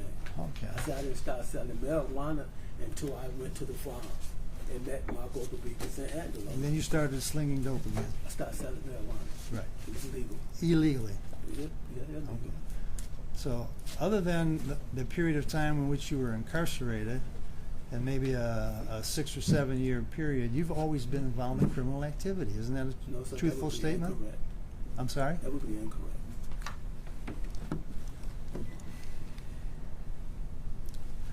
When you first were arrested on August the 24th of 2022, you were taken to the police station, is that correct? Yes, sir. I did. And that would have been in Oak Park? Yes, sir. That is correct. And you had an opportunity to speak to law enforcement agents? True? Yes, sir. That is correct. Okay. And you sat down with them, Yes, I did. and they asked you a number of questions, Yes, I did. and you answered their questions. I refused to ask that question. I'm sorry? I refused to ask that question. Okay, so They told you you had a right to have a lawyer, Yes, they did. and you invoked your right to remain silent. At first, I did. All right. And you asked for a lawyer. The reason why I asked for a lawyer. No, did you ask for a Yes, lawyer? I did. Okay. At Did some the time I police did. did the police provide a lawyer to you? Yes, they did. Okay. How soon did the lawyer show up? A couple of days later. Okay. So a couple of days later, you see a lawyer. Did you speak to the police on August 24th or August 24th? Did you talk to them about your situation? I spoke to the police twice before August the 24th. She's talking on the 24th and the 26th, correct? Of August? Yes, sir. Okay. Now, we've touched on this just a little bit, but you're here today pursuant to an agreement with the government. Is that correct? Yes, sir. Your agreement with the government is that in exchange for your testimony, they will drop the charge of first-degree murder. Fair statement? Yes, sir. And in exchange for your testimony, you'll get a minimum sentence of 6 years. Yes, sir. How much time have you already served? A few years. A few years? Yeah, 20 months, 23 months, 22 months. That'd be almost 2 years. Yeah, almost 2 years. So reality is if you get paroled after the time in which you're eligible to be paroled, you'll only be serving another 4 years, correct? That would be correct. Okay. So just so the jury understands, in Michigan there's a scheme of sentencing called indeterminate sentence. Are you familiar with that? No, sir. Are you familiar that there's a minimum and a maximum? No, sir. Do you understand that the judge has to sentence you to, if the judge agrees to give you the 6 years that the government is asking her to give you, they're going to give you 6 to something, right? Yes, sir. It's going to be a cap. Yes, sir. Okay, so when I say there's a minimum and maximum, there's a minimum and then there's a cap. Mm-hmm. Is that a yes? Yes, sir. And the cap is going to be up to the judge. Yes, sir. But what you're really interested in is the minimum, correct? Is that a fair statement?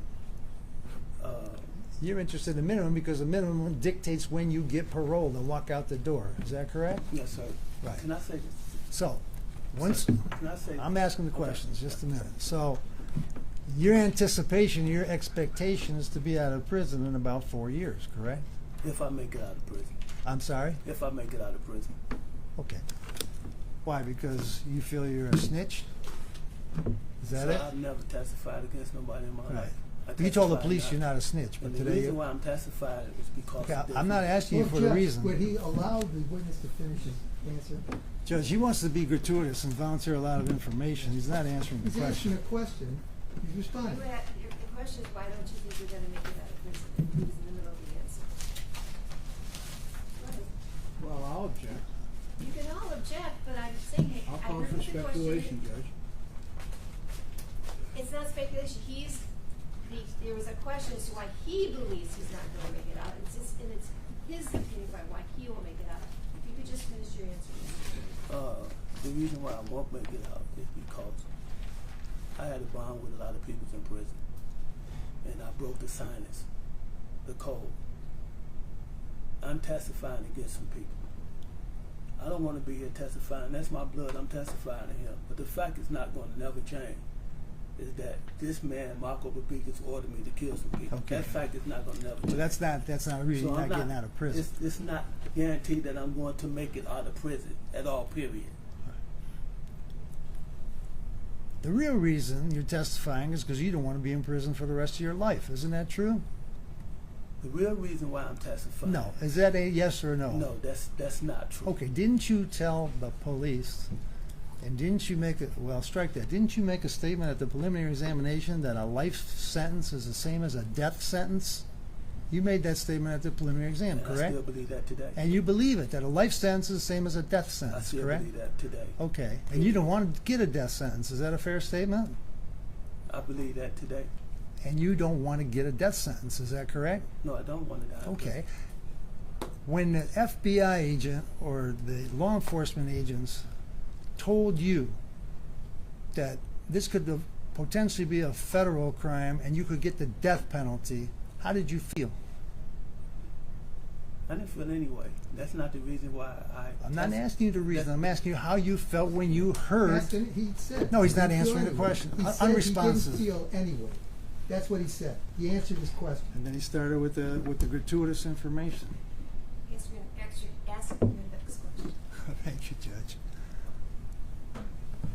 So when the FBI or the law enforcement agents told you that you could be looking at the death penalty, you didn't feel any way. Is that what you're saying? When the FBI told me what I was getting, I was at that particular time was still willing to sacrifice my life for Marco Babikis. So how did you feel about them telling you you might get the death I didn't penalty? feel any Simple kind of question. way.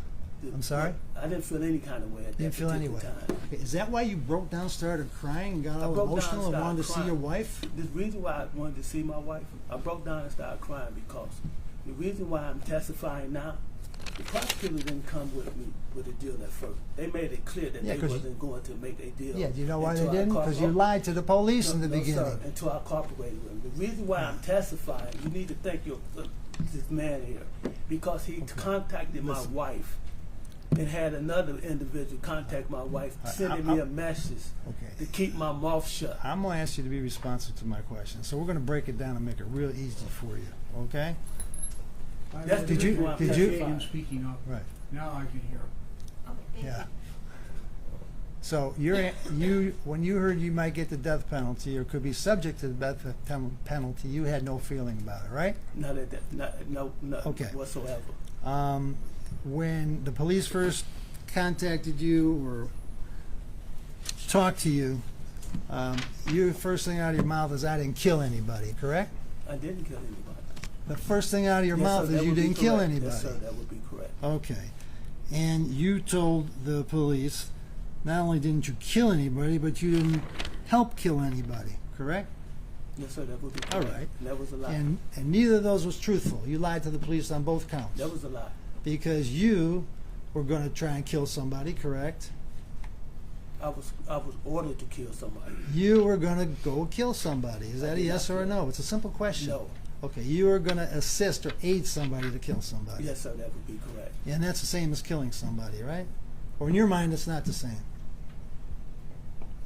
To participate in any crime or murder is aiding and abetting. Yes, I was aiding. So if I offer you $50,000 to go kill somebody, and you offer me $50,000 to go kill somebody, I kill and you give me $50,000, you say you're not just as guilty as I am? Yes, I am. Judge, he just said aiding and abetting makes you guilty too. This is like false impeachment, trying to make it look like he said something different.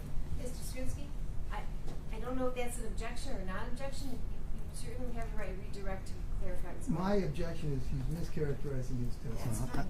I don't think so, but I'll ask a different question. You told the police... If you don't think so, you're going to ask a different question, and the jury will disregard the last colloquy, and we'll start from there. told the police you're not a rat. Is that correct? No, yes, that is correct. You told the police you're not a snitch, correct? That is correct. And you told the police that your reputation means the world to you. Is that correct? Yes, it is Your correct. reputation as what? A dope dealer, or your reputation as a crook? What? No, my reputation as a man means the world to me, but there's something else means more than me. My family means the world to me. And when my family is in jeopardy, no matter what happens to me, they come first. You told the police when you first sat down to them, your words were, "I will be truthful." Is that correct? When I sat down with the police. I No. The didn't question is, cooperate. did you tell No, the not. police you would be truthful? No, not until the third meeting. No. I had with I'm them. talking about the first time when you said I didn't do anything. You told the police. The police told you, "We want the truth A to Z," and your response was, "I will be truthful." I don't recall that. Okay. Then you told them at 11.25 on the tape, "I haven't done anything." Did you tell them that? I was being difficult with the police. Yes, I did tell them that. All right. I haven't done that. You tried to blame whatever it was on Angelo and Roy. Is that correct? No, sir. Okay. That's incorrect. Did you ask for immunity? Yes, I did. Okay. And if you told them you didn't do anything or you weren't responsible for killing anybody or assisting in a homicide or a murder, why would you need immunity? Asking for immunity for my testimony. Okay, so you lied to them about the fact that you were not involved in a crime of murder, but then in the same breath you asked them for immunity, correct? I don't follow you. All right, you wanted immunity. You asked multiple times for immunity. For I my want immunity. testimony? Before I talked to you, Yes. I want immunity. Is that Yes, what you said? When I came clean with them, yes, I did. After I came clean with the police, yes, I did. That is correct. Do you remember asking to speak to your wife? Yes, I did. Do you remember your wife coming to the police station? Yes, sir. Do you remember when you were speaking to your wife, you became very emotional? Yes, sir. You were hugging her. Yes, sir. You were kissing her. Yes, sir. I remember that. You remember telling your wife, they want me to give them something. I don't know what they want me to give them. Yes, And I you tell her, remember that. and I got nothing. I got to give them something. Remember saying that? I got to give them something. Yes, I remember that. Okay. And you told your wife at that time, you told her that you had nothing to do with this. Didn't you tell that to your wife? I didn't want my wife to know anything. You didn't tell your wife you didn't have I nothing to didn't do. want my wife to know So if we anything. play a tape saying you told your wife, I told my wife exactly what you just said. I didn't want my wife to know nothing. all right. So not only are you in the police station lying to the police, you're lying to the woman that you love, your wife, the one you want to protect. You're telling her lies. And the reason why Is I that told- correct? Yes or no? No, that's not. You did not. You just said you lied to your wife. The reason why I told I'm my not wife- asking for the reason. Mr. Scrinsey can Well, ask then you it's for the been reason. asked and answered. No, it's not. You go on. Did you lie to your wife or not? I told my wife that I was not. No. Did going you to- lie to your wife? It's a No, simple question. I don't believe I lied to her. A minute ago you said you did. So are you which one is it? You did or you I didn't? don't follow your question. You asking me. You're switching the words around. And if you let me tell you why I told my wife that, Mr. then Scrinsey you know can what ask I'm you that. What I'm talking about. Did you tell the government or the law enforcement, I'll give you anything you want if you give me immunity? I need to protect my wife. You told them that, correct?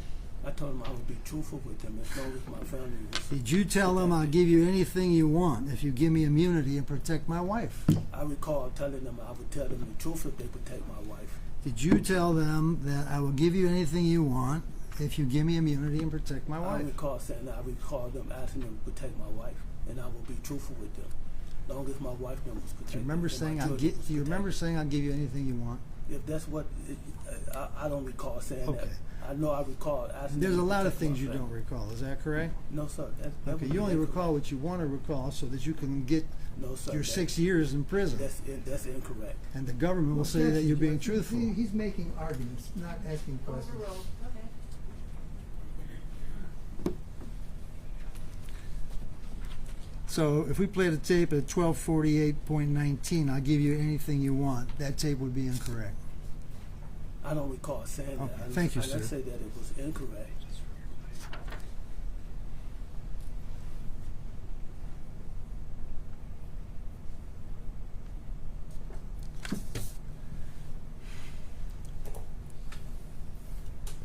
You told the police you wanted assurances that you were not going to be charged with the crimes that I did not do, referring to the homicide. You told them that? Yes, sir. Okay. Did you tell them that you were approached by Angelo Ratopoulos, that he needed help to commit a crime, a murder, but you That is declined to correct. do so? That is correct. That That you is declined to do exactly so, what correct?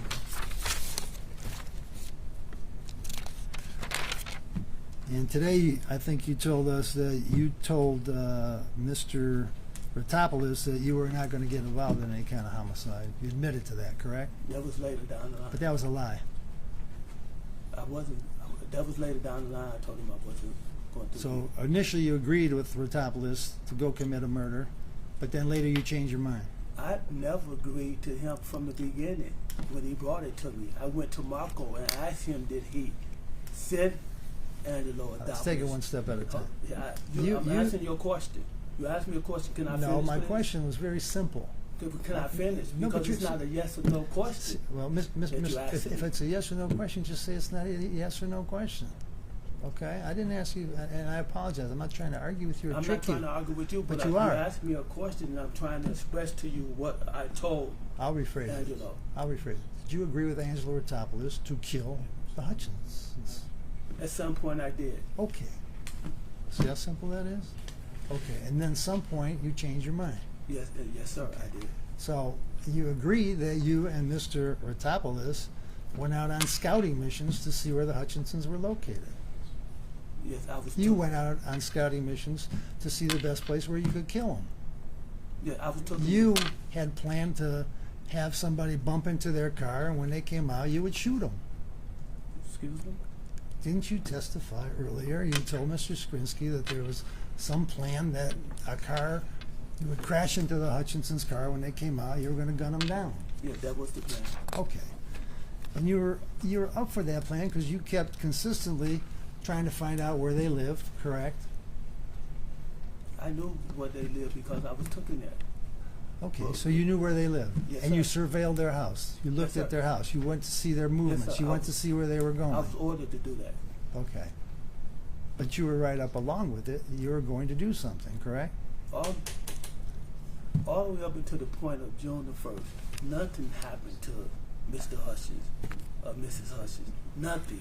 So On my behalf. you were lying to everybody about what you were All going the to way do. up to the 1st of June. From the beginning, Angelo came to me with this. Nothing happened to the Hutchins. Until Marco Babikis told me that my family was in danger.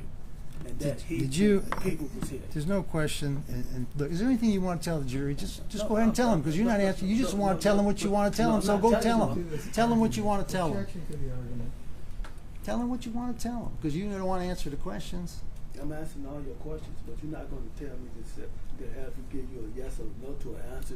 You're telling me what I'm doing, and I'm telling you what I didn't do, and that's incorrect.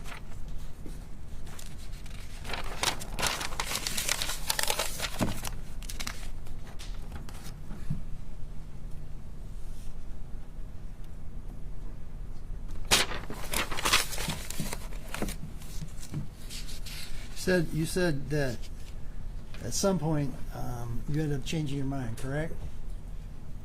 About killing Mr. and Mrs. Hutchinson, right?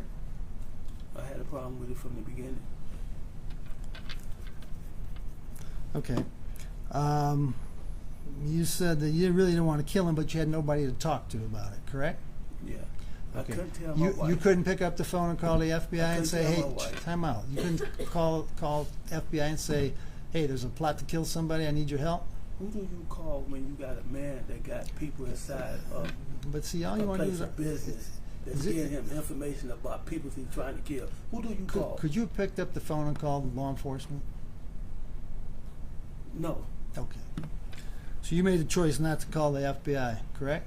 Yes, sir. You made a choice not to call Oak Park Police. Yes, sir. You made a choice not to call anybody, I called Correct? Hutchinson. correct? I called Mr. Hutchinson. But he never returned my Well, phone it's pretty call. interesting. You called Mr. Hutchinson to warn him that there's a plot out to kill him, correct? Yeah. But you continue with the same plot to kill him. So that doesn't even make sense. You call him to warn him if somebody's going to kill him, but you're making plans to kill him. The same man that said at his funeral next Did- to his wife, said, plotted Right? to kill You him. were making plans to The kill same him, thing. although you say you're warning him. I called them. They never returned my phone call. And if they would have returned my phone call, I wouldn't be sitting here today. Okay, so I wouldn't be sitting right here, right now. So, Roy wouldn't be time out. sitting So here. because they didn't return your phone call, you ended up continuing with your plan to kill him, correct? Is that a yes or a no? Correct. Okay. So the reality is, at some point, you abandoned the idea of warning Mr. Hutchinson or Mrs. Hutchinson, and you went out and assisted in a murder. Is that correct? I abandoned the idea. I beg your pardon? I abandoned that idea once my family was threatened. I'm sorry, I can't hear you. He said abandoned. Did you say abandoned? He said I abandoned that idea. I said after my family was threatened, I had no choice but to do what I was asked to do. So you went out and participated in a murder because you thought that your family was threatened? I had no choice. I had no reason. Well, how about before your family was threatened? You were on board to commit a murder, weren't you? I had no reason to believe. Okay. From the time that they told me my family was in danger, which was in February, because they missed the mark on killing this us. If I ask you a question that you don't understand, because a lot of times I don't really communicate that well, please stop me and I'll rephrase the question, because you seem to want to say an answer and give the jury all this information to a question that I didn't even ask you. All right? So let's lay some ground rules. I'll ask the question. If you don't understand it, you stop me. Okay? Thank you. So you said that you did not want to have anything to do with the assassination or the murder of Mrs. Hutchinson, correct? I did not. All right. So is that why in the exhibit number 99, with you holding a stack of money, you were out there soliciting people to kill her? I never solicited that money. Okay. Period. What was the purpose of that picture? I never put the money on Facebook. I never put the money on Instagram. I never sent it, emailed it. I never texted it to anyone. Okay, so that was part of the reason you did that was to fool somebody. The fool. You were going to fool Angelo Adopoulos. Mr. Angelo Adopoulos. Your plan was to take a picture, tell him you're going to put this picture out on Facebook, and you're going to go look for somebody to kill Mrs. Hutchinson. Angelo knew that I was. Is that what you told him you were going to do? Angelo knew. Is that what you told him you were going to do? I was asked to find someone if I was not going to do it. And you went along with that plan. To take this picture, to put it out there on Facebook, which I did not do at all, period. You took the picture. I did not do it. You were involved in the picture. Yes, sir. Number 99's got you with a stack of money in your hand. I did not deny that, sir. Okay. How much money was there? It was $13,000. Okay. And the reason you said you weren't going to go out there and disseminate that or put it out in the public, but the reason you did it was to fool Angelo, correct? My family was threatened. My family. I didn't ask you that. The reason was to fool Angelo, correct? To Marco and Angelo. Okay, to fool them both. So you hatched these plans to fool people, right? Sir, I didn't hatch it. Well, wait a minute. Didn't you pull another scheme where you took a gun and you discharged a gun while Angelo was on the phone, and you told Angelo the reason that you were shooting a gun because you were shooting at the Hutchinsons, but you missed them. Didn't you make up that story too? That is correct. You made up that story. I was forced to kill somebody that had I'm just nothing asking to you do if you with made up the story. I'm not asking you why you made it up. Did you make up the story? I made sure I told the police. So you're the kind of guy that makes up stories. It wasn't Time out, story, man. sir. You make up stories just to, if you need to make a story to accomplish a goal or get where you want to be, you make up a story. No, sir, that's incorrect. Okay, you made up a story about the false shooting, correct? Yes or no? I shot. You made a I false told story him that about I the shot shooting, them. correct? Yes, sir. I told Okay. him. I called him and told him that. You made a false story about putting money out on Front Street or putting money out there to get somebody to kill Mrs. Hutchinson. I didn't do that. Angelo suggested I put that money out there. Doesn't matter. You participated. You took a picture with But I did $13,000. circulate it, though. Miss Hutchins made it to court on September the 6th. Mrs. Hutchins is not dead because I didn't kill Mrs. Hutchins. I didn't go through what I was ordered to do. That's why she's here, because I didn't go through it.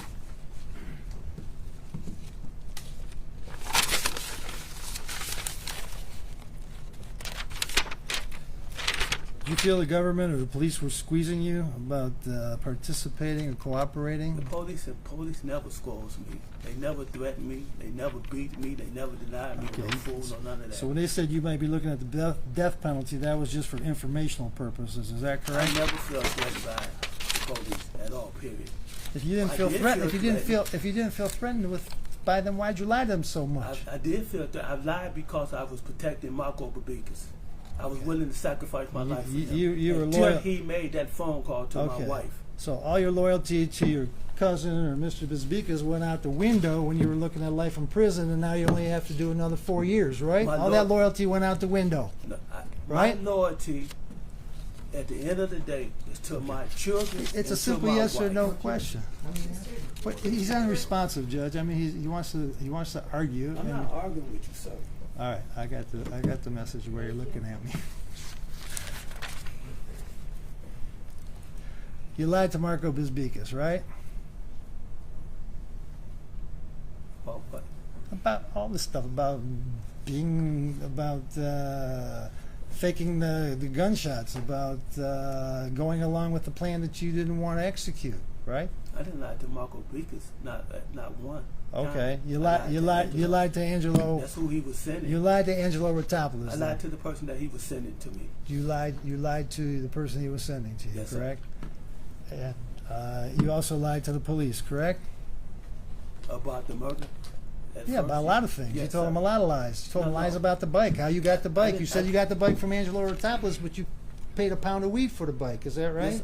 Yes, sir. Okay, so you Yes, lied I to the did. police about that too. Yes, I You lied did. to the police about the bike being in your house when they asked you first time, and the bike wasn't in your house. Yes, I did. Okay, so you did lie to the police on multiple occasions, correct? I lied. How to many lies protect you think you told the police? A few. More than 10? A few. Okay, a few. You lied to your wife, correct? I didn't. You told you had nothing to do with it, and you were right up there on Front Street with the murder, right? So I didn't you give lied my to your wife any, too. Any information. Okay. I wasn't going to put my wife involved in this at all. Period. Was Roy Larry at the barbecue on May the 30th at your house? Yes, he was. Okay. Were you cooking food that day? Yes, I was. All right. You told the police that Roy Larry and Angelo Rotopoulos were involved in some kind of conversation, but that's not true because Rotopoulos wasn't even there, right? I said Douglas didn't make it there. What? I testified that in court. But didn't you tell the police that? I don't recall telling the police that at all. Period.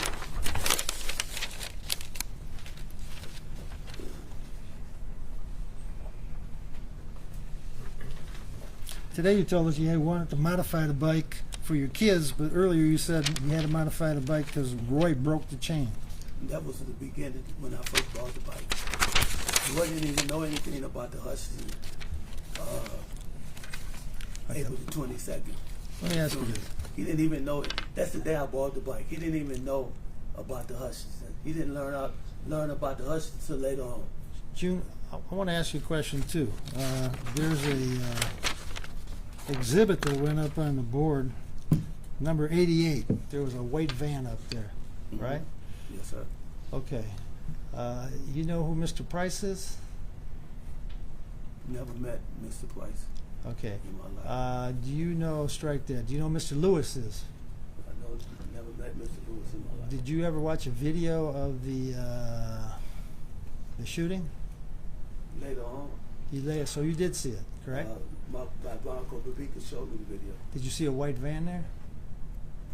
You see Mr. Lewis by a white van? I told the police that there was a van. Did you tell the police that Mr. Lewis was somehow involved? Didn't you make a statement that Lewis was a setup or he was some kind of I guy said to it's delay him? Did you coincidence. tell that to the police? I said it was a coincidence. Those people who were there, I don't know those people. When I watched the video, I seen something different. I don't know what they seen. I know what I seen. So before you came here to testify today, did you have an opportunity to at any time review any videos? Since I've been here, Since you decided to cooperate with the government, have you ever looked at any of the videos? no, I seen one video. Which video is that? The video that Marco Babikas told me when he decided to tell me that my cousin was ran over by his cousin. In any meetings with your prosecutor's office or any trial prep, did you look at any videos? I don't follow you. Okay. When's the last time you spoke to the prosecutors about your testimony? I talked to them quite a few times. Okay. When's the last time you talked to them? We didn't go over my testimony. We just went about me testifying. Okay. To be So truthful. you met with them in the last couple of weeks, didn't you? Yes, I did. Okay. And you met with them at the jail?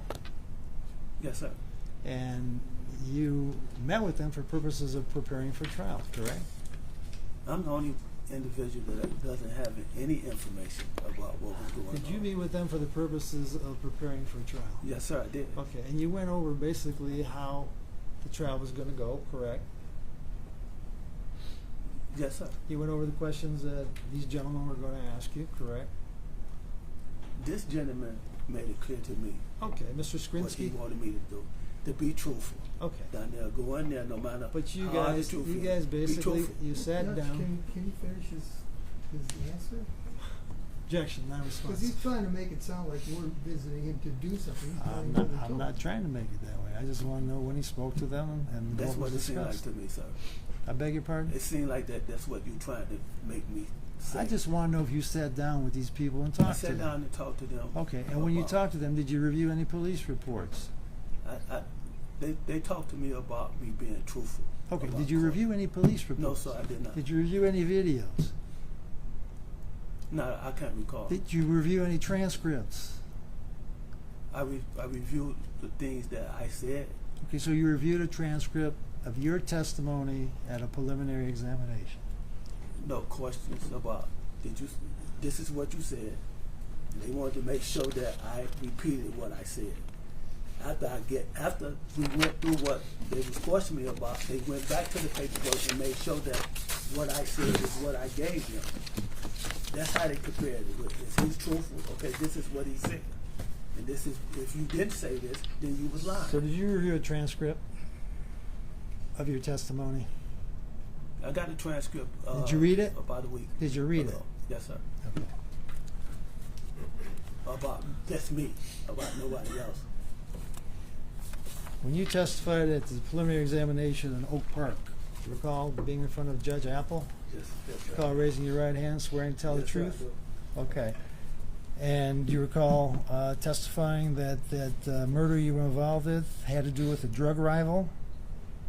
Yes, sir. Okay. So is it correct that the murder or death of the person in 92 was due to some kind of drug war you were involved in or drug issue? Yes, sir, that was correct.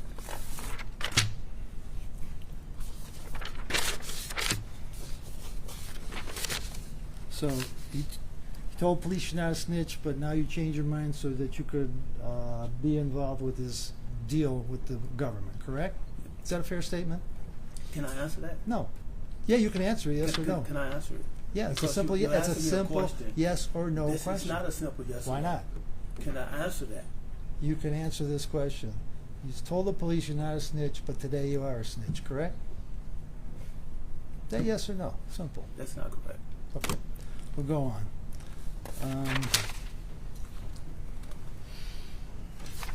Roy Larry, you say he's your cousin, correct? Yes, sir. He was a little kid when you were in prison, right? Yes, sir. And then the first time you saw him in like 34 years was when he came up here for a funeral in April. Yes, sir. And then after he was up here for the funeral in April, you had him at your house in May for this barbecue, correct? I talked to him a few times before. Oh, you spoke the to him. barbecue. Yes, sir. And but it wasn't until the May barbecue where you got him involved in potentially this homicide, correct? I talked to him a few times before May the 30th. Okay, but And it I was expressed May. to It was a him- May 30th that I you finally expressed- came together on this homicide. Yes, sir. Okay, and Rotopoulos wasn't present at that barbecue, was he? No, he never showed up. Okay, He was on his way. but you told the police initially that there was some conversation between Roy Larry and Rotopoulos, but that wasn't true, correct? I don't recall saying that. All right. So, a man you haven't seen in 34 years, he comes up here, you get him involved in a murder plot in exchange for a car, correct? Is that correct? That is correct. Okay. The car was worth what, $10,000? About $12,000 maybe? $14,000. It was an 8-year-old car? Yeah, How many miles on it? about 90 something. Okay, How many? About 90,000. 90,000 miles. Yeah. And you thought you were going to get $50,000 for this hit, is that correct? No. No, you didn't say that $200,000 was coming in and you and Angelo were going to split $100,000. Did you make that statement? I was told that I was going to get $50,000. That's what I just asked you. But before that, Mr. Larry, Yeah, please. you asked I'm me a just asking question. you. You were thinking. yes, I was told that I was going to get Thank you. You told you were going $50,000. to get $50,000. Yes. Did you offer Roy Larry any of I'm that not money? offering him a dime. Let me tell you Okay. the reason why I don't. So he just out of goodness of heart said, "Hey man, I know you got a problem. I'm going to help you out, and just give me your car." Is that what But happened? This is what happened. Did that happen that way or not? Yeah, Yes Roy or no? Larry asked for that car. You don't have to give me anything. Just give me the car. All right. So you went and got him a gun also, correct? Yes, sir. I gave him the gun. Was that your gun? I gave it to. I gave it. The Was gun that your I gave, gun? Yes, sir. I gave it to. Was it a Angela. 9 Angela millimeter gave it or a back to 40 me. cal? I believe a 40 cal.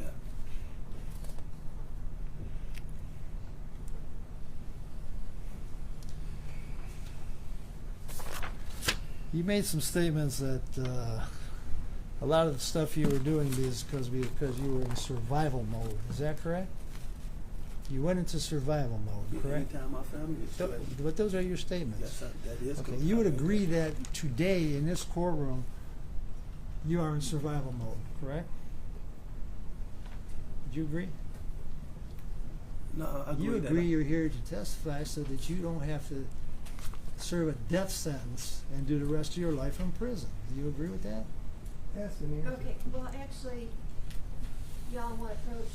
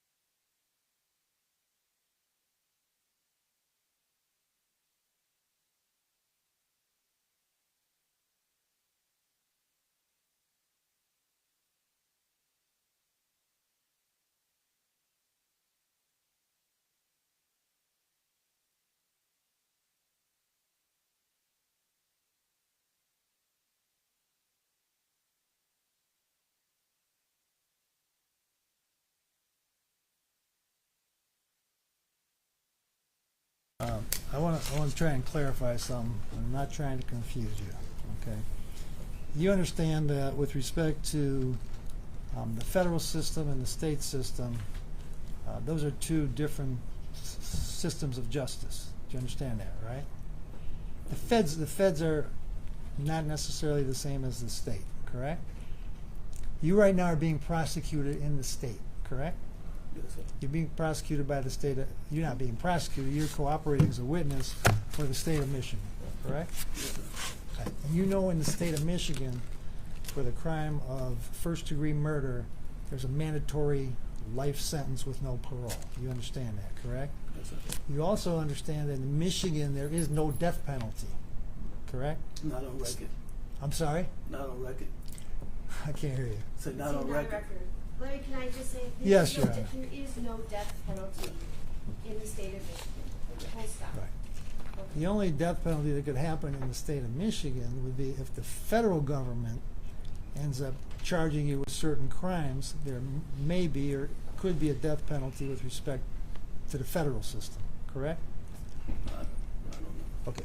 So I just want to make it clear that the death penalty, if it ever was invoked, would be in federal and not in state. Correct? If you know. Right. Telling me. The bottom line is you're not looking at a death penalty in the state of Michigan where you're going to get put in an electric chair or somebody's going to inject you with some kind of drug or put you in front of a firing squad. You understand that, correct? Yes, sir. It's your statement, however, that doing mandatory life is comparable. It is a death penalty for you, correct? Yes, sir. Okay. But there is a distinction. You'd be living in prison the rest of your life and never getting out, and that's why you're saying that's a death penalty. Fair You can't statement? deny. Okay. Thank you.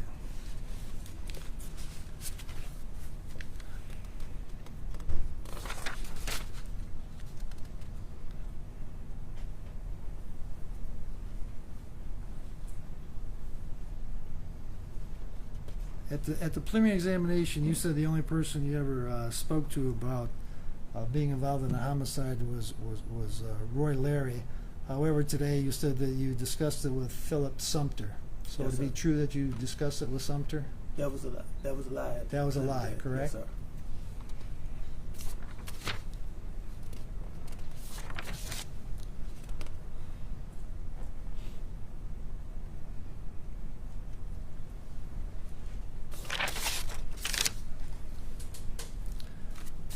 And you admitted at the preliminary examination that you told the police on August 24th the following. Tell them I had nothing to do with it, 100% guaranteed I had nothing to do with it. That's what you told the police. That was a lie. And that was a lie. You told them I haven't assisted in killing anybody. You admitted that was a lie, correct? Yes, sir. You lied about the whereabouts of the electric bike. Is that correct? What do you mean? When they asked you where the bike was, you told them it was at home, but it really wasn't at home. No, it wasn't that. Told them the bike was still in your living room, is what you told them. That it was never used in any kind of crime. Isn't that what you told them? Yes, sir. Okay. And that was a lie, correct? Yes, sir. I think I already asked you this. You said Ritopoulos bought the bike, but he didn't. You bought it for a pound of dope, right? I don't recall ever saying that. So it took about 4 or 5 interviews for you to actually come around and eventually say what you're saying now, what you now are saying is the truth, correct? I don't. You had 5 interviews with the government, right? Are you talking with the police or are you talking with the prosecutor? Well, you had more than that, but let's say the initial ones, and I think Mr. Skrinsky put them on the record. I think you had a couple of them in August, and then you had a few of them in I believe October, right? The initial ones? Not the ones where you talked to the government about getting ready for trial or saw them within the last few weeks, but initially there were at least 4 meetings with you where you finally came around and told the story you're telling us now, correct? And admitted to lying. Come on now. I'm sorry? I'm not quite understanding. Of course. It took about 4 or 5 sessions before you brought out the whole story that you're saying is now the truth, correct? I'm asking you, are you talking about with the police? With the police and the Or- prosecutor. No, it took the third time at the police station for me to be truthful with them. All right, so- After I seen my wife.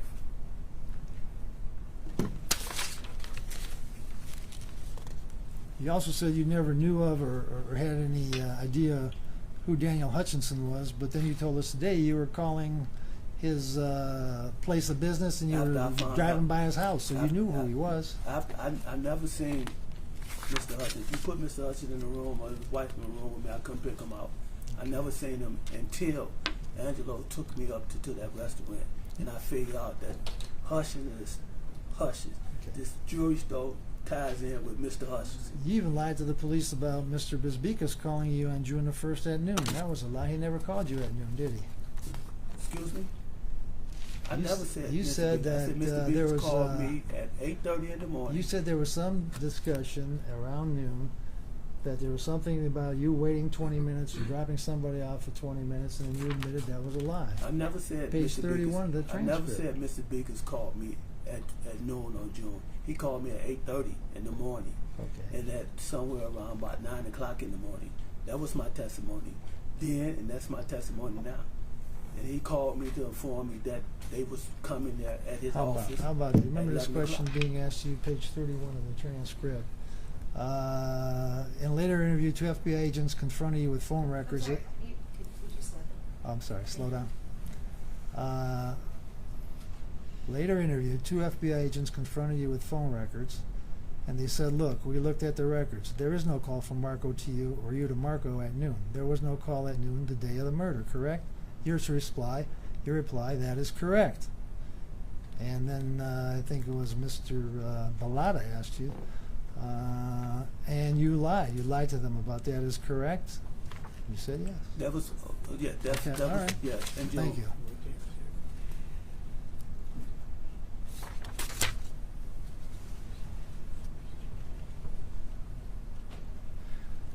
Who's Ali? Sam Ali. I'm sorry? Sam Ali? I don't know. You told the police that you were discussing something with a guy named Ali to get out of this murder or stop the murder? That would be Philip. Philip Ali? Philip something. Ali, that's Philip That something? would be Philip something. That's his who I was nickname, talking about. Ali? That's the name I gave him. That would be Philip. Okay. Because at the preliminary examination, you said you spoke to a guy named Ali, and they asked you what was his last name, and you said you didn't know his last name, correct? That would be Philip. Okay. Did you make a statement you didn't know who Ali was? Yes, that would be Philip. Yes, I did. I'm not asking you about today. Yes, sir. They asked you what is his last name. You said I don't know his last Yes, sir. name. That would be correct. They asked you where does he stay or live. You said you don't know where he That stays would or be, lives. that would also They be asked you correct. for his phone number. You said you didn't know his phone number. I didn't have his phone number. Only through FaceTime.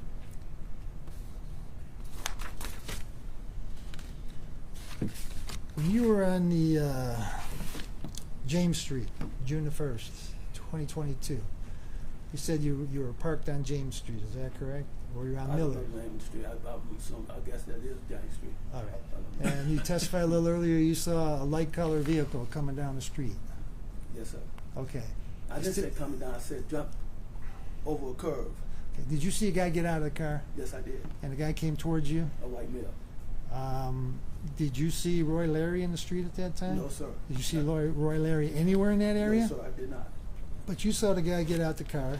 You've identified the car as being that Mercedes, correct? Later on, I found out. And the guy that got out of the car, you saw him bend down, right? Yes, sir. And he's bending down like he was picking up an object. I don't know what he was picking up. Okay. You assumed he was picking up an object. That's what you said at the exam. Yeah. Okay. Yeah. But you don't know what he picked up. No, sir. I do You not. know if he picked up a gun. No, sir. You don't know if he picked up a cell phone. No, sir. You don't know if he picked up a cigarette butt. No, sir. But he was making a motion like he was picking up something. Is Yes, that a sir. fair statement? Yes, sir.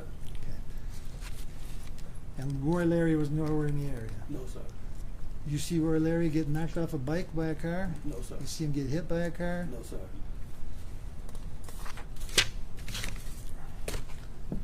So you're saying that there was no plan for you to extricate or get Roy Larry out of the area? Was there a plan to get him out of the area? Because it's kind of a crackhead plan to go out on a bike and kill somebody. He was Don't on you the agree? He was on the motorbike. Okay. Isn't that a crazy plan? He was on the motorbike. Okay. So you thought he could get away? No, he thought he could get away on the Okay. motorbike. But you had no plan to help him? No, sir.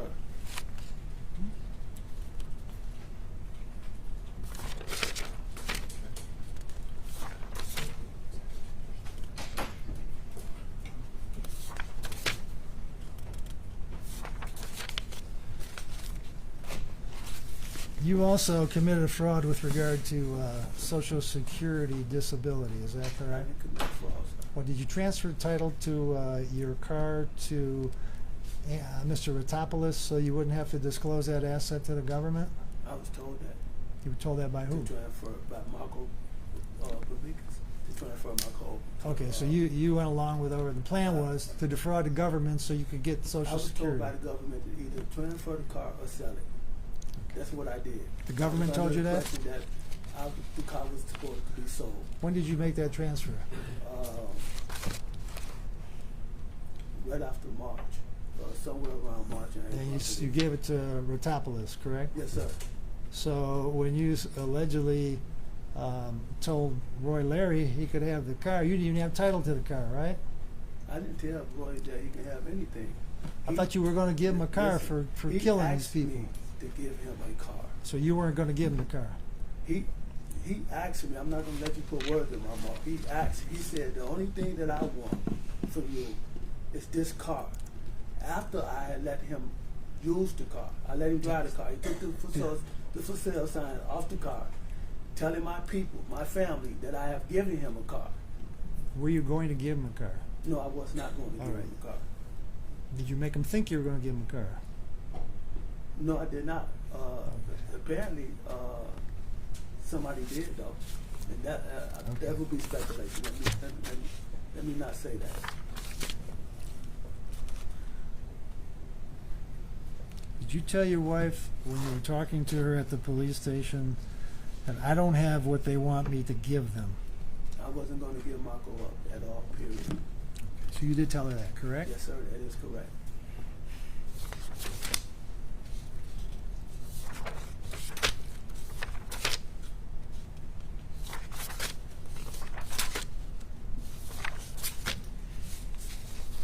be done in a minute, sir.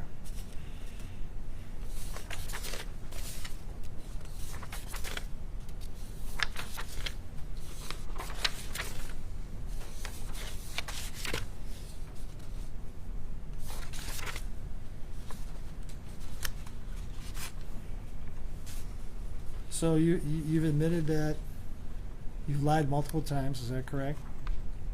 Admitted you're a liar, right? I'm not a liar. You're not a liar today because you want people to believe not a you. liar. You're not a liar today because you want people to believe you. No, I'm not a liar. The fact will never change. I don't know nothing about these people. You- The fact will never change that. You That ever man sitting next to you. you got ever his orders to you tell ever me hear I'm once a liar, always a liar? I don't believe All right. I have nothing further to this witness. Thank you. Oh, wait a minute, just a minute, please.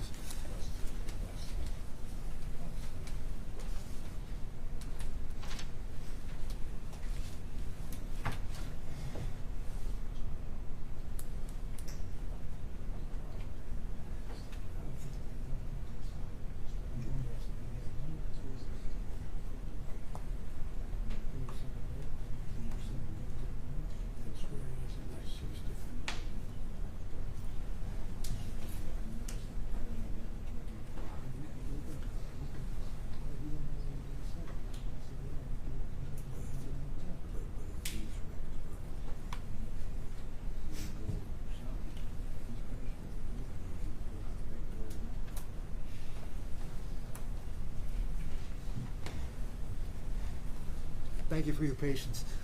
Did there come a time where you took Roy Larry shopping? Yeah, I did that. Okay, and at the mall? And when you took him shopping, he paid for his own clothes or whatever he purchased? Yes, he did. Okay. You know that he was involved in selling drugs, right? Excuse me? Who's the he in that sentence? I'm sorry, Roy Larry. You know Roy Larry used to move marijuana? I haven't seen Roy Larry in 34 years. I didn't know what he was involved in. Okay. We didn't talk about that. You saw him with money, though, correct? He had a bunch of money. Okay. Like the bungles that I've received from Marco Babicas. He had Oh, that he type had stacks of money, too? Yeah, he had stacks of money like Okay, that. thank you.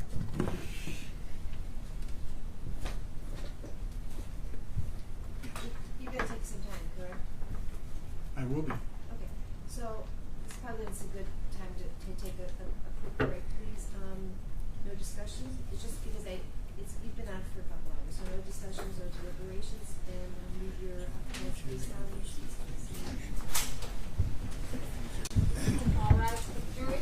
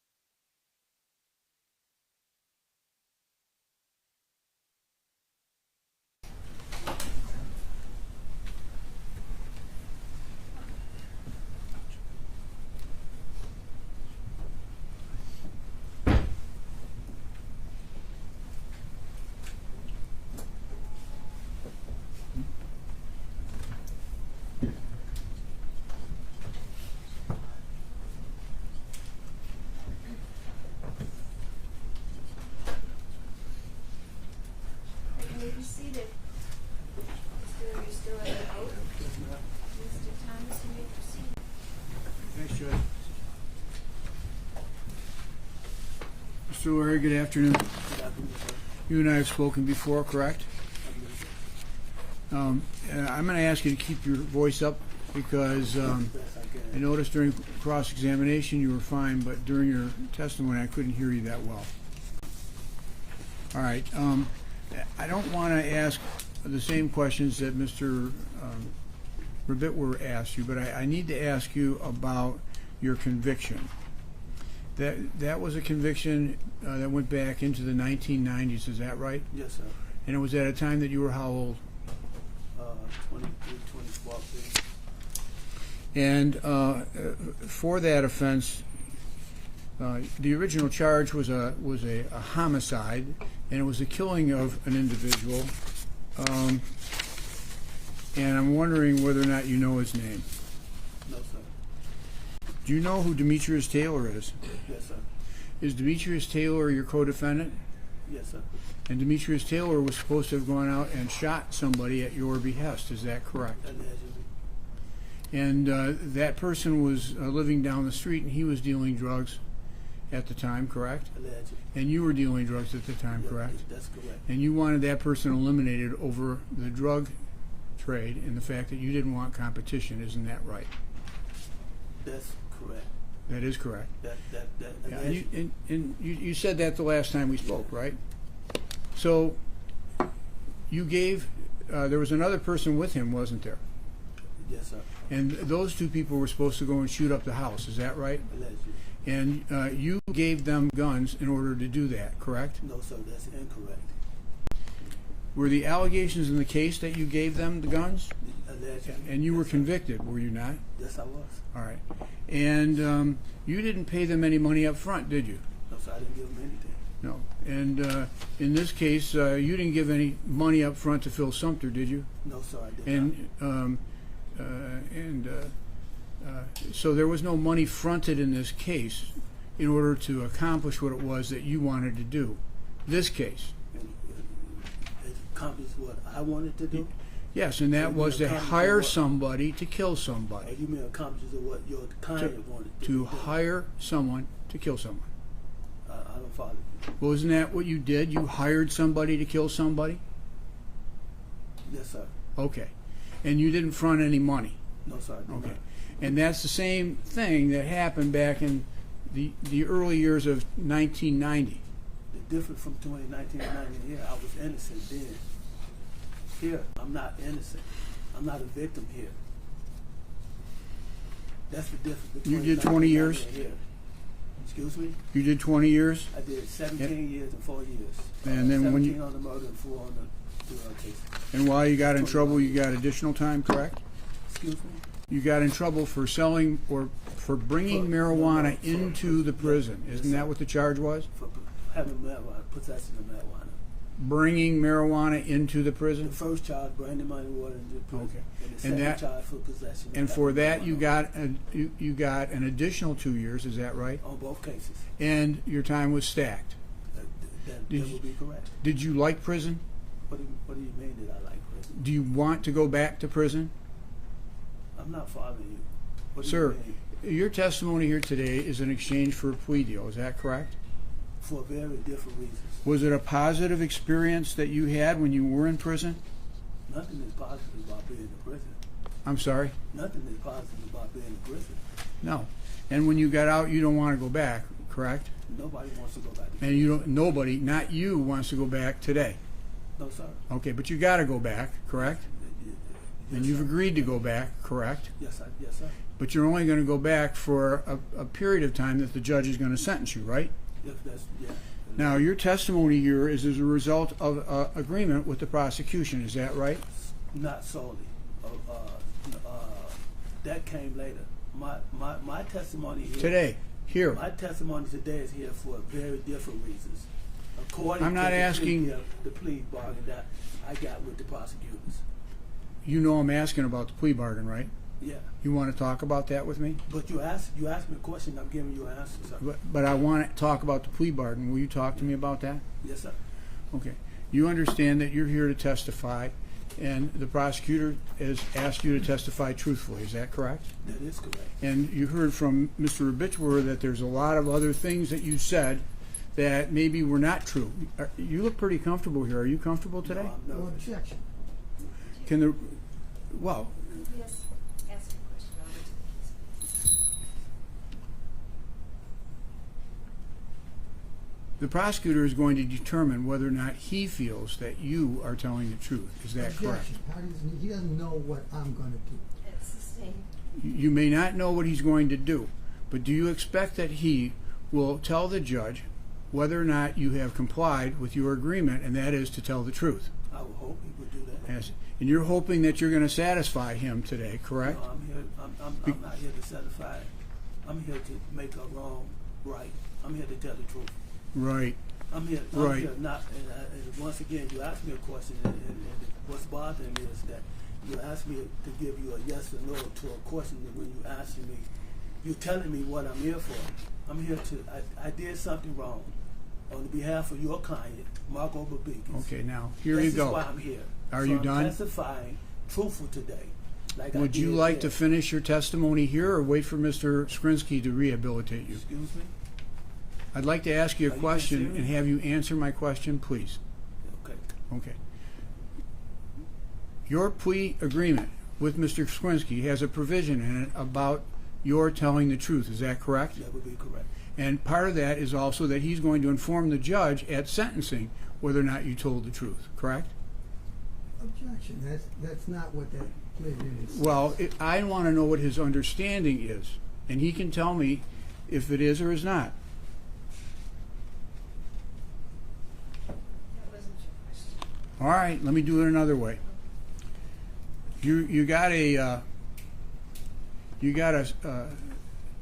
plea that provides for a minimum of 6 years. Is that right? Correct. You, having been in prison before, know that you got to make parole, don't you? That is correct. Okay.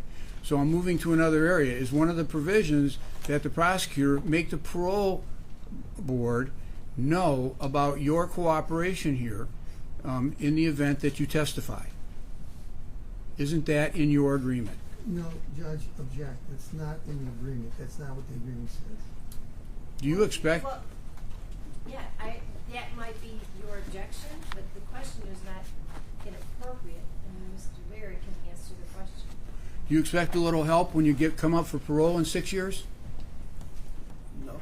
It's not 6 years, really, is it? You've already done 2, so it's in 4 years. You'll be up for parole. Did you know that? No. You've been in prison for 20 years. There's no guarantee Excuse that me, I'm gonna sir. make it out of Excuse prison. me. You answered very quickly. All right. I asked you if you understood that you'd be up for parole and at 6 years and now 4 because you've already done 2. Yes, sir. That's a yes then. Yes, sir. Okay.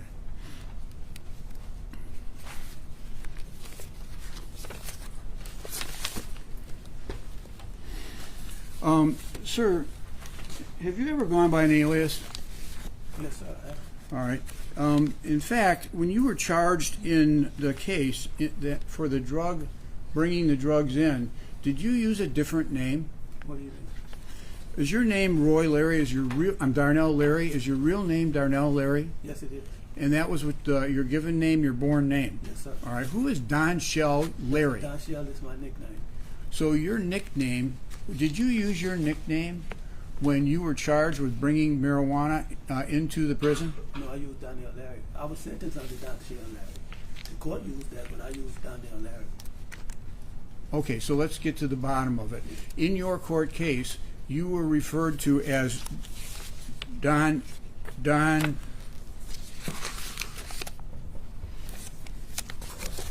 One second.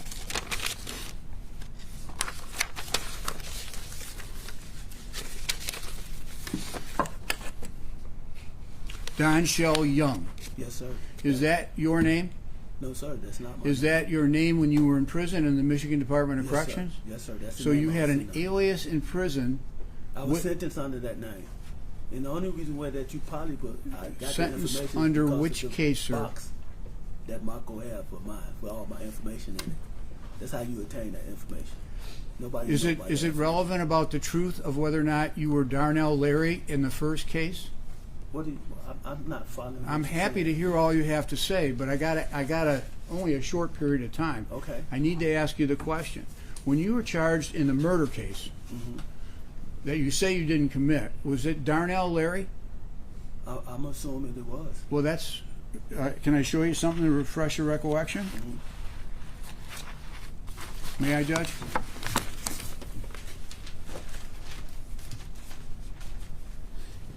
I'm gonna, if I can, approach you and show you something. I don't want you to say what it is. I'd like you to review it and tell me whether or not, in reviewing that, that refreshes your recollection about what the name was on the case that you were in. Daniel Larry. I'm aware of that. I know what it is. Well, you just told the jury you weren't sure. I wanted to refresh your recollection. Daniel Larry. So we're clear on that, right? Yeah, I'm clear about who I am. Are you? Yes, I am. Are you Don Shell Young? I've never. You had to give with the court about why they sent it to me under Young. I never told them my name was Young. Period. At all. So if the record in that case has a conviction for a person with that name, that's not you? It what name? And what conviction? You're not Don Shell Young, who was convicted of bringing contraband into the prison? That's the name that I was sent to prison under. Well, Daniel Young. You would have to get with the court and ask them why did they send me to prison under that name. I was convicted under Daniel Larry of murder, sent to prison. I caught the drug cases in prison while I was in prison. And when you were in prison, you were charged with whatever it is I said, under the name of Don Shell Young. And I said that is correct. And that's not you? I said you would have to ask the judge, the court system that sentenced me for the murder, why did they send me to prison under Young? Well, I'm looking at this. Daniel Larry. And I know what the papers say, sir. Excuse me? You would have to ask the court system why I'm asking you because you're here. And did you sit through your preliminary examination in that case? I'm sorry. In that case, the bringing marijuana into the... What case are you talking about? Apparently the case where you were convicted of bringing marijuana into the prison system while you were doing time for the murder conviction. Yes, ma'am. Okay. You sat there for several hours listening to people testify against you? Nobody testified against me in Muskegon. You're talking about marijuana in prison. What case are you talking about? Because you I'm going to say it again. The marijuana one. Ma'am, I never went to trial. I took a plea. I never went to trial at all, period. I asked you about a preliminary exam, sir. You understand the difference between a preliminary exam and a trial? Was there a preliminary exam? No, ma'am. Okay, could you all come up here, please? It's not both.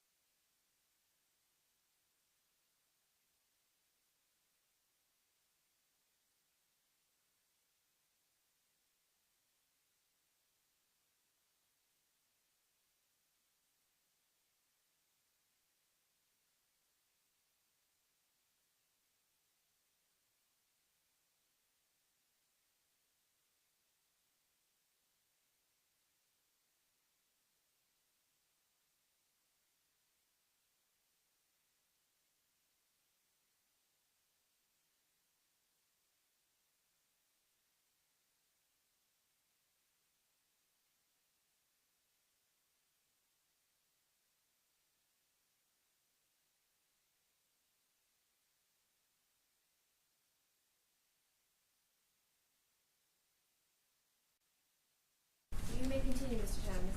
Thank you, Judge.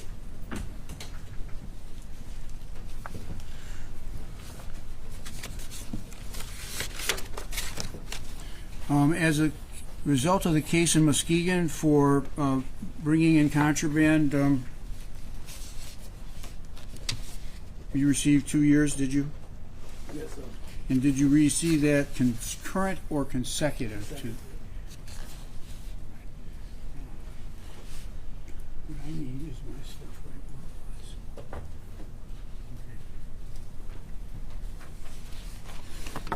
Okay. You did not use an alias because you were an informant, did you?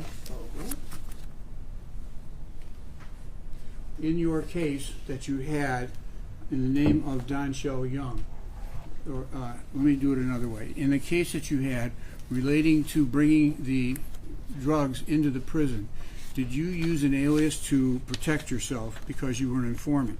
Sir, I've never been an informant for anybody. I've never testified. This is the only time I ever testified against anybody in my life is today, right now.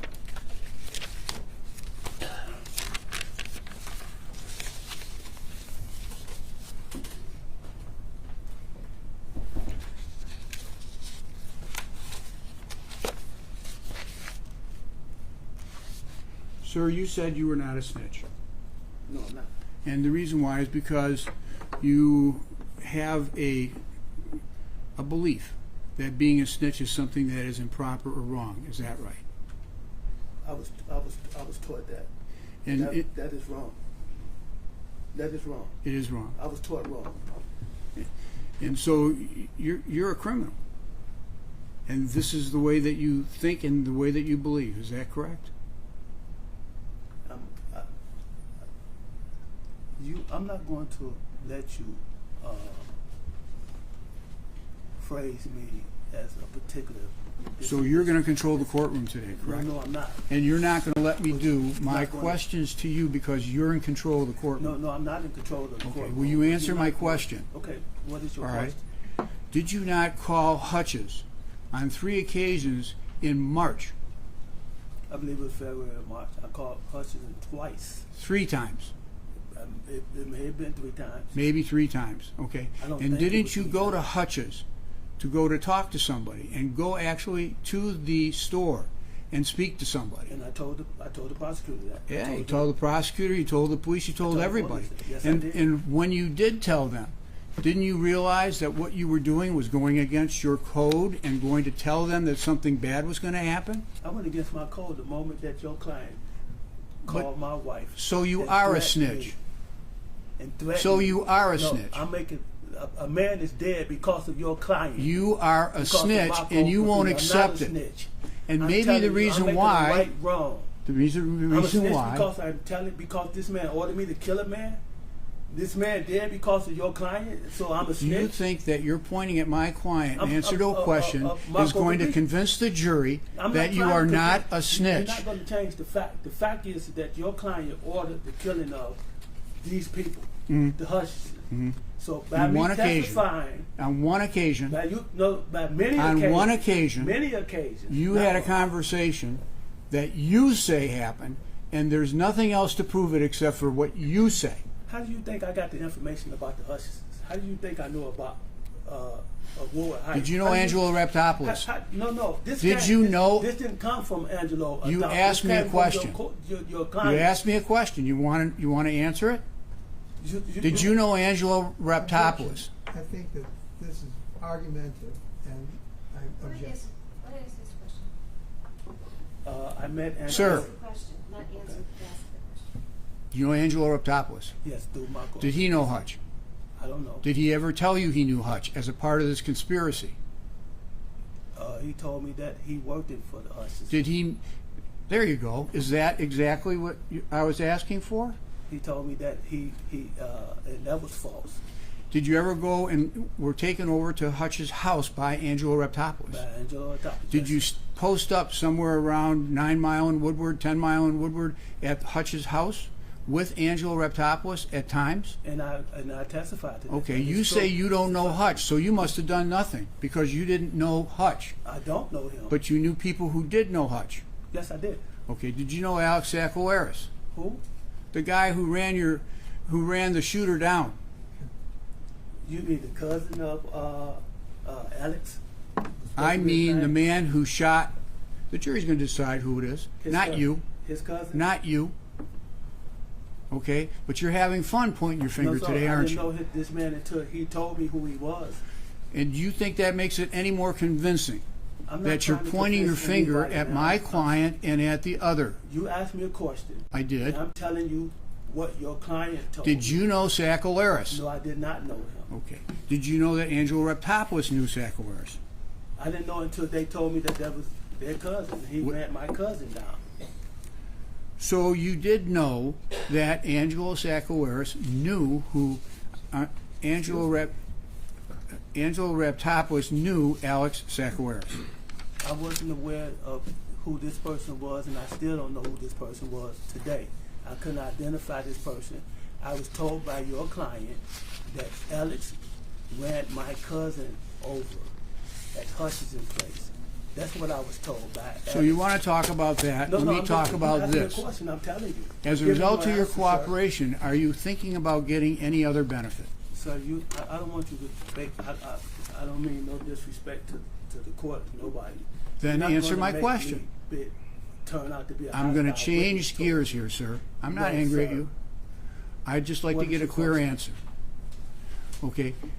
Are you expecting anything further as a result of the series of times that you sat down and talked to the prosecution and the police in What- this case? No, I'm not expecting All right. anything from anybody. Did you meet with the Michigan State Police relating to a drug operation as a result of your cooperation in this case? No, sir. Okay. That's incorrect. It is incorrect because you were meeting with them, were you not, to get extra cooperation from the Michigan State Police for your knowledge of a drug transaction. That's incorrect, sir. Did you meet with 3 Michigan State police officers Yes, sir. in Jackson, Michigan? In Jackson, Michigan, Where did you meet with them? they came down to the jail. And they came down here I didn't to know ask that, you I questions didn't even know that they was coming to the jail. I didn't even know who these people were at all. I didn't even want to talk to those people. I had no reason to talk to them. Did you talk to them? Until I was informed by my attorney. I don't want to hear what your lawyer tells you. Well, I don't want to hear it. That's the only I reason. just want to know whether you met with them, and I can't get a straight Yes, I answer. did met And with did you them. meet with them here? Yes, sir, I did. And how Here. long did you spend with them? 20 minutes. And was it about an investigation that they were looking at? They asked me about a drug house. That's correct. And did you talk to them about the drug house? I just told them, they asked me, did I recognize this? Is this a place where you worked at? And I said, yes, it does. But you're not a snitch, right? I asked You sat there and talked to them and answered their questions and told them about a drug house. Isn't that right? Snitch because I told them about I worked at a farm that Marco Babikas gave me a job at. Isn't it true? Marijuana. We'll talk about the farm. They didn't give. But isn't it true that you were looking to get extra time off No, on that sir. 6-year deal? No, sir. No, sir. Not at all. Period. That investigation didn't go anywhere, correct? I don't know where that investigation. You don't know whether they believed you or they didn't believe I you. don't know. I don't know where that investigation went. But they did come out here, all the way from wherever they were, to come here to talk I to you. wasn't informed why they was out here. I asked my attorney why I wasn't informed why he was out here. He didn't know. So I don't know where that investigation went. I didn't give them. I gave them. They asked me a question about the farm. I gave them the answer, and that was it. I haven't heard anything else about them people. I didn't ask for anything from them. I didn't ask for them to give me additional time. I didn't even ask them to recommend a recommendation to the prosecutor for me. I didn't ask them anything. But you knew enough that you could. You just say you didn't. I could have said a whole lot. Okay. When you were doing the marijuana grow, that was with Darnell. I'm sorry, that was with Angelo Reptopoulos, correct? When I was doing, excuse me. The grow, Yes, the sir. one that we're talking about, that the police officers came out to talk to you about. In Grass Lake, there was a marijuana grow, correct? Yes, sir. Who owned that grow? Marco Babikas. Marco Bizbickas, correct? Babikas, yeah. All right. You've known him for how many years? I'd known him for the time that I worked in that department building, but I got to know him in the last few years. This is the man who found you homeless, correct? He found you homeless. He didn't know whether I was homeless or not. He didn't know that. Will you answer the question? Were you homeless? Yes, I was. Okay. And you knew it, didn't you? On my own. I was homeless because I couldn't function with society. I left a good home. I left on my own. Nobody put me out, none of that. I couldn't function. So I left. Okay. How does that take away from the fact that you were homeless? I was homeless on my own. I Okay. didn't have to leave the people that I Well, was with. he didn't make you homeless, did he? Sir, Did he? you Did he? no, sir, he did not. Okay. Once he found that you were homeless, he found you employment, He didn't didn't know I was homeless at all, period. Okay, you were homeless. You got employment. Who gave it to you? I got employment through Marvin. Through Marvin. the And recommendation who knew of- Marvin? Did you know Marvin? No, I didn't know Marvin. Did Marco know I Marvin? didn't know Marco. I didn't even know how Marco got my telephone number. I But didn't know Marco. did or Marco Marvin. introduce you to Marvin? Yes, he did. Okay. And Marvin gave you a job. Yes, he did. And while you were at that job, you were managing a multi-unit apartment unit. Is that correct? Yes, sir. While you were there managing the apartment unit, how long was it that you were doing that? From 2016 all the way to 2022. 2022. 2000. Right up until the shooting? The pandemic. Oh, the pandemic. Tonight to 2021. Can the court take judicial notice the pandemic occurred on March the 19th, 2021? Up No, until I can take judicial notice that it started in March of 2020, which is when the shutdown was. Then it's up to anyone to say if you've ever Okay. come out of it. So, did you lose your job as a manager there? no, I did not lose my job. Were you terminated as a result of the fact that you were committing fraud against the owner? No, sir. Did you have people that were there living there that you weren't collecting rent from? Excuse me? I What? just asked a question. No, You, sir. you can What say is- yes or no. Did you have people that you knew there that were friends of yours that you were not collecting rent from? Everybody there paid rent.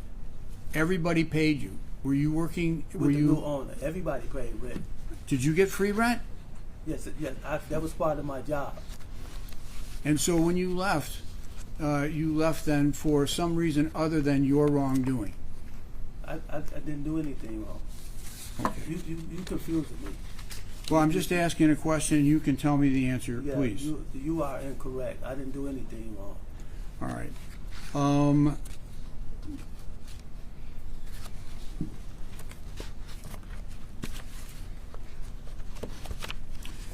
Who was the owner of that property? Sam Ali. And that's a different person than you were referring to with Mr. Sumter, is that right? Mr. Who? Ali is a different person than Mr. Sumter? Yes, sir. Sam Ali is the owner of the Okay. who bought the property.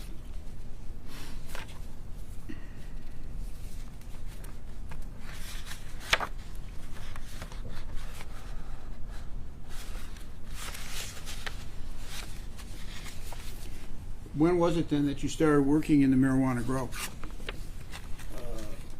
In 2021. And can you describe, were there two houses that were growing marijuana? Yes, sir, it was. Were you responsible for maintaining both of those houses? Yes, sir, I was. And that was along with Angela Raptopoulos, is that right? One at Marco Farm and then one at another person's farm. But it was on a different farm? It was two different farms. And what was the name of that person? I don't know. I never met those people. But I thought you said that you were there and that you were I working never there. seen those people. I had keys to a makeshift garage, a big garage, where Okay. they kept the marijuana. I never knew the people that owned the property. Your testimony, you said it was an illegal grow at Marco's place, is that right? Yeah. Well, how many plants were there? At what At place? Bizbickus's facility in the Grass Lake property? Quite a few. Quite a few. Yeah. So are you familiar at all with marijuana and marijuana law? I'm familiar with marijuana. Okay, I do you don't know the that law. you can raise up to 72 plants if you have patience? I didn't know that. I don't know whether he had patients or not. What did that have to do with anything? Well, if you were there, did you see any names of patients posted up on the wall? Oh, no, sir. There was no name of no So if Angelo Raftopoulos told the jury that, then he'd be incorrect, He right? would be definitely be incorrect. I don't know what are you talking about. Well, Judge, I object.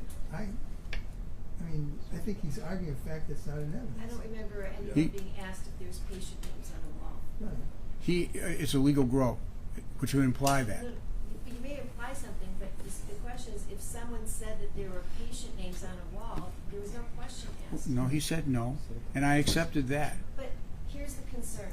You asked a question that included a fact that actually hasn't come out. I don't mind that you're asking about patients in general. Obviously, that's what you're getting at.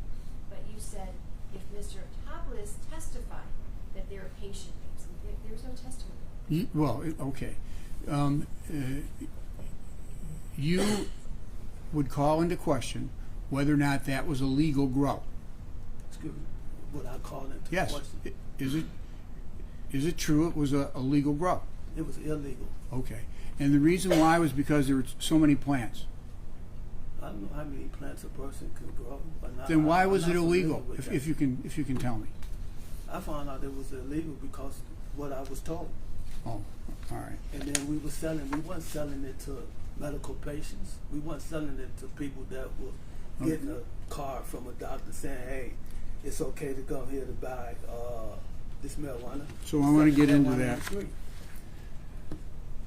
If there is a legal grow, I don't know what it if there is, I want you to assume that there is, not here, but that for purposes of this question, would it be illegal to take marijuana that was grown for medicinal purposes and sell it outside of the medical marijuana program? Judge, I object to that. That's a legal question. I don't know if this man is competent. Trying to get to the bottom of this issue regarding legal or illegal. It's illegal because of the way it was sold. Isn't that correct? Is this the person that's going to know if an operation is legal or not legal? He might. That was the objection. He might. Why don't you lay a foundation as to what his knowledge is? Because that's the continual objection. Listen. Were you involved in the actual manufacture of the marijuana? When I use the term manufacture, growing it, trimming it, harvesting it. Were you involved in that? I was involved in trimming and watering the plants. That's what I was. Was that a yes? That was yes. That's Okay. what I was struck And would this have been the period since COVID began until the shooting? I left there somewhere around November of 2021. And the reason why I left there is because I didn't ask you that question. I just asked you, and the term is November 21, so it wasn't in 22. It wasn't up until you were arrested in this case. No, sir. No, that would You be were incorrect. probably not talking to anybody about buying marijuana or selling marijuana in the year of 2022. The continuation of selling marijuana was between me and Angelo. It had nothing to do with anything to do with the murder. So then, were you selling marijuana for Angelo I was not during? working. Let me make this clear to you. I was not working at the farm after November 2021. Okay, so let's make that distinction. Okay. You didn't work at the farm after November 2021. Did you try to tell the jury or imply to the jury that you weren't doing marijuana after 2021? I stopped selling marijuana for Angelo after 2021. I had my own marijuana. Where were you buying your marijuana? I had pounds of marijuana after I paid the debt that I supposedly owed. A debt that I supposedly had owed. I paid it off. And the marijuana that I had over, and I told it to the prosecutor and the police, I had 12 pounds or 15 pounds left over of that, and I used that money to survive. During COVID, what was the price of marijuana? It varies. It was The as grain much of- as the grain of- 2,700. We'd heard 2,700. The grain of the marijuana, 1,700, 1,500, 2,100, 2,400, 2,000. It varies the grain of the marijuana. All right. That was And the price. were you? Who were you obtaining your marijuana from? Angelo Apatow. And after Angelo, and you decided that there was a problem with Angelo, who did you obtain your marijuana from? The marijuana that I had, the last shipment that I had, that he wouldn't take back. He wouldn't take it back, and you wouldn't pay for it. No, I paid for it. And on top of that, sir, I left your client, Marco Rubic's, a lot of money up in his cabinet for the money that he wasn't receiving from Angelo now. Your Honor, sir, I'm going to show you what is the proposed exhibit, Defense A, and ask you to take a look at it and see if you can identify it.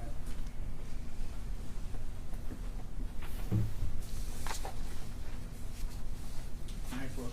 Yes.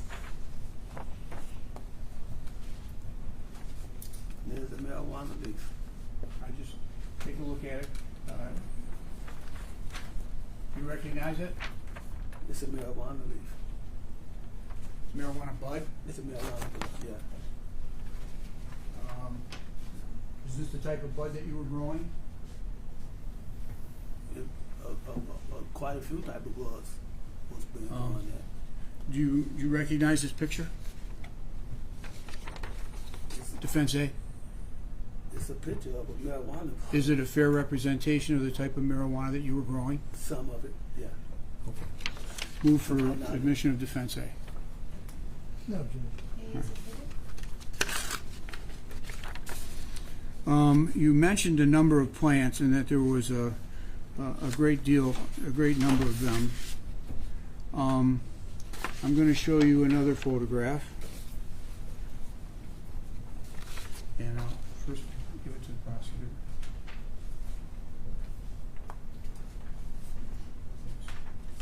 May I approach? Yes, Again. You see what is marked as defendant's proposed exhibit number B. Number B, yes. Is that a fair and accurate representation of the grow Yes, that it was is. taking place? Yes, it is. Do you recognize the walls and the structure? This particular place will be at Grass Lake. At Grass Lake. Yes, it will be. Thank you. Yes, sir. Move for admission of defendant's B. No objection. B is admitted. Now, in addition to Grass Lake, there was another grow. Did you have a name for it? The one that you said was nearby up there in the Grass Lake area? Did I have a name? What was the name of that place? It was a farm. What did you call it? A farm. The farm. So what did you call Bizbikis's place? Wasn't that the farm? It was a farm.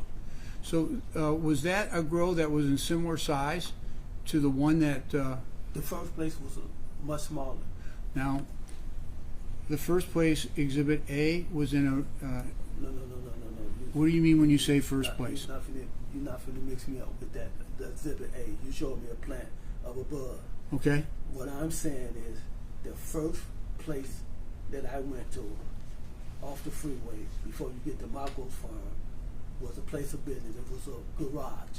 And was that a bigger place than Bizbikis's? No. Marco's farm was bigger, much bigger than that place. Weren't there two buildings on Marco's farm? Yeah, his house and the building. Do you know who Mike Huber is? Who? Mike Huber? No, sir, I don't. Did you know that there was a grow on that farm while you were growing there in the other building? Excuse me? I'm sorry, sir. Did you not hear what I said? Yeah, you losing me because there was no other person up there on that farm outside of me. And so, Angelo and Marco Babis. And I know who I watered the plants with.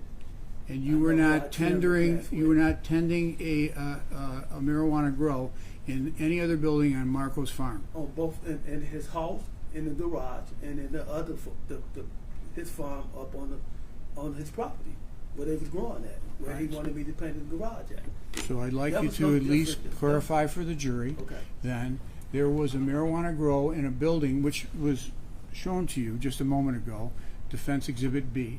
And was there another building on the property that had marijuana growing in it? And both of those buildings belonged to Marco Babikis. Both of those was on his farm, his property. You trying to make it seem like that there was another individual growing marijuana, and I'm telling you certainly there was no other individual at all growing any marijuana there. There was no Mike, no other guy. Okay. This guy you talk about, Michael That's fine. Weber, So if that was Mr. Bizbikis's grow, the proceeds of that grow would have gone to Mr. Bizbikis, wouldn't it? you have to ask Mr. Mobikis that. Okay. But you're willing to volunteer that he had 2 grows on his property, which is what my first question was. Wasn't there 2 grows? Yeah, I didn't deny that. Okay. Okay.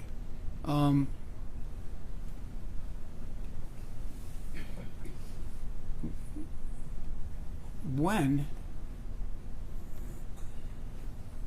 there was a, did you ever work for Mr. Bizbikis on another grow on another location? So you taking, and I'm gonna have to be honest with you. Do you know? I don't want you to be honest No, with no, me. I because want you to tell the truth, but I I'm want telling you to the tell. truth, but you're trying I to want you to tell me whether or not you ever worked in a grow that was in River Rouge. I don't even River Rouge.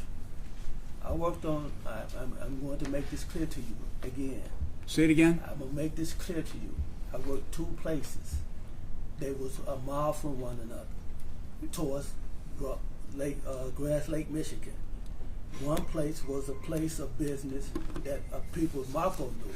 The other place was the farm that Marco owned. I've never been to down there to other places. The only places I've been outside of that is to purchase plants with Angelo for Marco. Okay. Or their house. That had nothing to do with anything else. So no, I never worked in River Rouge. I never worked down there, wherever you're talking about it. But I know about those particular places up towards Grass Lake, Michigan. So just so I understand it, that answer is no. Yeah, that answer. And you could have just answered no. Yeah, but you're trying to make it seem like I was at a different place. Well, no, you could say no or yes. All right. So here's the next question. Okay.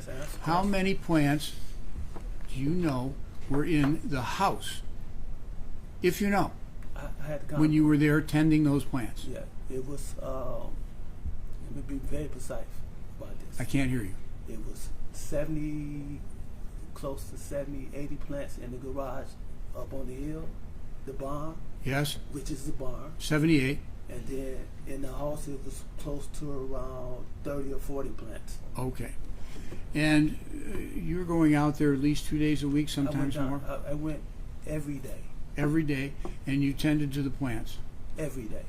And when the harvest came, what happened with the marijuana? Did you have to buy the marijuana in order to sell it, or was it given to you to be an outlet?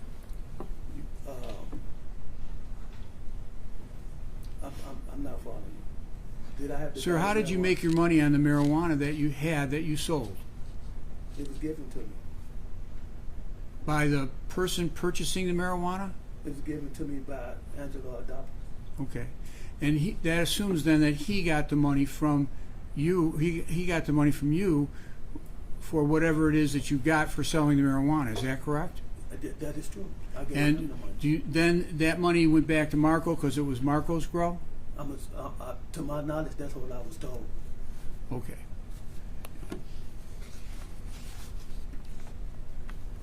Do you know about exchanging small bills for large bills? Excuse me? When you received the money from the people that you were selling marijuana, did you get it in $100 bills or did you get it in 10s, 20s, 50s? Do I know? I'm not quite following you. If you did a marijuana deal and you told the jury that you were doing marijuana deals, yes, sir. all right, and you were getting money, how was the money coming to you? Was it in small bills or large?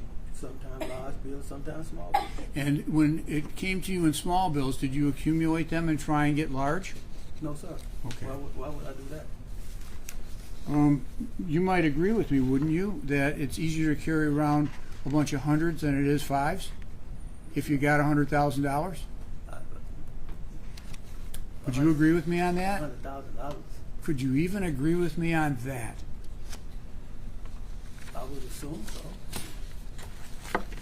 You were concerned, you testified that you were concerned about, that there was a concern about energy bills. Is that correct?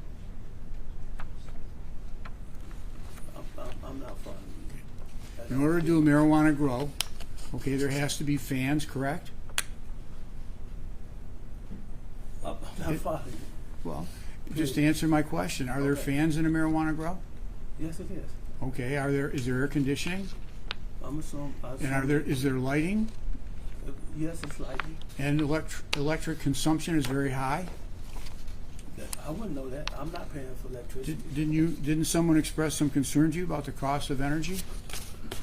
No one ever expressed no concern to me about the cost of energy, about anything. That wasn't my place of business. I didn't have to pay the lights there. Why would I be concerned about energy?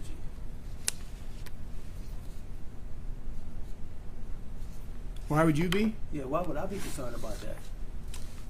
You may or may not. Somebody might have expressed it to you as a part of your marijuana grow operation. Why would I be concerned about it? My job was to trim and cut. That's it. Make sure I water, make sure I trim. That was it. I wasn't concerned about how they processed it, what they was selling it, who they was distributing it to. I got what I got and I left. That's it. That was my job. Weren't you the guy selling? Yeah, I'm just saying Okay. my job wasn't concerned about the energy or whatever the lights was doing, how it was processed. That wasn't my job. I was paid for a specific thing to go up there and trim and water the plants. Your Honor, we've entered into a stipulation to an entry of a summary exhibit, and I'm going to refer to that as Exhibit C. Which one is it? What is that? This is a consumer energy summary for. Oh. Yeah, that's fine.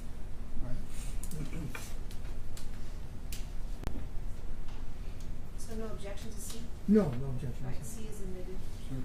I'm going to show you what has been labeled as Exhibit C. All right? I ask you just to take a look at it and tell me whether or not, in your view, that corresponds with the time frame that you were working at the grow. Here it is. I was never there in 2020. You were not there in 20? No, I was never there in 2020. And so when did you start there? I started there after Marco closed the deal with my employee when he got me out of that, somewhere around 2021, around May or June, somewhere there. I don't even know what this had to do with anything. This had nothing to do with me at all, period. Well, let me ask you, were you working there at any time during that period? I told you I started in 2021. So it is the time frame that you were working there. Yeah, but I don't know what that is at all, period.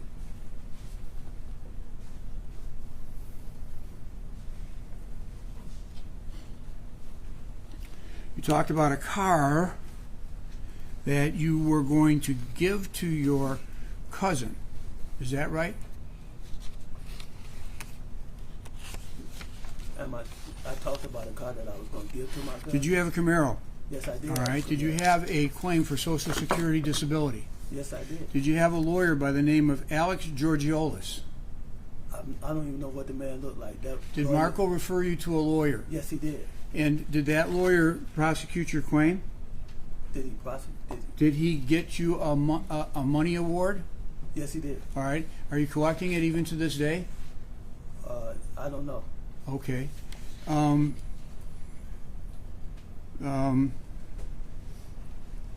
Was this based on some injury or disability that you have? Yes, sir. And as a result of the award of that claim, you had to sell a car. You had your wife's car, right? When you got your Social Security disability insurance, your wife had a car, correct? Yeah, we had a truck together. Hmm. We had a truck together. That would be A correct. truck? Yeah. Well, when did you get the Ford Escape? I believe right around when I got my first payment from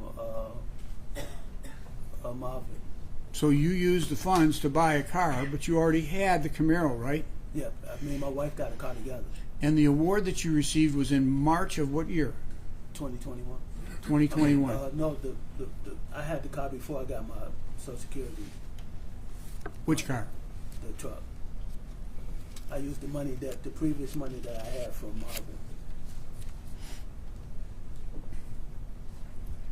You had a Camaro. I got a payment from. Judge, can we identify what he's talking about when he's talking about truck? Like, what is that? What's the make, model? That's fine. The Ford Escort. Oh, you call that a truck? Yeah, I call it The truck with "She Is It" on the license plate? Yes, sir. The truck with the carnation on the license plate? Yes, sir. That drove to the murder scene and was seen on the video? Yes, sir. And clearly identified as that car? That truck? Yeah, I'm talking about that truck. Okay. Yeah. So then at that time you had the Camaro, and the Camaro was in your name at No, the sir, time the that Camaro you... was out of Excuse my me, name. sir, I got to get the question out. It was in your name at the time that you had gotten your Social Security disability insurance. Is that right?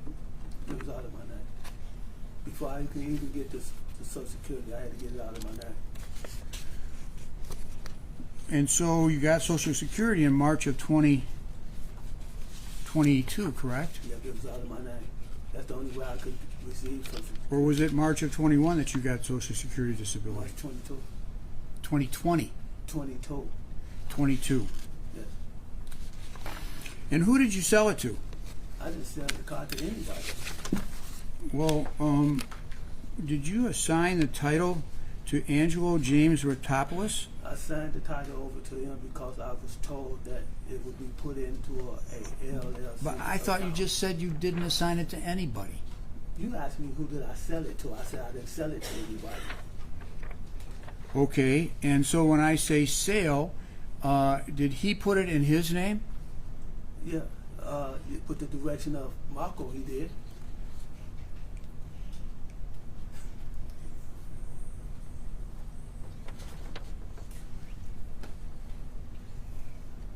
Okay, John, where should we go?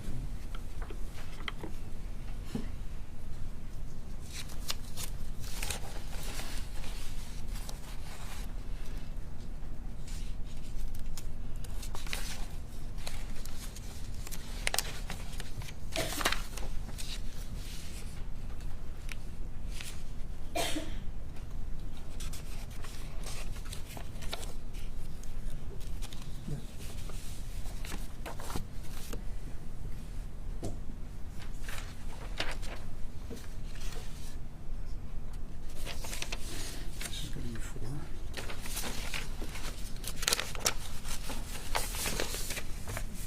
And did you go to the Secretary of State to transfer title, or did you just sign your name? No, sir, I didn't sign my name at all, period. Was the vehicle in your name? Yes, sir.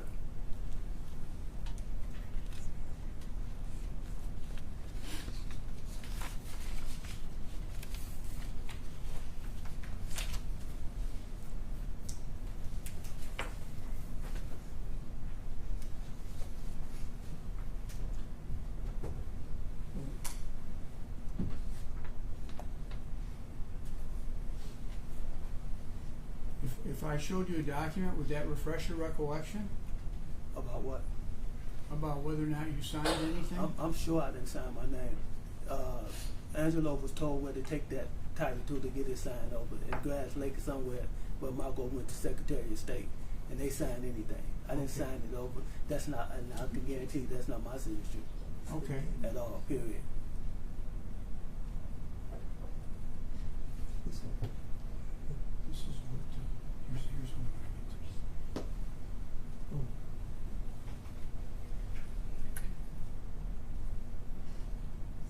And this. Hmm. So this is part of the stipulations for the Secretary of State. This is part of our... All right, so, Your Honor, we've entered into a stipulation to the record from the Michigan Secretary of State relating to the transfer of a Camaro vehicle, and I'm going to refer to that as Exhibit D. Sir, Are you referring to it because you wanted to admit it, or you just referring? I'm going to move to admit. That's fine. Sir, you said that you sold it before you got your Social Security disability. So this document reflects that it was on August 17th, 2023. Would that have been before or after you got your disability? 2023, I'm incarcerated. You may be, but it was registered after you had gotten your Social Security disability insurance. Isn't that I don't know correct? when he registered that car. I didn't register it to nobody. I don't know when he got it. I know that Marco and Angelo came and got that car. So before this Marco document is then a fraudulent document? I would believe And so. Angelo Reptopoulos was the one who had taken possession of that vehicle, is that correct? I guarantee you that the Secretary of State would let you know that they And didn't so sit down he there would have been Daniel committing a Larry fraud didn't sign on the for that. Secretary of State, is that what Oh, you're yes, saying? sir. Daniel Larry did not sign for that document. That's for sure. I can guarantee you that. Did you refer to him as family, right? Who? Alex Sacolaris. What? You refer to Alex Sacolaris as family, Who don't the you? hell is that word, sir? What I'm are you sorry. talking about? I'm confused. I'm sorry, Judge. Angelo Reptopoulos, you referred to him as family, is that No, I right? prefer Marco as family. Not Angelo. Marco Babikis. Not Angelo, Marco ever. Babikis. I prefer him as family. Yes, that's your Let's make choice. it clear. Marco That's your Babikis. choice. Did you ever refer to Angelo Marco Reptopoulos Babikis, as family? That's who I prefer as family. Marco Babikis. Okay. You know what my question even was? You asking me have I ever preferred Angelo as No, family? I didn't say preferred. No, sir. Referred. He's not saying the word prefer. Have you ever referred to Angela as family? No, ma'am. That's his question. Did you sell it to him for $2,000? No, sir. Are your initials DL? Daniel Larry. Are they? I didn't sign that. I mean, not counting your aliases. Is DL your initials? Can you answer the question Sir, without looking at me that way? Could you just answer the question? Because you're confusing me with this question about my name is Daniel Larry, and I'm telling you I never signed anything over to anybody. If I show you a signature, can you identify whether it's yours or not? Yes, I can. I can write my signature down for you. Well, that'd be good. Could you write your signature down? Yeah, after you show me the paper. I'm not going to do it after. I'm going to ask you what it looks like on the back of this paper. Is that okay, Judge? Sure.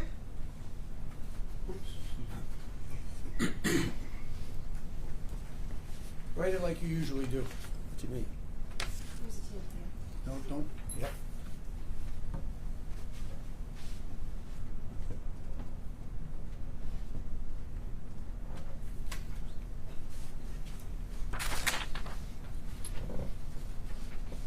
You can give me the pen. I'm sorry. Sure. Oh. I'm sorry, man.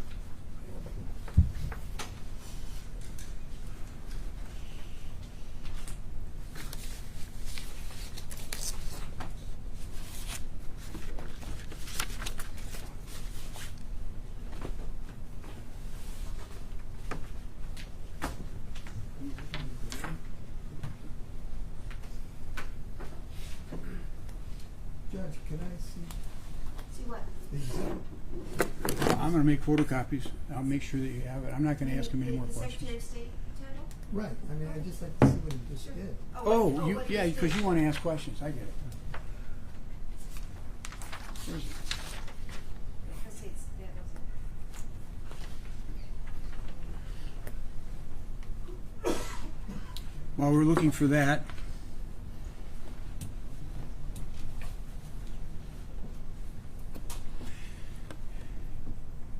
in your direct testimony and in your cross-examination, is it true that you said that it was the intent to kill Marissa from the very beginning? It was always from the very beginning. Do you remember saying that? Yes, I know. I remember saying that. Is that your testimony today? That's what I was told. Okay. Did you testify in a prior hearing under oath about that subject? I'm not following you. Did I testify in the lower court? about You've that testified before in this case, subject? Yes, I did. and you testified under oath in this case, Yes, I did. and you swore to tell the truth in this case that time, correct? Yes, I did. All right. Were you asked the question I'm referring to page 39 of the second day of the preliminary examination. Okay.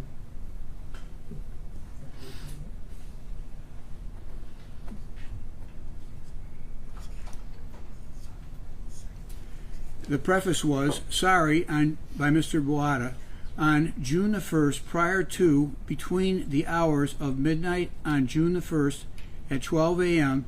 on June the 1st and 12:15 p.m. on June the 1st.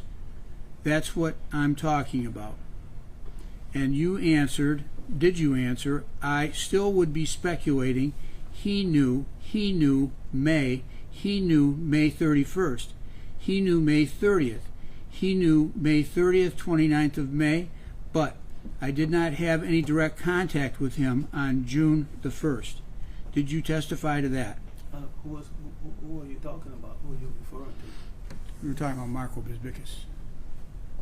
And you're saying what now? Going on, I had direct contact with Marco Bisbicus on June the 1st. Got it. Okay. You talked about after the murder happened, you said that Marco and Angelo said they were trying to get you to kill Marissa. Is that what you said? And your answer, this was way after June the 1st. After the Was killing that of- your testimony? You talking about the killing of after the Mr. Hutchins? Judge, I don't think that this is proper impeachment. He's talking about two different times, and he's just talking about two different times. Not when the. I'm a little confused, Mr. Thomas. You seem to have gone to a different subject. Well, I am on a different subject, Judge, and it's regarding this.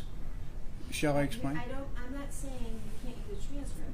However, I don't understand the purpose of the transcript with this list of questions you're asking. So the Can you just back it up a little bit and establish why you need to use that transcript. I asked you previously about the assertion, both on direct and cross, that it was always the intention from the very beginning that Marissa would be killed. And is that your testimony even now on my cross-examination? It was from the very beginning. From the very beginning, Mr. and that's what you Hutchinson- said before. That Mr. Hutchinson and Mrs. Hutchinson was to be killed together, Okay. not separately, not individually, not him today and her tomorrow, together. But you realize, of course, that you testified in court on this matter in a prior hearing, And correct? I said the same thing. I'm going to saying ask today. you the question and ask you whether or not you said it. Okay. All right? And that is, got it. You talked about after the murder happened. You said, I'm sorry, this is the question. Got it. Okay. You talked about after the murder happened. You said that Marco and Angelo, you said that they were trying to get you to kill Marissa. Is that what you said? And you said, answer, this was way after June the 1st. Not before, not always at the beginning. Is that what you said? You confused me, sir. Your Honor, I I'm not move to doing admit this. his prior statement No, under oath. It's hearsay. Again, It's an inconsistent statement under oath. it's, Mr. Thomas, you're asking one thing, and now if you want to give me that whole transcript, because if you now want to parse out what he said, I don't even know what context those questions are being answered. So.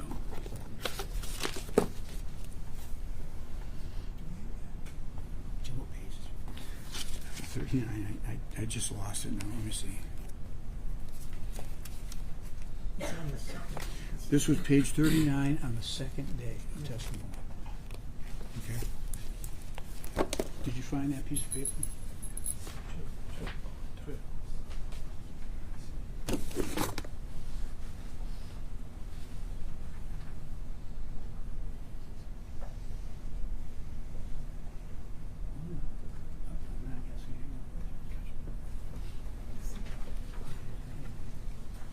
What's the date?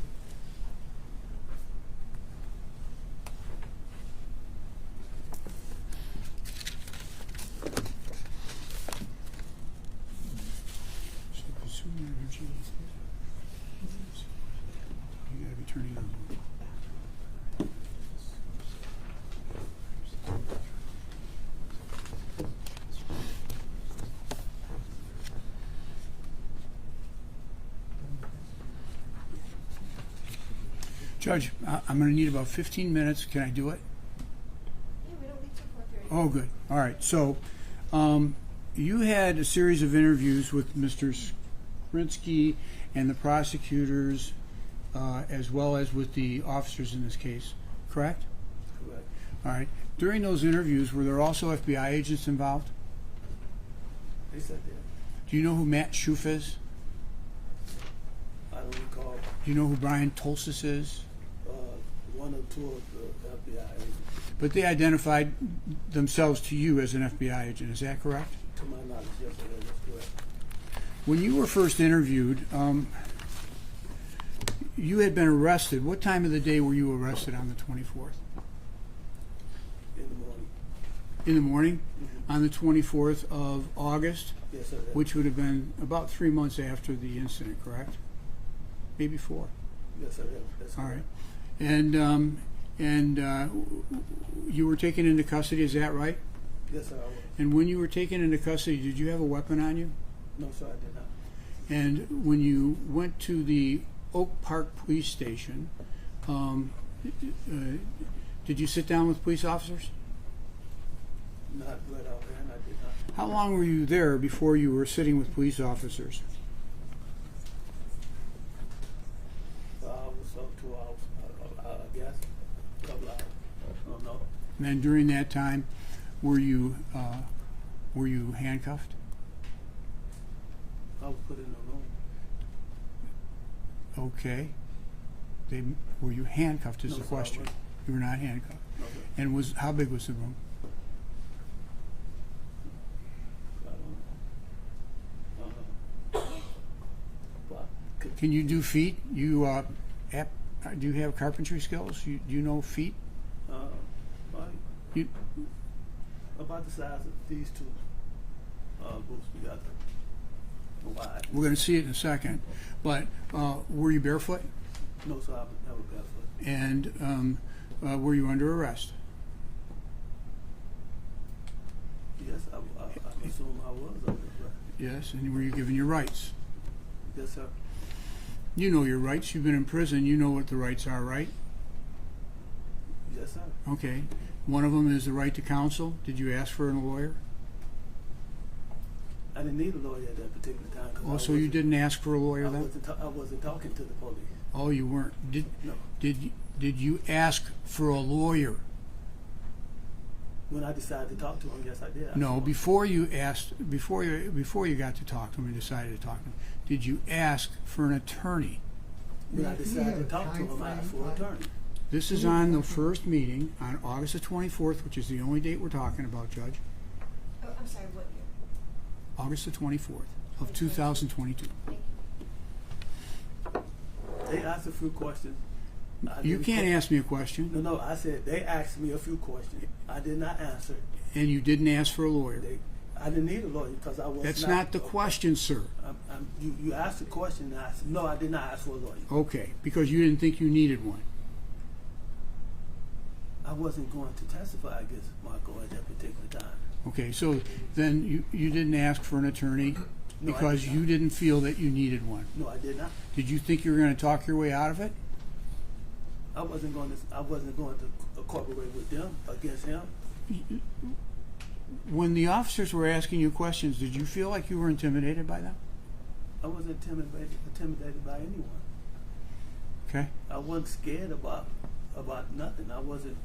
They were doing their job. All right. So, Your Honor, we're going to show a clip of the questioning of the witness, and this clip was on August the 24th. Sure, you're not showing a clip unless you ask if it's being moved into evidence. Well, I will. Okay. All right. So I'm going to move to admit the interrogation of Darnell Larry, this portion, and this is by stipulation because we've agreed that this is going to be admitted without foundation. Well, we agreed to that would not be needed, we wouldn't need foundation witnesses. But as to what it's being used for, I mean, I don't know what he's using it for. If he's using it, I mean, I don't know. Well, What's he? He's not playing the entire interrogation. No. It's like quite lengthy. No. It's how many Do you know seconds? which portion that? No, I don't. Okay. It goes to the very questions that I asked him about whether or not he felt threatened, what his condition was when he was there, whether he was barefoot or not, and whether or not he had asked for an attorney. For impeachment? Yes. Well, I mean, if he's using it for impeachment, I don't, I'm not agreeing to put that into evidence, but if he wants to use it for impeachment. For impeachment, but it's not gonna be, But I object to any hearsay that's in there. do you know it's he, but you don't? No, I don't know what It's being offered for what quite he there. said.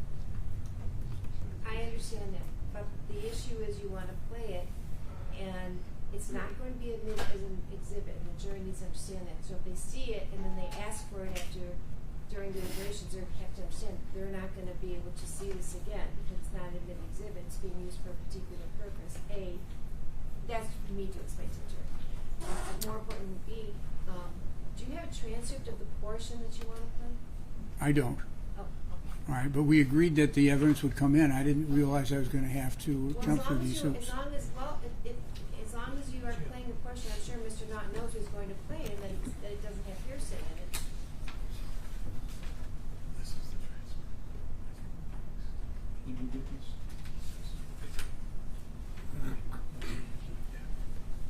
Well, I have a summary, if the court would like to see No, it. I'm trying to forestall, Mr. Scrinsky jumping up and saying there's hearsay. If you are comfortable with the portion you're playing that goes to an impeachment, it doesn't have any hearsay except for what Mr. Larry has testified to as to the conditions of the interrogation, that's fine. So with that, I guess go ahead and play it. Mr. Naughton, you can go ahead and play it. Yes. Okay. Well, I got to do a prefatory question then. All right. Okay. Were you told the story that you had to tell? Excuse me? Did the people that were interviewing you on this first occasion, did they appear to be unhappy with you because you weren't cooperating with them?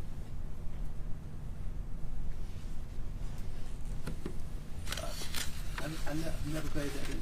Did they tell you this is the story that you have to tell? No, sir. That's absolutely no. No, sir. No, sir. All right. They informed me to be truthful, but they never told me this is what I want you to say. This is what you got to say. No, sir. That never happened.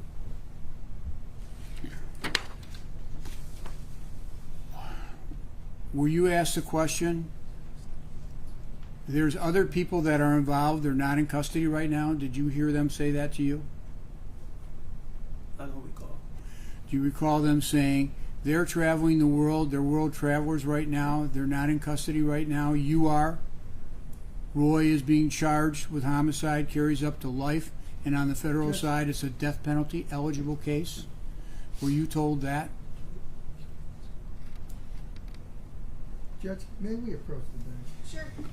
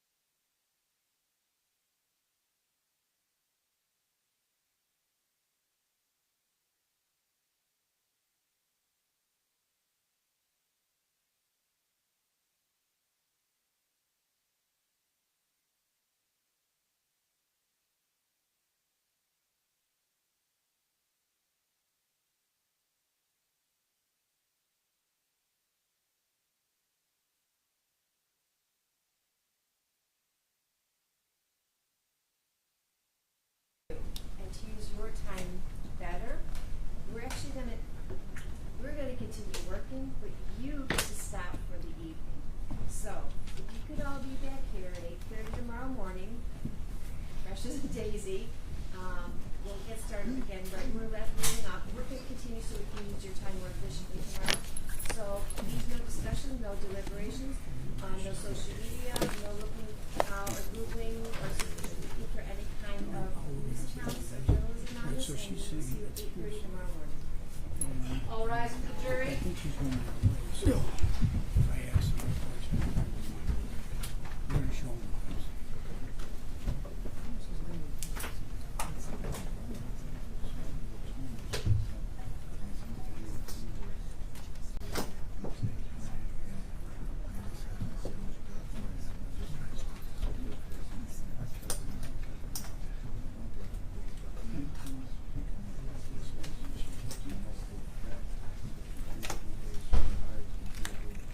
Alright, you may be seated. Do you need Mr. Larry for this portion? You're just gonna work right now on this, correct? Right, I think we're just gonna check out what they're looking at. So we're gonna let Jerry go now. Yeah. And then we'll, if you call me back here at 8:30 tomorrow morning. Very good. Thank you.